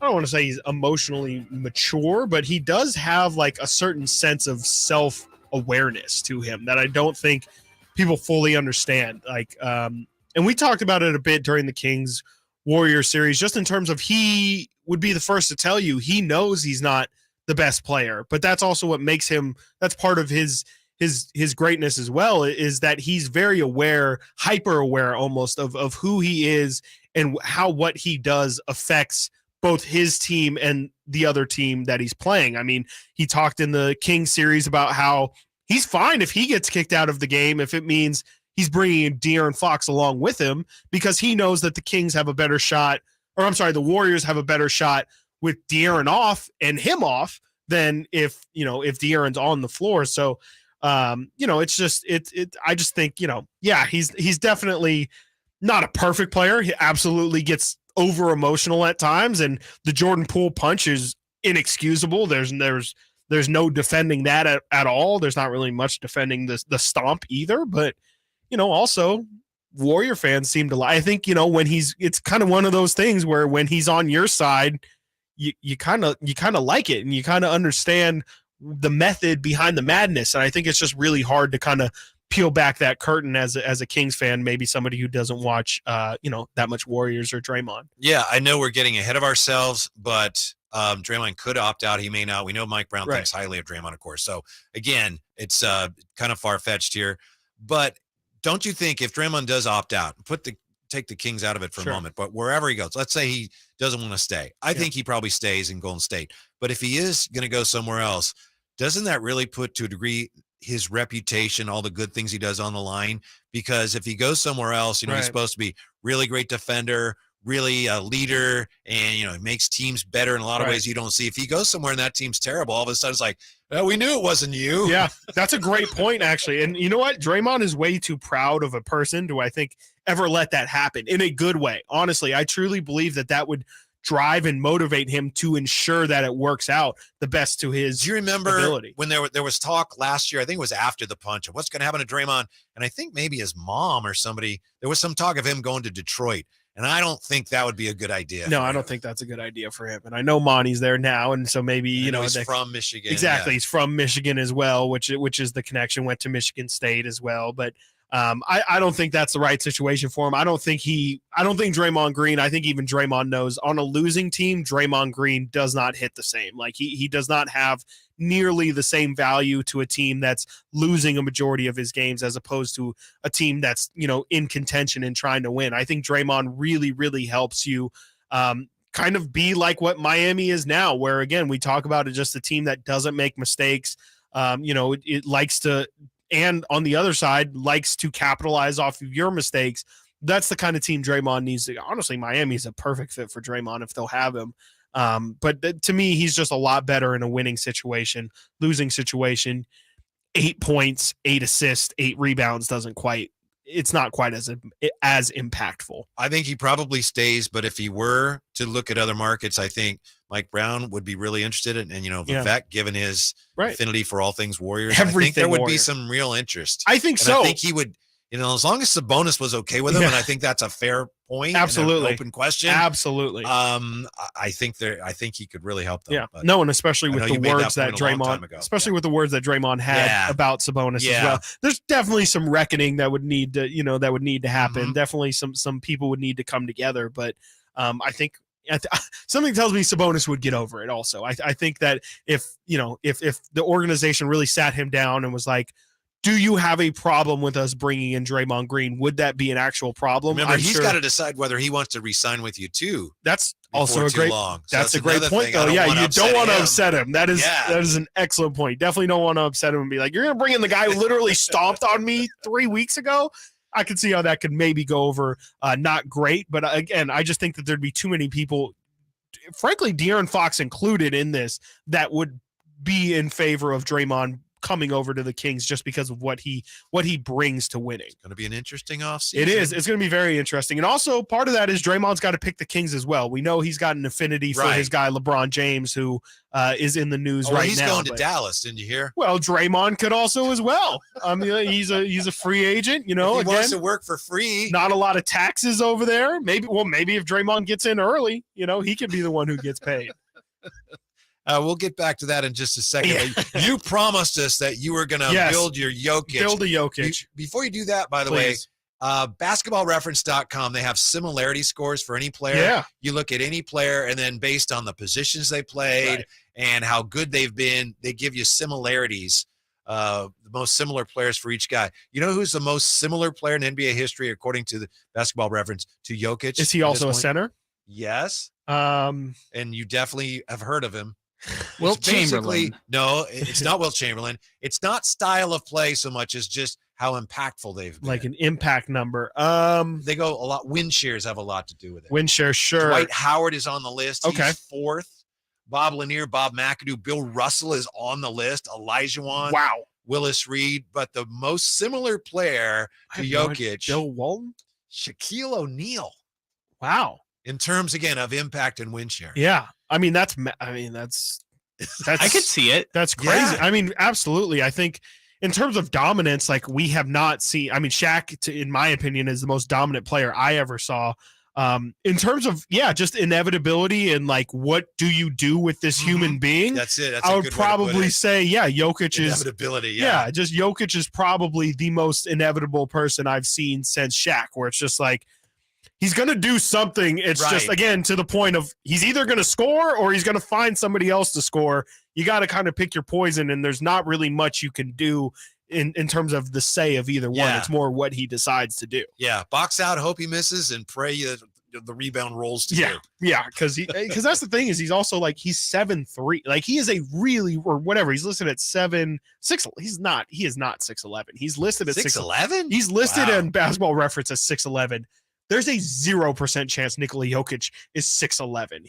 He's a good 7'1", 7'2", easy in my book. And you talked about the dominance, and you mentioned win shares being a statistic they use. As a nerd who does enjoy his fair share of win shares and efficiency ratings, there was a time this year Jokic had one of the 5 greatest efficiency ratings in the history of the NBA. Yeah. And his win shares were top 10 all time this year. Because he scored so many points, he didn't take that many shots, Right. relatively speaking. Yeah, you're right, Kyle. So what do you got here? Chris Watkins. All right. Build a Joker. Build a Joker. And this is cool. As you can see on YouTube, he's actually put on the Joker makeup, which we. Yeah, you can see. You have to go over to youtube.com/Sactown Sports 1140 in order to see That me is with the Joker creepy makeup. when they do that in Denver. Really creepy. Good fan. They're good fans. Okay. Yeah, it's just I don't know. Yeah. You're sitting down for a lot of hours. Something tells me to do that makeup, and you're a grown man. Some of Please. them, it looks like they didn't take that. As someone who's done comedy dressed as the Joker before, it takes about 20 minutes to put the makeup together. There you go. All right. Size wise, I mean, here might as well start here. Size wise, I got Shaq. If we're just talking body, massivity, sure. No, I love it. It is. It's Yeah. perfect. Massivity, Jokic. If build a Jokic, Shaq, the size of Shaq. You've got the passing vision I have of LeBron James. To me, that's really a similar kind of guy when it's just like the way that the chess pieces move around him. I had Magic, and then I had Jason Kidd, but I think we're on the same page. That's all the same. I didn't track have mind. anybody for massivity. But. I don't blame you. Shooting ability, I have Dirk because to me, That's what I had. When you have a big who shoots the way he does, and he truly does. I mean, I wanted to honestly think about putting Steph Curry as the comp, but that's a little ridiculous. I mean, the level of difficulty in which Steph takes his threes is absolutely a notch above. But Dirk, in the sense of it doesn't matter who's on him, he can take that turnaround jumper 10 out of 10 times, and it won't affect the shot no matter who you That have was the on him. trickiest one for me, though, because of the way he shoots. You can look at the numbers or the style. and Exactly. He's kind of all over the place. He's also got that turnaround jumper from the baseline that he takes for a lot of his game winners. That's just unstoppable. I mean, I don't think for people who play basketball, you understand the side shot, like the shot without the aid of the backboard is, in my opinion, the hardest shot to take. And the fact that he's just able to, get the depth perception on a turnaround. And when I say turnaround, I loosely mean turnaround because he pretty much just literally flips his body around. It's not really like a beautiful, Kobe-like turnaround jumper. He's like a flopping fish on a deck. It's really ugly. He shoots that way Yeah. sometimes. Sometimes it's just, sometimes he's literally like shooting as he's turning and it's over his right ear. And it's just like, what like your is uncle this? in the driveway. Yeah, pretty much. It really is. It's really ugly. So I got Dirk as the shooting comp. The actual passing, I have the vision as LeBron, but the actual passing is really like I have Rondo here, but J Kidd. I didn't watch a lot of Magic. Magic seems to kind of be in the top tier, so I didn't want to go that high, but it's elite quality, whatever you want to say. His passing ability is elite. But here's where it gets fun for me. The mobility. I have the mobility as Boban, however you pronounce Boban. Yeah. I think that's truly the amazing thing is when you... Does anybody need anything else? Because I can reach it. I love those goldfish commercials. He's in another one too. He's the goldfish with him and Tobias Harris. I will watch every time. But the thing that makes Jokic, in my opinion, is the fact that when you throw out names like Magic and Kid and Shaq and LBJ, and then you throw in, but he moves like Boban, that shouldn't equal something great. But it honestly just adds to how incredible it is to watch him, because it's like he doesn't move like a fluid athlete. So it just your brain says you can't do that. Yeah, what he's doing, that's not possible. It doesn't make sense. You're not supposed to move like an 85-year-old old man, but it's like Uncle Drew. That's really what he is. Boom. He's like a big man Uncle Drew. 7'1" Uncle Drew. He just looks like he shouldn't have these skills and abilities, but then you put him out on the floor and it's like, this guy is absolutely incredible. Mm-hmm. And just, I don't know. He's one of the funnest athletes that's just fun to watch. And I have vibes as Bill Walton, because he does have a very lighthearted, fun personality behind him that's really authentic.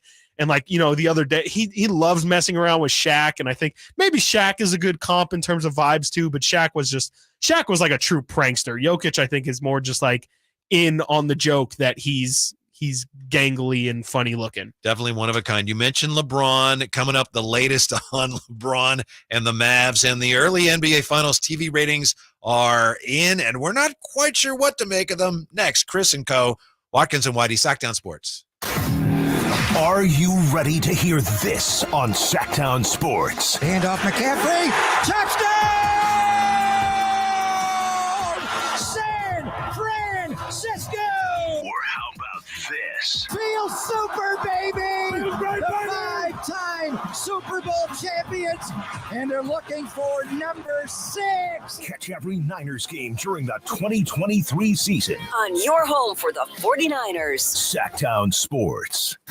Hey, it's Carmichael Dave, and I recognize, just like my friends at American Energy Heat and Air, that your time is important. And that's why shopping for a new air conditioner is now easier with American Energy Heat and Air's online quoting tool. All you have to do is go to AmericanEnergyAir.com and get an instant quote right now. It'll help you determine what system you're going to need to get. It'll provide the best pricing options, all from the comfort of your home without having to have somebody come to your home. You know how annoying that is? They come in and, and everybody there is so sweet and nice, but how much better is it to be able to get it on demand? Visit AmericanEnergyAir.com. Check out how easy it can be. Or if you want to give them a call and talk through what your needs are, 916-520-9990. That's 916-520-9990 or AmericanEnergyAir.com. Call 916-520-9990 now.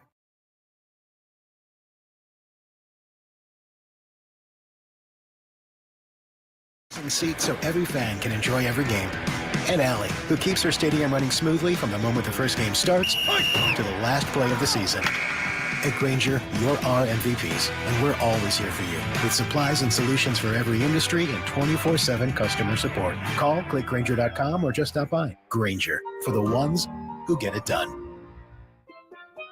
Here at the Almond Joy Factory, where tropical vibes abound, we use soft, fresh-tasting coconut. The crunchiest almonds and delicious chocolate candy. Ah, but do you know what our most important ingredient is? Sometimes you feel like a nut. Sometimes you don't. Almond Joy's got nuts and something even way better than that. Yes, Almond Joy is made with almonds and joy.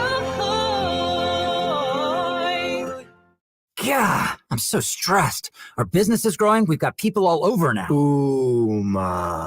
What is that? Meditation? I'm recommending the Ooma cloud phone system with auto attendant and more than 50 features. Ooma? Yep. Switching to Ooma is a cinch. Just $24.95 per month per user, plus taxes and fees. Ooma. Now you're feeling it. Find small business calm at ooma.com/radio. That's OOMA.com/radio. Greetings from M&S Auto on El Camino, just off the Cap City Freeway. And a big thanks to our repeat customers for letting us be your favorite car dealer. Repeat customers make us proud. M&S customers know that they're going to find the car, 4x4, or SUV they want. They'll get treated like family and save thousands. Whether you're a repeat customer or a first-time buyer, welcome. M&S Auto, the intelligent car buying experience. MSAutogroup.com. Selling your home can be stressful. Scott Marsh here to tell you about Bridgehaven Homes. They are a local home buying company that offers homeowners an easier way to sell their home. Bridgehaven Homes gives you an all-cash offer for your home, no matter what the condition, within 24 hours. You pick the date you wish to close and sell on your terms. No repairs, no showings, and no realtor commissions. Call 916-299-6040. That's 916-299-6040 or bridgehavenhomes.com. Life is uncertain. It's okay to feel stressed, anxious, worried, or frustrated. CalHope can help. Access CalHope's free and secure mental health resources today. Call or text 833-317-4673 or live chat at calhope.org. Keeping you company with the company. It's Chris and Company with Chris Watkins on Sactown Sports. Your local sports leader. I think we all will remember where we were when we first heard about LeBron James going to the Mavericks. I know I was in one of our offices and you pointed it out to me, and I just thought it was one of the funniest things I've ever heard. Yeah, pretty outlandish. Story, Kyrie Irving apparently trying to get the Mavs to explore trading for LeBron James. I was on air with Dave, and he brought it up. We didn't know what he was talking about because it broke on the air. Yeah. And he was like, so Kyrie reached out to LeBron, and then we were like, oh, that's interesting. And then they're like, to go to the Mavericks. And me and Jason thought that was the funniest thing ever. What's LeBron's hypothetical trade value at this point? Walking into your 39-year-old season, you got one plus one left on your deal. There's no guarantees of what happens post then, post 40. It's almost impossible to estimate it. That's the because thing, there's so right? many variables, and obviously it's freaking LeBron. It's LeBron. That's the problem. Is you're paying the price for the name, not for the player. I think it's like Bronny. You know that if you play your cards right, you're gonna have Bronny too. Hey now, in a few years. Here's the thing I'm thinking. What did the Hawks give up for DeJounte Murray? Was it a lot? 3 first-round picks? A lot. I believe it was 3 first-round picks. But I even think of like the KD deal, where you get rid of McHale, you get rid of Cam Johnson, and then I believe 2 if not 3 first-round picks as well. And that's for Kevin Durant, who's coming off of injuries. LeBron obviously is as well. No guarantee, kind of same situation. No guarantees on what happens after. No guarantee that he'll play much longer either.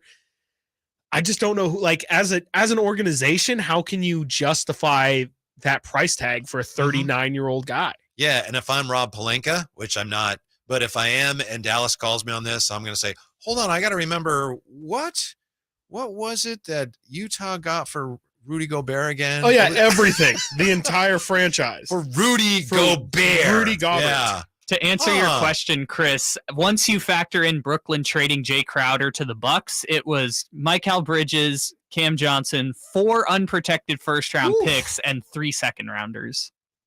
Oh, my goodness. And, not to mention Dallas doesn't even have Mikal Bridges and Cam Johnson to throw in or anything near that level caliber of player to throw in. You're talking, I don't even think you're allowed to trade that many picks because you have to you have to do it every other year and then add swaps to the years in between if you want to package them all together. And then again, you pointed out the financial aspect of this where paying Kyrie, Luka, and LeBron would leave you said $100,000 left in your if you, according to Yahoo, if you sign Kyrie to his maximum deal, you pick up James, that means you owe $133.9 million to your new big 3, which leaves you $100,000 below the projected salary cap. And it's going to be more more costly than ever to exceed the salary cap. Yeah, and the CBA, when the new CBA hits, which is it next season that it hits, or is it the season after? I think it's this season, but it's not everything is going to be worked in all at the same time. But still, it's closer to a hard cap than what it used to be. Right, exactly. I know that there's real punishments. Like you can't use your mid-level exception either. Like that's just stripped away from you. So that's a free, $10 million per year contract that you just can't offer. It's really, and I believe you also have to pay a massive tax on it. There's a lot of bad things involved with paying over the luxury. And again, maybe where, assuming that there's more to this than we should potentially, but the Mavericks can only deal their 2023 and 2027 first round picks since the Knicks own the rights to either their 2024 or 2025 first rounder, and Dallas owes its 2029 first round pick to the Nets. So I can see how. So, I mean, there's no past. The story here is that Kyrie said, hey, why don't we do this? Right. And the bottom line is, well, we can't. I guess the silver lining is the pick this year is the 10 pick, and that's pretty good, but the 10 pick, the 2027 first, and a couple pick swaps isn't going to get it done. It's not going to get it done. And maybe Josh Green goes in the trade, but and we don't even know if LeBron has any interest in this. Also, that's also a massive part of this as well. Purely hypothetical. I don't see how this gets done with Luka on the team. That's also, not that I don't think Dallas would pick LeBron over Luka either. Just none of it really makes any sense. And it is one-sided. You know what? I also wonder, how does Dallas feel about this? How does Dallas feel about this news now being out there? Kyrie Irving, a guy that they haven't committed anything to. It's kind of Dallas's only move is to bring Kyrie back, but now this is out there. How does Luka feel about this? How does Jason Kidd feel about it? How does the organization feel about this?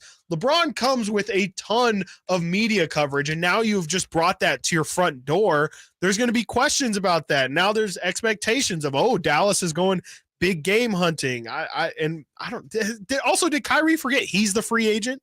Did he forget that he's the one who's choosing where to go where? Why doesn't he go to LA? It would suggest that he thinks he's in pretty good standing. But that's a great point you raise. If you're the Mavericks, assuming that they didn't want this out, and then it paints them in this odd light, they're not going to be happy with that. And they got to figure out, where did this come from? What, did LeBron actually have anything to do with this? I would figure this is Kyrie's doing, but to what end?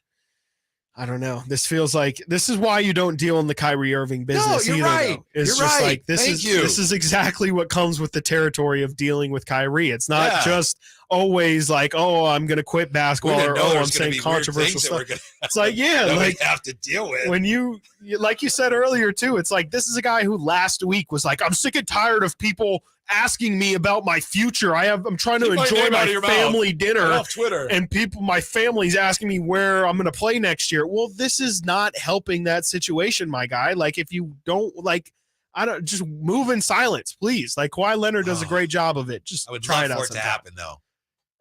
For the drama, it would be great. It would be disastrous. Adam Silver would eat it up. Absolutely. It'd be great for the league. You get a new villain. Mark Cuban gets a great team. It's always fun when Cubes is at the top and doing his flexing thing. It'd be great for the league, but it would. The funny thing is, I think it's the worst for the Dallas Mavericks. I feel like the Mavericks and the Lakers are the two biggest losers. You couldn't put together a team, and even with those three, they're not all going to play. Right.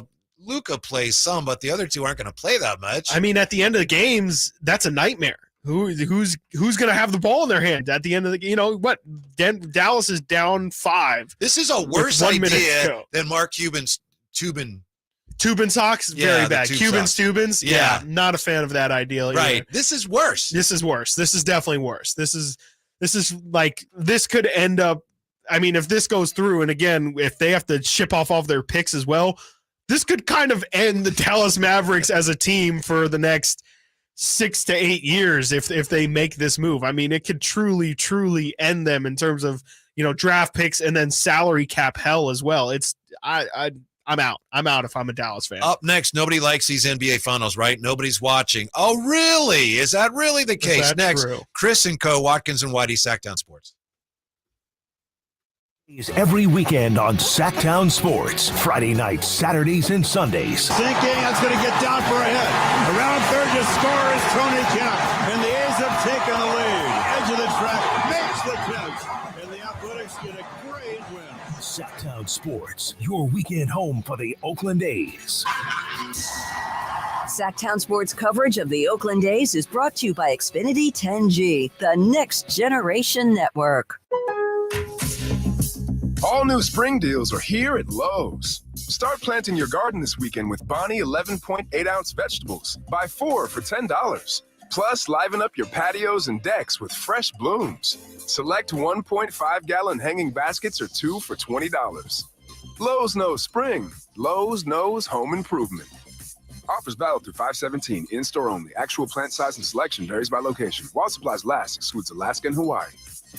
Pain is not normal. Repeat, pain is not normal. Greetings, Sacramento. Doug Christie here with the Good Feet store. Does this sound familiar? It's the end of the workday, and the pain in your feet, knees, hips, or back is unrelenting. Good Feet understands that you've likely already tried assorted remedies and solutions with no relief. And now you're pretty much resigned to living with the pain. But do not give in to the pain. Instead, come to the Good Feet store for their end-to-end 3-step arch support system. Good Feet is the nation's largest manufacturer and retailer of personalized arch supports. With arch supports in over 300 sizes, styles, and flexibilities, and an arch support specialist in each store. Come in today for a free no obligation arch support fitting, then take them for a test walk around the store or around the center. Experience the comfort, balance, and support possible with the Good Feet system. The Good Feet store in Sacramento, Roseville, Stockton, Modesto, and now in Vacaville. Online at goodfeet.com. I remember as if it were yesterday. I reached down to move a nightstand and was astonished at the weight of the piece. Hi, this is Frank LaRosa with a word about Naturewood Home Furnishings.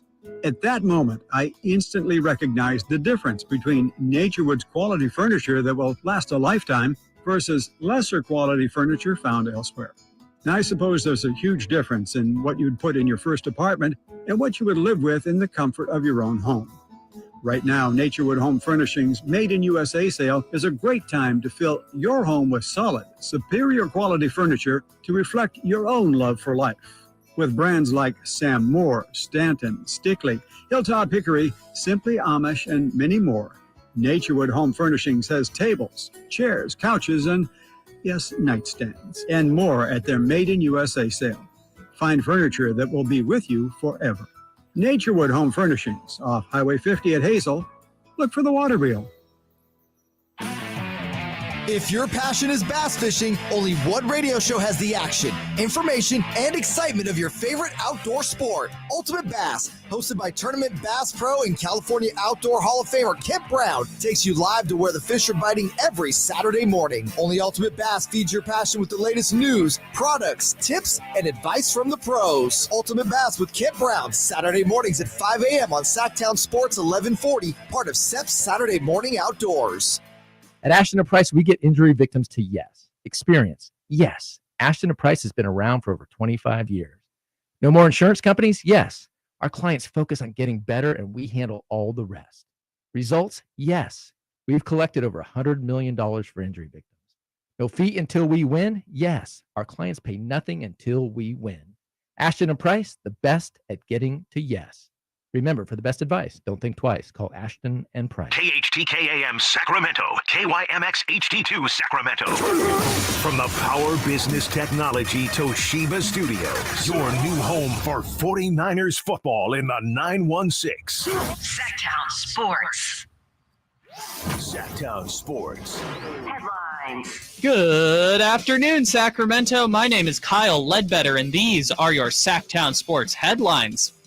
The Miami Heat won Game 2 of the NBA Finals against the Denver Nuggets last night, 111-108. Nikola Jokic finished with 41 points, 11 rebounds, and a season-low 4 assists. The Miami Heat outscored Denver by 7 points during the 42 minutes Nikola Jokic was on the floor. Jake Shapiro from Denver Sports joined the Carmichael Dave Show with Jason Ross to break down Game 2. Hear his thoughts at SactownSports.com and the Sactown Sports YouTube page. In baseball, the Oakland A's are now 12-49 on the season after getting swept by the Miami Marlins. It's the worst start through 61 games since 1932. It's the most since baseball went to a 162-game schedule 62 years ago. Those are your headlines. Now let's return to Whitey Gleason and Chris Watkins for the final hour of Chris & Co. So many things about these NBA Finals are the opposite of what we thought they were going to be. At least I thought. I know a lot of people thought, well, Denver's going to take care of business first 2 games at home. But now it looks like we have a series, right? Yeah, absolutely. We got a series. Denver, Kyle mentioned earlier, they were on pace to be one of a few teams, a few truly, truly great teams that go through the entire postseason run without losing at home. And I think it would have fit if Denver would have been one of those teams because I think they've been truly incredible all postseason long, especially at home, using that home court advantage. But, if anything, it speaks to this Miami team and their resilience and their refusal to lay down at every turn. It doesn't matter what the numbers say leading into a game. It feels like Miami is at any point ready to just stomp on numbers and have them essentially mean nothing. Denver playing an older team that in altitude may fade late, but that hasn't happened. The Heat have dominated the last 2 fourth quarters. Didn't expect that. And I was assuming that TV ratings would not be great for these NBA finals. Especially with everyone talking about how boring it is. And then Chris Mannix before the series saying there's nothing to write about. There's no general interest and not many stories to follow with these teams. The Nuggets are not compelling. Yeah, not at all. Yeah. Jokic is boring. He's overrated. Well, game 1, and we don't have the numbers for game 2 yet. At least I don't have them. Game 1 averaged 11.5 viewers, which is just like 5% down. Yeah, 11.5 million. Yeah. 11 and a half viewers. We're even doing better than that on YouTube. So, yeah. But that's, I believe, 5% down from last year when we had the Celtics and the Warriors. 2 pretty big markets. Those are pretty strong numbers. Those are, all things considered, absolutely. Yeah. Those are really strong numbers.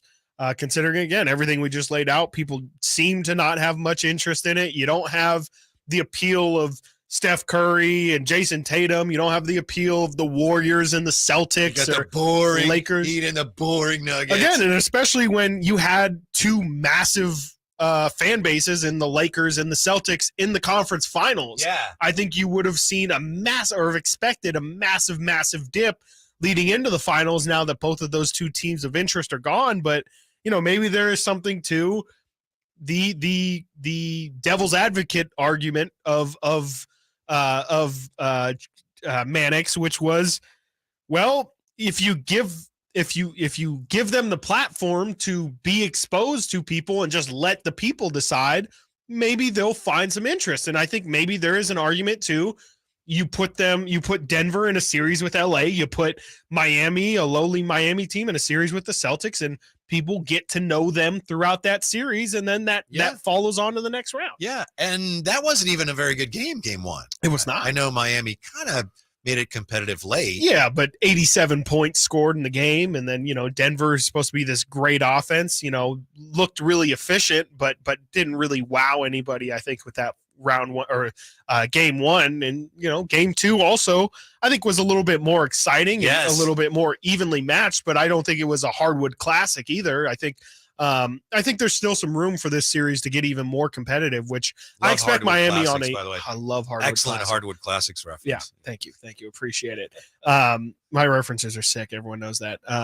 It's been a really, I think this should be a really competitive series. Again, I think I've said that I expect these games to be competitive. I don't know if overall you're going to look at the series and be like, oh, this thing went 7, it might go 5, but every game has a shot of going either way. By the way, another thing that was kind of puzzling, and I think that's just the nature of this season and certainly this series, in the second quarter, Jokic is out and Denver started destroying the Miami Heat. Yeah. Running the ball down their throats. Yeah, really while strange. Jokic was out. Yeah. And they were just dominating in transition. And to my ie, the rest of the game, they really weren't looking to run that much. No, I thought that was really interesting as well, because to me, that's when they look their most dominant, which we're also not here saying Denver should really consider going no Jokic for 20 or 30 minutes. But I think it's interesting because that's something, it's something that really hurt the Warriors a lot, was when their star was off the floor, they really didn't have much of anything to go to. Yeah. If anything, it speaks to how many weapons Denver has when they're at their best. But again, just like you have to put it all together. And when Jokic is out there, you still have to be able to produce and play that style of play, because you need the other guys to be dangerous in order for the Denver machine to work at its proper efficiency. Even Denver's final possession, and you could understand that maybe there was some hesitation there. Do we call a timeout here or not? But they really weren't looking to push the ball in that situation. No, they weren't. They walked the ball. I mean, it was really weird watching the replay of it, because they get the rebound with 12 and a half seconds. Mike Malone instantly is like, go, go, go. And they walk the ball down the court, set up a pick and roll with about 5 seconds left. Jamal Murray's at the half court line. tries to get another pick and roll. They don't really set it, and it's just it was interesting play, but never at any point really was trying to push the pace in that fourth quarter. And you would think that they would try to, especially they had with so much success. Well, and with Miami playing a zone as well, it might, prevent them from getting established in their zone if you run down the floor a little. I don't know. I think that could be something that the Nuggets maybe look at moving forward, is really trying to push the pace. Brilliant point by you right there, seriously, because Wow, one of the things I've learned from our mutual friend, Jerry Reynolds, years ago, he said the best way to beat a zone is to beat the zone down the floor. Yeah, absolutely. Before they get set up, because the part of the zone is you need all 5 guys working on a string.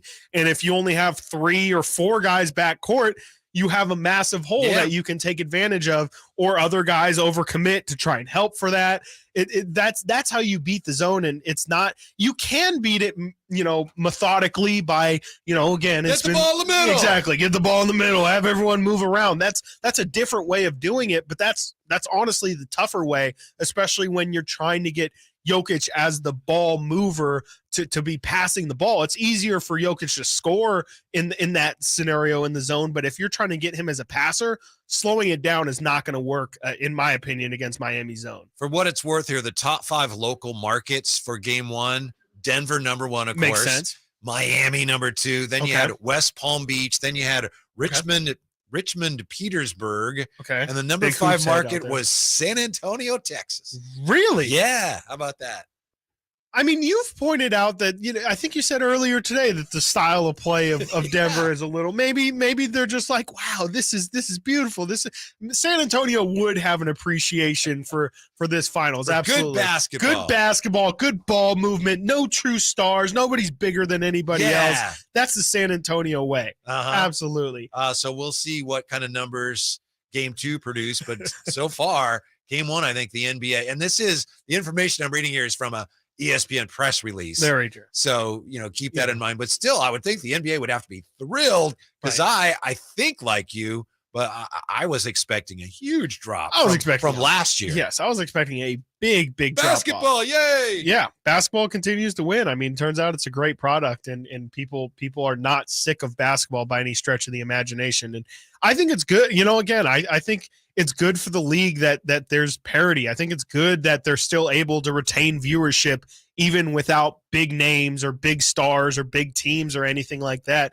To me, that shows the strength of the brand or of the sport itself, that it's kind of interchangeable. You can have an 8 seed, you can have a 1 seed, you can have a star, you can have a true team on the other side. It kind of doesn't matter. Styles make fights, but I think people will show up regardless because they just have faith that the NBA is a good product and it's going to be worth their time. The more I look at this current state of the NBA, the more I think the Kings are not even as far off as they appeared to be at the end of last season when they were bounced.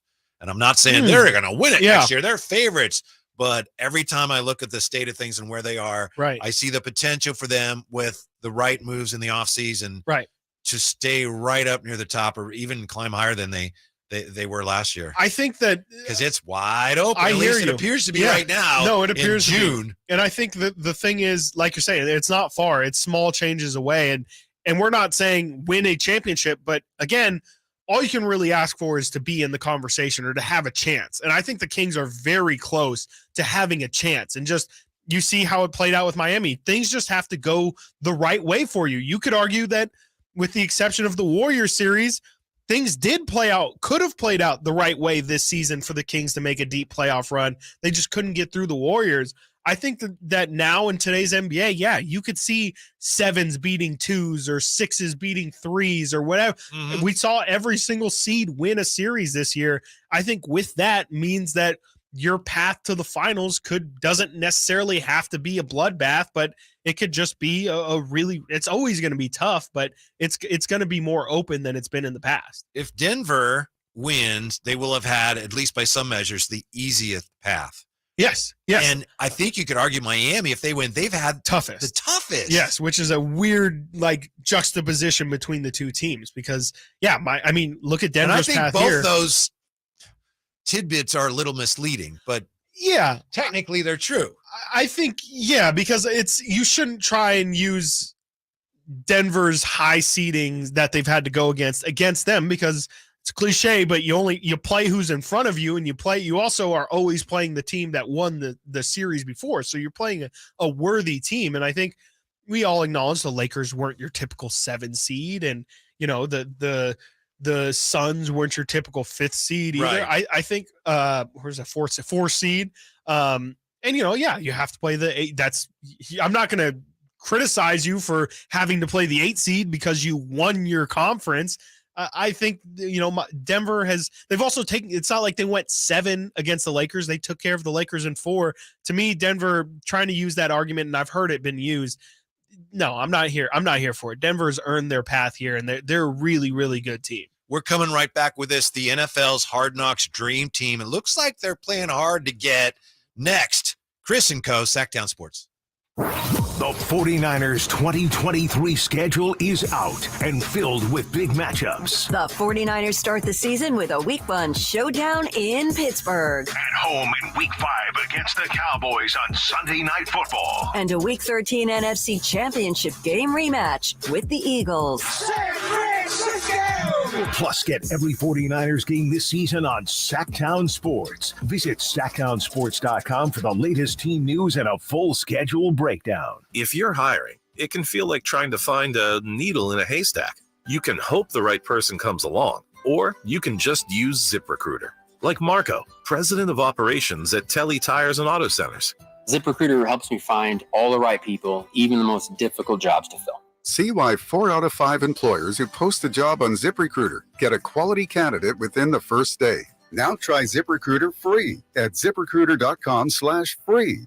ZipRecruiter.com/FREE. Carmichael Dave here, welcoming back my dear friends at Fire Wings. 21 different flavors. I had 4 of those 21 Saturday for the game, watching with the family. As always, breaded Malaysian curry. Yeah, you better bet I got that curry. Knocked it out of the park, too. Go to firewings.com to make your order. That's what we did. We ordered 2 hours in advance, picked it up. There's nothing better for the game than Fire Wings. Check out the locations nearest you. Fire Wings, just wing it.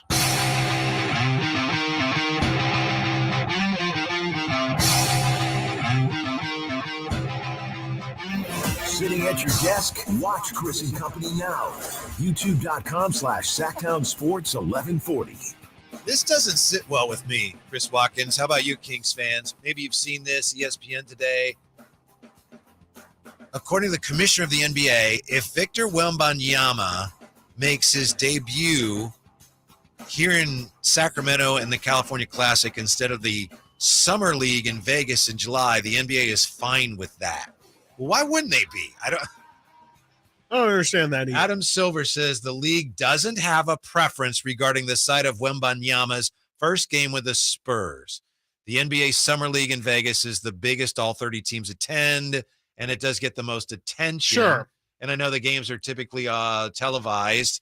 There are smaller summer leagues. So I guess he's saying, look, yeah, we love our summer league, but if Sacramento, their thing, that's nice and that's okay. I don't see why it matters. Yeah. I don't see why it should matter at all. I don't see why that's really even, it's still an NBA sanctioned summer league. It's, they do the Utah Summer League. And if you're, Summer League in general is a really like hoops head event. Like you're not going to get a lot of casual viewers watching Summer League anyway. Right. But there was a time when it was never on TV. Right. Exactly. No, but some of that's just because they need stuff to show them. You were saying the same thing, Chris. I think at the Utah Summer League last year was where Paolo Banchero made his debut, and there was no problem with it. I remember Ben Simmons also made his debut in Utah as well.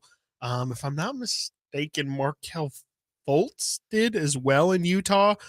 I just don't think it's that big of a deal. I mean, I think you're going to get people to watch. It doesn't matter if Victor Wembanyama is in Mars, if he's in France, if he's in Sacramento. I think if you get his first career NBA game, people are going to watch it. They're not going to care that it's not in Las Vegas or it's not the official NBA Vegas Summer League.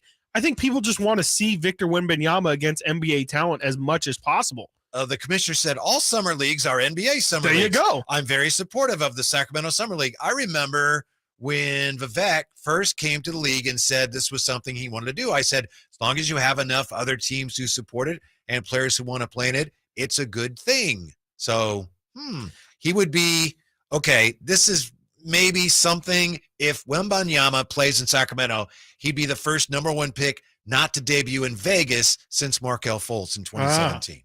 So there you go. So I was incorrect. Interesting. According to ESPN. I mean, sure. I mean, I was there in person for the greatest summer league game that's ever been played, the Orlando Magic against the Sacramento Kings last year, of course. But I don't think that really. See, I don't think that Vegas. I think Vegas. The fact that it was the Vegas Summer League had a little bit to do with how that game was covered, and you know everybody saw it. But to me, this is a different case. Like, again, we're talking Summer League. Well, we're talking not a game. Not a game. We're talking about Victor Wembanyama, though, also, where, again, like, I think the interest is going to be there regardless of if he's in Sacramento or if he's somebody in wants Vegas. to go see him in Vegas. Guess what? It's going to be in Sacramento. Go to Sacramento. Go to Sacramento. It's not that much of a difference, and I think it's still going to be televised. I mean, I'm sure the Kings are going to work as hard as possible. If not, ESPN is going to want to get that game televised, at least on streaming platforms. I think the viewership's going to be there regardless of where. And is that really what? I don't understand what the concern is. Again, like, why would location matter at all? Other recent number 1 picks have opened in Vegas with big crowd, big spectacle atmospheres. Sure. Paulo's debut in Vegas for Orlando last summer had John Wall and DeMar DeRozan sitting courtside. I was next to Jerry West. Was DR there? Yeah, Jerry West was there. Yeah. Oh, did they listen? Oh, yeah. Zion played 9 minutes in his debut in 2019. Hey, that was a great debut. I'll never forget that man stripping, I think, Quentin Grimes. It was incredible. Do you remember why that game was stopped? No, I don't. Earthquake. Was it really? I don't remember that either. Yeah, his debut got LeBron James, Anthony Davis to grab courtside seats. So, wow. Yeah. The Spurs actually have not said whether Wembanyama will play in the Sacramento event. I remember the earthquake too, by the way, because I was in high school when that happened, and like the big scoreboard started shaking at the arena because I was in San Diego at the time. We felt the same earthquake that See, with Zion there, there's a cheap joke that you can make. That's what I'm not even going there. I kind of thought that it was a joke. I'm not gonna lie. I really did. I really did think that was a joke at Zion's expense. We're above that. Yeah, Zion had a nice windmill, and then all of a sudden the game had to get shut down because there was tremors on the earth when he landed. The answer is, as a commissioner, I want Victor to get playing court experience. I think the team, assuming it's San Antonio, should make decisions completely independent of any commercial implications from where he debuted. Yeah, I think that people are right to be concerned about him. I don't think he'll play in Sacramento. I don't even know if he'll play in Vegas either, honestly, because from what I understand, the French League finals are going on right now. So he doesn't, college basketball season's been over since March. They've had 2 to 3 months off, all of the college athletes.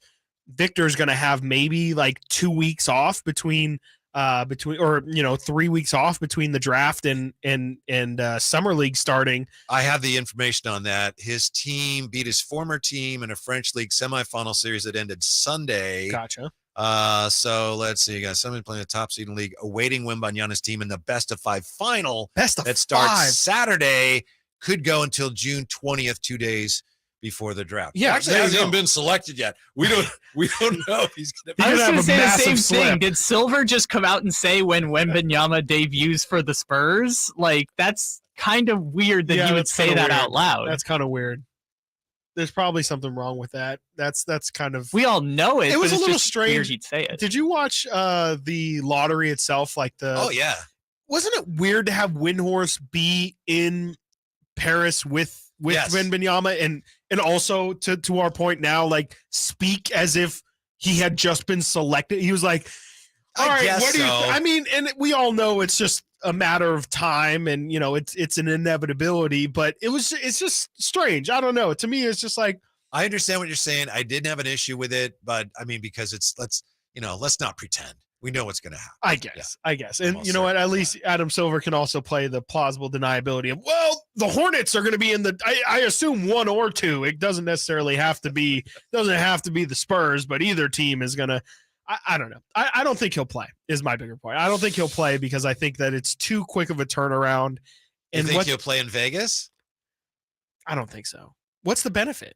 Like, why would the Spurs organization, who's going to coddle this kid like maybe we've never seen before. I don't know why.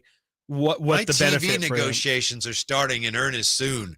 I need to give one of my potential partners going forward. You think Greg Popovich cares about that? Probably not. Yeah, the guy who rested everybody for their national TV games, the guy who started this whole player rest movement. Something tells me he's just not going to. I have a tough time seeing Victor Wembanyama. I'd love it if he can get a start here in Sacramento. I just don't think it's going to happen. I'm holding out hope. Yeah. Speaking of the commissioner, Adam Silver told NBA TV before the game last night that negotiations for the next media rights deal are now a priority. Ooh. And he said after that's taken care of, he said expansion talk will come after that. Expansion in the NBA. I'm all for that. Yeah. He said we don't have anything specific in mind right now. I think it makes sense over time, but blah, blah, blah. No doubt there's a lot of great cities we're interested in having, blah, blah, blah. It's got to be Seattle number one. I think it has to be Seattle. You have to write that wrong. I mean, And those it's got to be the Sonics. Yeah, it's got to be the Sonics. Yeah, you can't try and put lipstick on the pig. Just call it what it is. This is the Seattle Supersonics. Can we do Supersonics again? Yes. Oh, absolutely. Cool. I think that's already a done deal. I think they retained the city of Seattle or whoever Beautiful.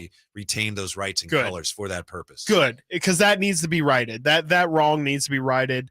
Las Vegas, I guess, would be the other one. There's been a lot of rumors that LeBron would be the owner of that Vegas franchise as well, which to me, we know LeBron wants to be an owner. He clearly has the money to be an NBA owner. Michael Jordan's the only previous player to I believe, have majority ownership stake in a team. And that's gone great. That's worked out for everybody. Yeah, let me tell you, the Jordan stuff, it's worked out awesome as they picked number 2 in this draft. I could see that happening. Your boy, I'm telling you, they're not. You don't Whitey is Scoot. on this. He does not think that they're going to take Scoot Henderson, which have you seen the mocks? He's fallen. Well, he's not falling like a rock, but he's fallen out of the 2 slot. He's fallen from 2 to 3. 2 to 3. It's not like a rock, like an M&M that Dave drops off the console here. He does that a lot. I could see it happening because, I think it's a matter of personal preference in terms of how people attack the draft, but I'm not going to care about fit. And I think that's the main argument for Brandon Miller being taken second, is that they already have LaMelo Ball. Scoot Henderson is a guy who needs the ball in his hand to be most effective. And I don't have any room for him. Take Brandon Miller, who's the shooter, the 3-and-D guy, the more plug-and-play guy. Yeah. Instead of taking the potential of Scoot Henderson, because you already have a star in LaMelo Ball. Can I direct you to the Sacramento Kings decision to not take Luka Doncic over Marvin Bagley because De'Aaron Fox was the star that they needed and they didn't need a second star? I don't recall any of that. Yeah. But I do recall watching DeAndre Ayton against Marvin Bagley in Summer League on ESPN. It's the one pick in the 2. You're dang right it was. Doesn't get better than this. The future of the NBA right in front of your eyes. DeAndre Ayton, Marvin Bagley. It's on next. What's your third city on your list? We go Seattle. We go Vegas. Right. Maybe we decide Vegas. Yeah. To me, those are the top 2, and then it's probably like, oh man, I don't even know. You Remember probably all the go cities the Maloose we're talking about going to? Virginia Beach. Yeah, Virginia Beach was weird. Maybe like Anaheim, how about Lexington, Kentucky. Yeah, Lexington, because they care about Kansas college City? a lot. Kansas City to me, maybe St. Louis. I Who don't know. knows? Maybe we could give Charlotte a real NBA team. Jeez, low blow there. That was not necessary at all. That was a flagrant. We'll review it. Yeah. 1 or 2. I think it's a 1. I don't know. It might have been a headshot. That's an automatic flagrant too. Yeah, he wound up a little bit. Yeah, wound up a little bit on that one, Kyle. Jeez. All right, as promised, coming up, we'll look at the NFL team that it looks like the NFL would love for them to be on Hard Knocks, and they don't seem too excited. I don't want to. I could get behind it. Tell you who next here on Chris & Co. Sactown Sports. It's the Carmichael Dave Show with Jason Ross. I'm going straight over to the golf course. I'm getting a lesson because I got this charity thing at Friday. Why do you still take lessons? Because I suck. I know, but they haven't helped. And the last time I played golf was the McGoody tournament where I lost 17 balls in 18 holes. I hope after a lesson, Mr. Nice and supportive, that I I am lose trying to less. support you. Stop wasting I your have to money play in this tournament. You're going to lose anyways. What do you want me to do? You want me back out of the tournament? The Carmichael Dave Show with Jason Ross. Weekday mornings from 6 to 10 on Sactown Sports. Sacramento weather is brought to you by Byers Enterprises. I'm Tamara Berg in the KCRA 3 Weather Center. Your Monday forecast looking cooler with more clouds around this afternoon, expecting highs in the mid to upper 80s. Steady Delta breeze picks up tonight. Expect lows in the upper 50s. Get the latest forecast on the KCRA 3 News and the KCRA 3 app.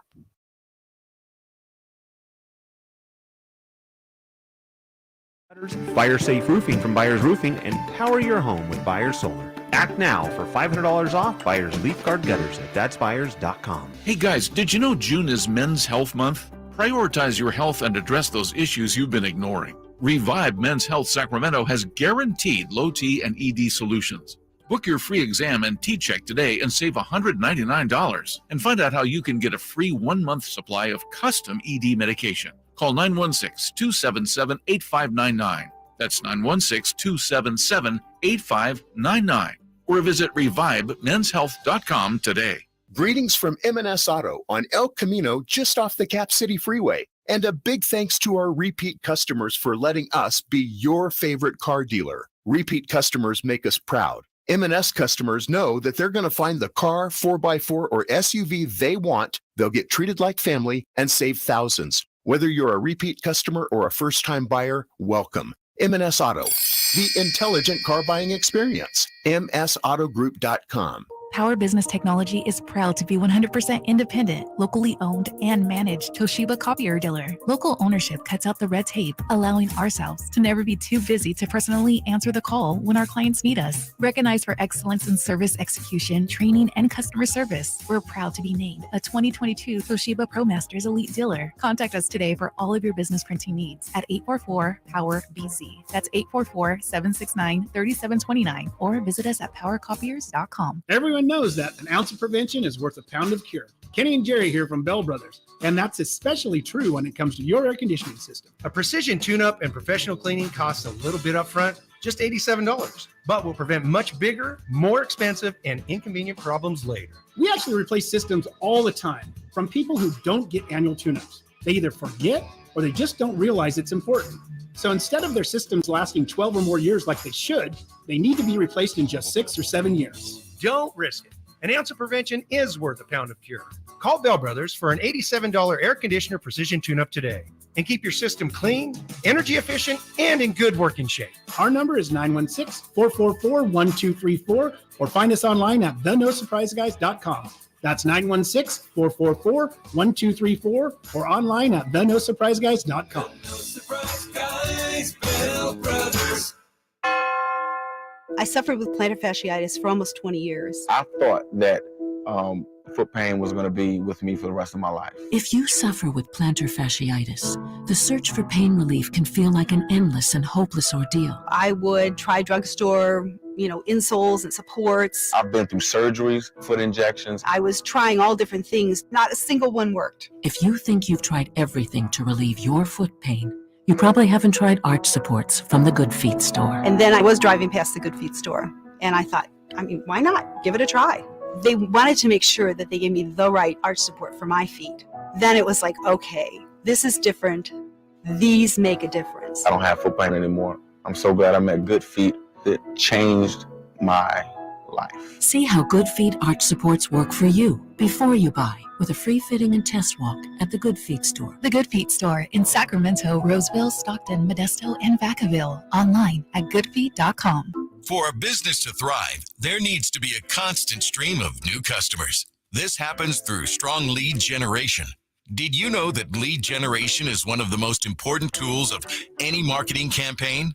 Let us help you identify your target audience and market your products and services to them. To get started today, contact aimyourdigital.com. That's aimyourdigital.com and start seeing results today. Sactown Sports. Headlines. Good afternoon, Sacramento. My name is Kyle Ledbetter, and these are your Sactown Sports headlines.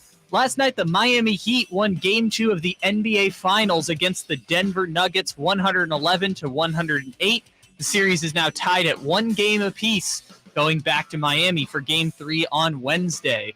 Jake Shapiro from the Denver Sports joined the Carmichael Dave Show with Jason Ross to break down Game 2, hear his thoughts at SactownSports.com and the Sactown Sports YouTube page. And in baseball, the Oakland A's are now 12-49 on the season after getting swept by the Miami Marlins. It's the worst start through 61 games since 1932, which was during the Great Depression. Since Major League Baseball went to 162 games in 1961, the previous worst record was 14-47. The A's beat that 62-year-old record by 2 full games. The worst team in the history of baseball. Those are your headlines. Now let's return to the final half hour of Whitey Gleason and Chris Watkins on Chris & Co. Before we get back to the NFL as promised, Chris has me searching for NBA expansion cities now with the commissioner of the NBA, Adam Silver, saying, we'll get our TV stuff resolved and then we'll be looking at expansion. We agree it's got to be Seattle, maybe Vegas, and then, I don't know, a city that actually makes a lot of sense is the city that the Kings came from, Kansas City, Missouri. Definitely. And yeah, I'm looking at a map of where the current NBA cities are, and there's just a massive hole in the middle of the country. Between like Oklahoma City and Minneapolis? It's between exactly that. Minneapolis and Oklahoma City, and then Denver in Indiana, and also Memphis and Chicago and those Illinois teams up there. There's just a massive hole right in the middle where Kansas City sits perfectly. And it feels like that's probably the place in the country where that's most neglected in terms of the NBA cities. Is just the middle of the country where there's really only Oklahoma City, Memphis a little bit, but that's even more southern. What about Nashville then? Nashville's interesting. You have 2 teams in Tennessee. Yeah, that's wouldn't it be 3 also? They have the NHL team. NHL? Yeah, but I mean 2 NBA teams. Yeah. Gotcha. Yes, gotcha. Nashville would be cool just from if they were to. From what I understand, they have a great downtown, and that would probably really be a cool experience. Probably makes more sense in Memphis in some ways. I think so. Yeah, I think it makes more sense in Memphis. Sounds like you're not really feeling Mexico City. Don't really understand the Mexico City one. That's kind of a lot of travel for anybody. They've played a lot of games there. The NBA's played a number of regular season Tons of games there. The air's pretty tough over there as well. They had to stop again. I think the Kings had to have a game postponed in Mexico City because the air quality was so bad. And it somehow got into the arena or something. Like there was like smoke in the arena. I think Minnesota and the Spurs were playing there once. That's what it was. Fire in the arena. I think that's actually what I'm thinking. I think I'm getting my stories confused. But Mexico City seems like a little bit of a reach. I mean, that's like the NFL trying to put a team in London. I think the Kings played Boston there. They did. Isaiah Thomas was on Boston. Yes. I think. Yes, I do remember that. I think he had a little something for them. He did. Yes, he did. Yeah. So anyway, Seattle, you have to do. I think Seattle's a must. You can't even have the conversation. That was a huge mistake, and that's the NBA's fault. That is directly the NBA's fault. Seattle did nothing wrong. Seattle's a big enough market. Also, it'd be great to have a Blazer rival as well. You know, the Blazers are just kind of up there floating by themselves. It'd be nice to get that rivalry renewed. And I don't know. It could also just be good for the NBA's realignment as well. Like I think that it's kind of weird that Memphis and I guess New Orleans as well. Like, are those really Western Conference teams? I don't know. Never been perfect. Yeah, can't worry about that stuff. No. You get an ice cream headache. Yeah, you will, because it's way out of whack. It doesn't make any sense. Shouldn't really worry about this, but I am keeping an eye on it. Typically, by this time, the NFL has announced their Hard Knocks team. Yeah. Are you a big Hard Knocks guy? Used to be? I used to be for sure. I think everyone used to be. I think the last one that I really watched intently was when Antonio Brown was making weekly news. See, that was a terrible one because it was terrible. It was the Raiders we're not telling you anything or showing you anything. No, why am I watching? Josh Jacobs wasn't even involved that entire season. That was probably the last time I really was like, I have to watch Hard Knocks every single week. The past couple of years since then, just hasn't really had the interest. I did give the COVID year a try when it was they did the two Los Angeles teams. Yeah, that was decent. I gave it 3 episodes and I was or 2.5 episodes. I was like, this isn't really that good. Yeah, it's gotten pretty stale. Like it's just like it's kind of formulaic. That's exactly the word I was going to use. Property Brothers or something. It's like now they can't find a house. Now they're going to find one. Now they're going to find something wrong in the ceiling. They're going to go to commercial and come back. It's like, well, it's not that bad or whatever. Seeing them try to cover up the Cardinals dysfunction was fun. Yeah, that was not where my mind was going to go. But yeah, in many ways, Hard Knocks is a lot like Property or Flip or Flop or whatever it is. Yeah, all those HGTV shows. They're all great what's programs. that? You know what? It's gonna be all right. It's gonna be that. I can't believe that there's a crack in the foundation. Yeah. Well, I have a feeling you knew that before you bought the house, but Also, Anyway. like part of the appeal of watching Hard Knocks used to be when the guys got cut. I don't know. It's sad to watch, but it was the most entertaining parts. And guys make the team too. Obviously, there's the push Jeff and pull. Fisher of that, and Nick but Foles. Remember that one? I don't. Hey, no. Nick. Yeah, how you doing? Yeah, you travel much? Yeah. Hey, listen, we're going to let you go. It's amazing. Now, I think he must have known it was going to happen. But yeah, it was, hey, Nick. Oh, I did not see that. What? Yeah, I think we're going another way. Yeah, it's and see, amazing. I think Like that's said, why he people must don't have want to known. do it. He must have known it was probably going to happen. But it sounded brutal. Hey, you traveling much? How's the summer? Hey, listen, we're going to let you go. We're going to let you go so you can travel all you want. Find that sound for you. Oh They let Cleveland, like, they went in on the Cleveland where a guy, like, demanded a trade midway through. Todd Haley was trying to steal I Hugh like that Jackson's one. job. That was a great one. They did that one time and then never went back to it again. They were like, we cannot put this much out there because it was really bad for the Browns after that. Yeah, that was very entertaining, though. I think that's really the problem is they can't truly it's just propaganda at this point. It's really has nothing to do with actually telling the story that is that training camp. It's more just like you said, like we're going to fill in, we're going to give you a nice sob piece, we're going to give you a family guy, we're going to give you a guy who's on the cutting fringe. Will he make it, won't he make it? You'll Property feel Brothers. good or bad either way. Yep. Yeah, it's a little too formulaic now. Last year, the league announced in late March that it was going to be the Lions. Yeah. And we have 4 teams that are eligible right now because they have the rules. Right. If you have a new head coach, you don't have to do Hard Knocks. If you've been to the playoffs the last 2 years, don't have to do it.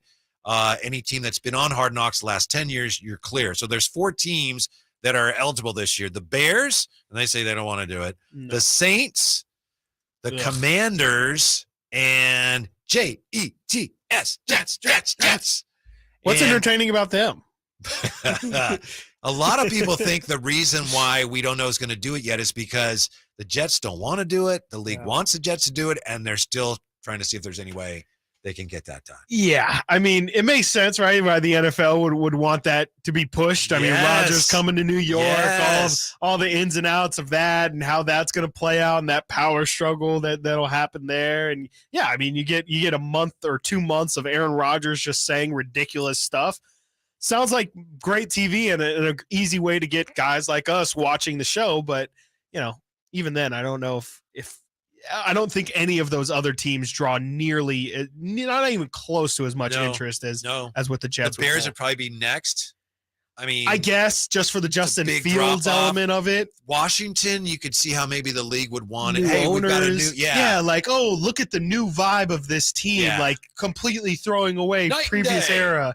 It just, again, propaganda. That's all it is. It's just a giant commercial for the NFL. But even that doesn't. I mean, what's their quarterback situation right now? It's Sam Howell, if I'm not mistaken. Right. Thank you. Yeah, is good save. who their starting quarterback is. Like, maybe you can get some more positive feelings towards that. But even then, you could peel the curtain back a little bit too much, and we can realize, oh boy, Sam Howell is their starting quarterback.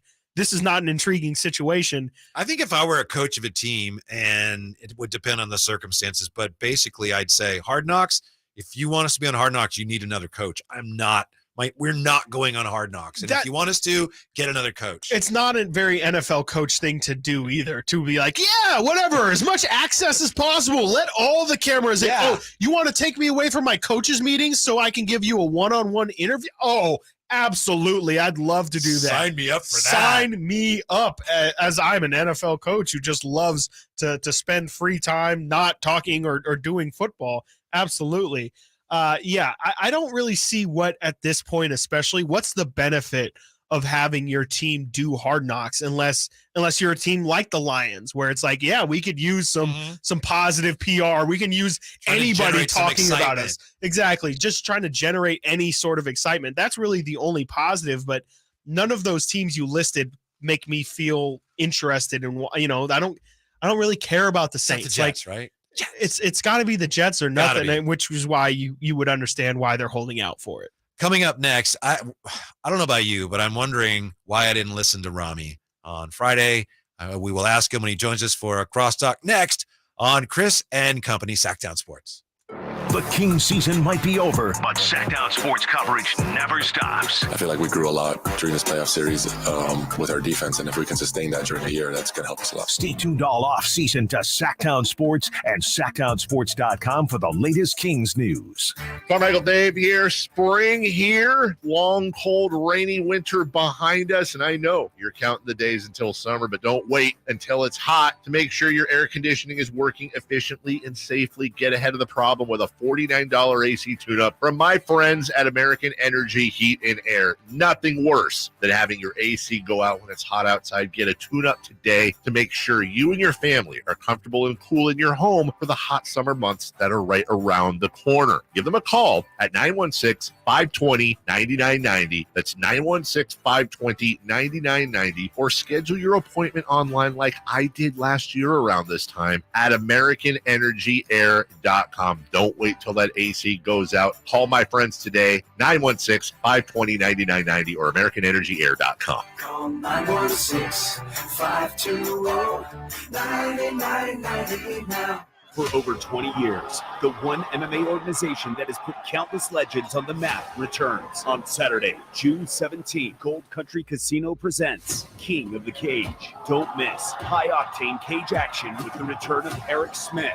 JJ Torres, Andrew Kerfoot, Junior Gennaro, Angel Banuelos, Chase Miles, and much more.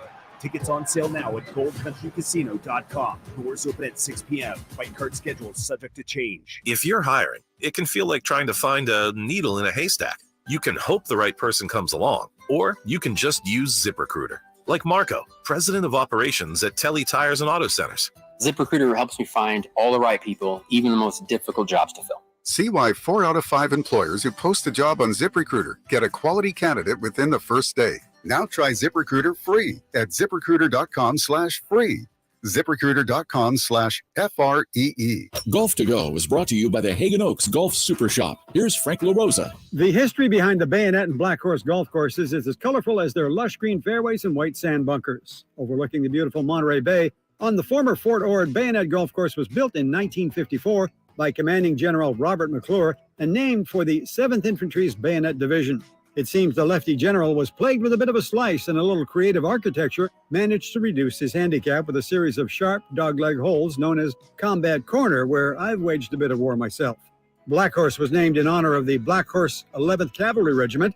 Rich fairways, imaginative bunker complexes, and beguiling bentgrass greens result in 2 sparkling ocean view gems, each offering a different experience. Bayonet's more traditional deep bunkers and tamer greens contrast with Black Horse's large serrated bunkers and greens with more movement. They're a treat. Visit BayonetBlackHorse.com for more. That's your Golf to Go. I'm Frank LaRosa. Life is uncertain. It's okay to feel stressed, anxious, worried, or frustrated. CalHope can help. Access CalHope's free and secure mental health resources. Call or text 833-317-4673 or live chat at calhope.org.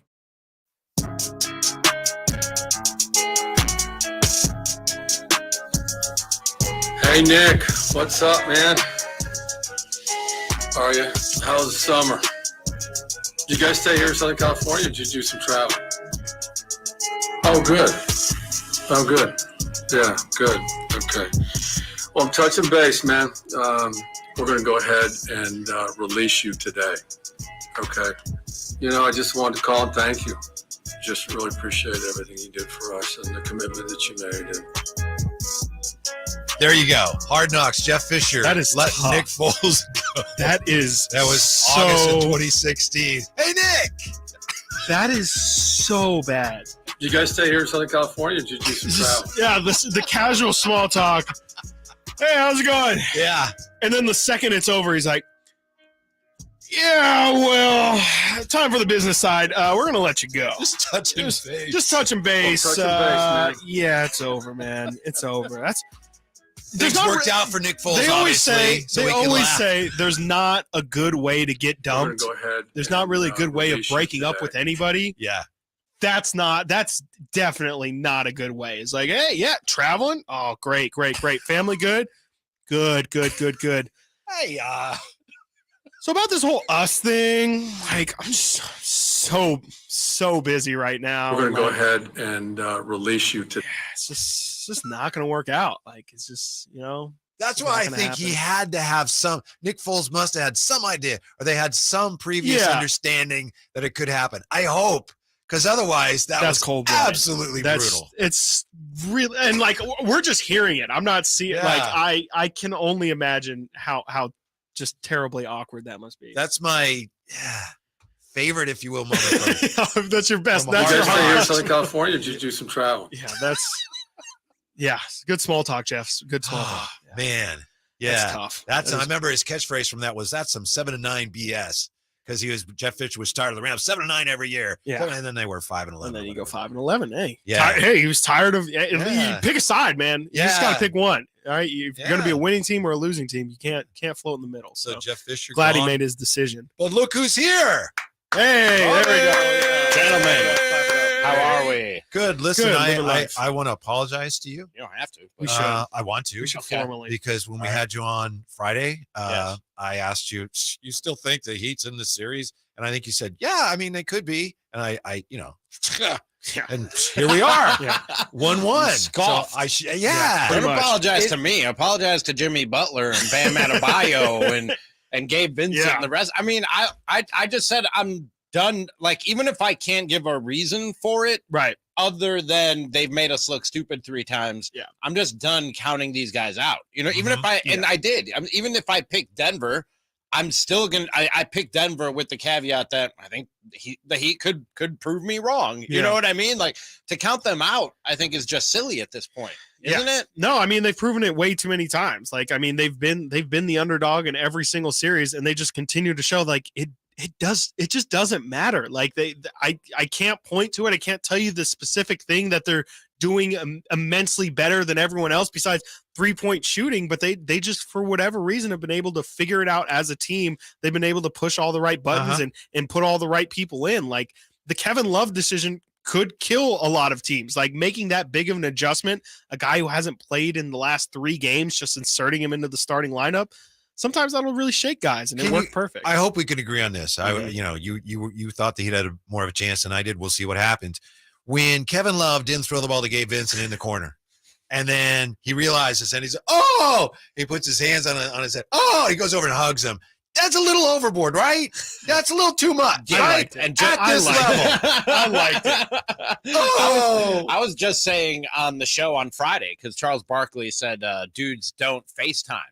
And I was like, stop telling dudes what dudes can do. You know what I like? If dudes want to have close relationships with their dudes, like, let them grow be, it out. You know what I mean? And I said, go ahead and hug your friends. You know, tell them you love them. You know what I mean? Nothing wrong with that. Drop all this machismo and toxic masculinity. That was a little too soft. Thank you. It sure was. And that was the line right there. That was just, I mean, you made a mistake. You made a mistake on the basketball court. You got to hug it out. It happens. Yeah. Kevin Love, guys. Kevin Love. Come on. What do you expect? I mean, you set a precedent there. Then now the next time he screws up, just think a teammate's going to be sitting there. He's got to kiss him on the cheek or something next time. Get a hug. Yeah. But you don't want to be where my hug at guy, right? You said right? You set a dangerous precedent. Yes, that's exactly right. Giving out hugs. You don't want to be Kevin Rude. Right? Yes, I see what you did there. Yeah. I see what you did, and I don't like it, but I see what you did. Does it make you Kevin upset?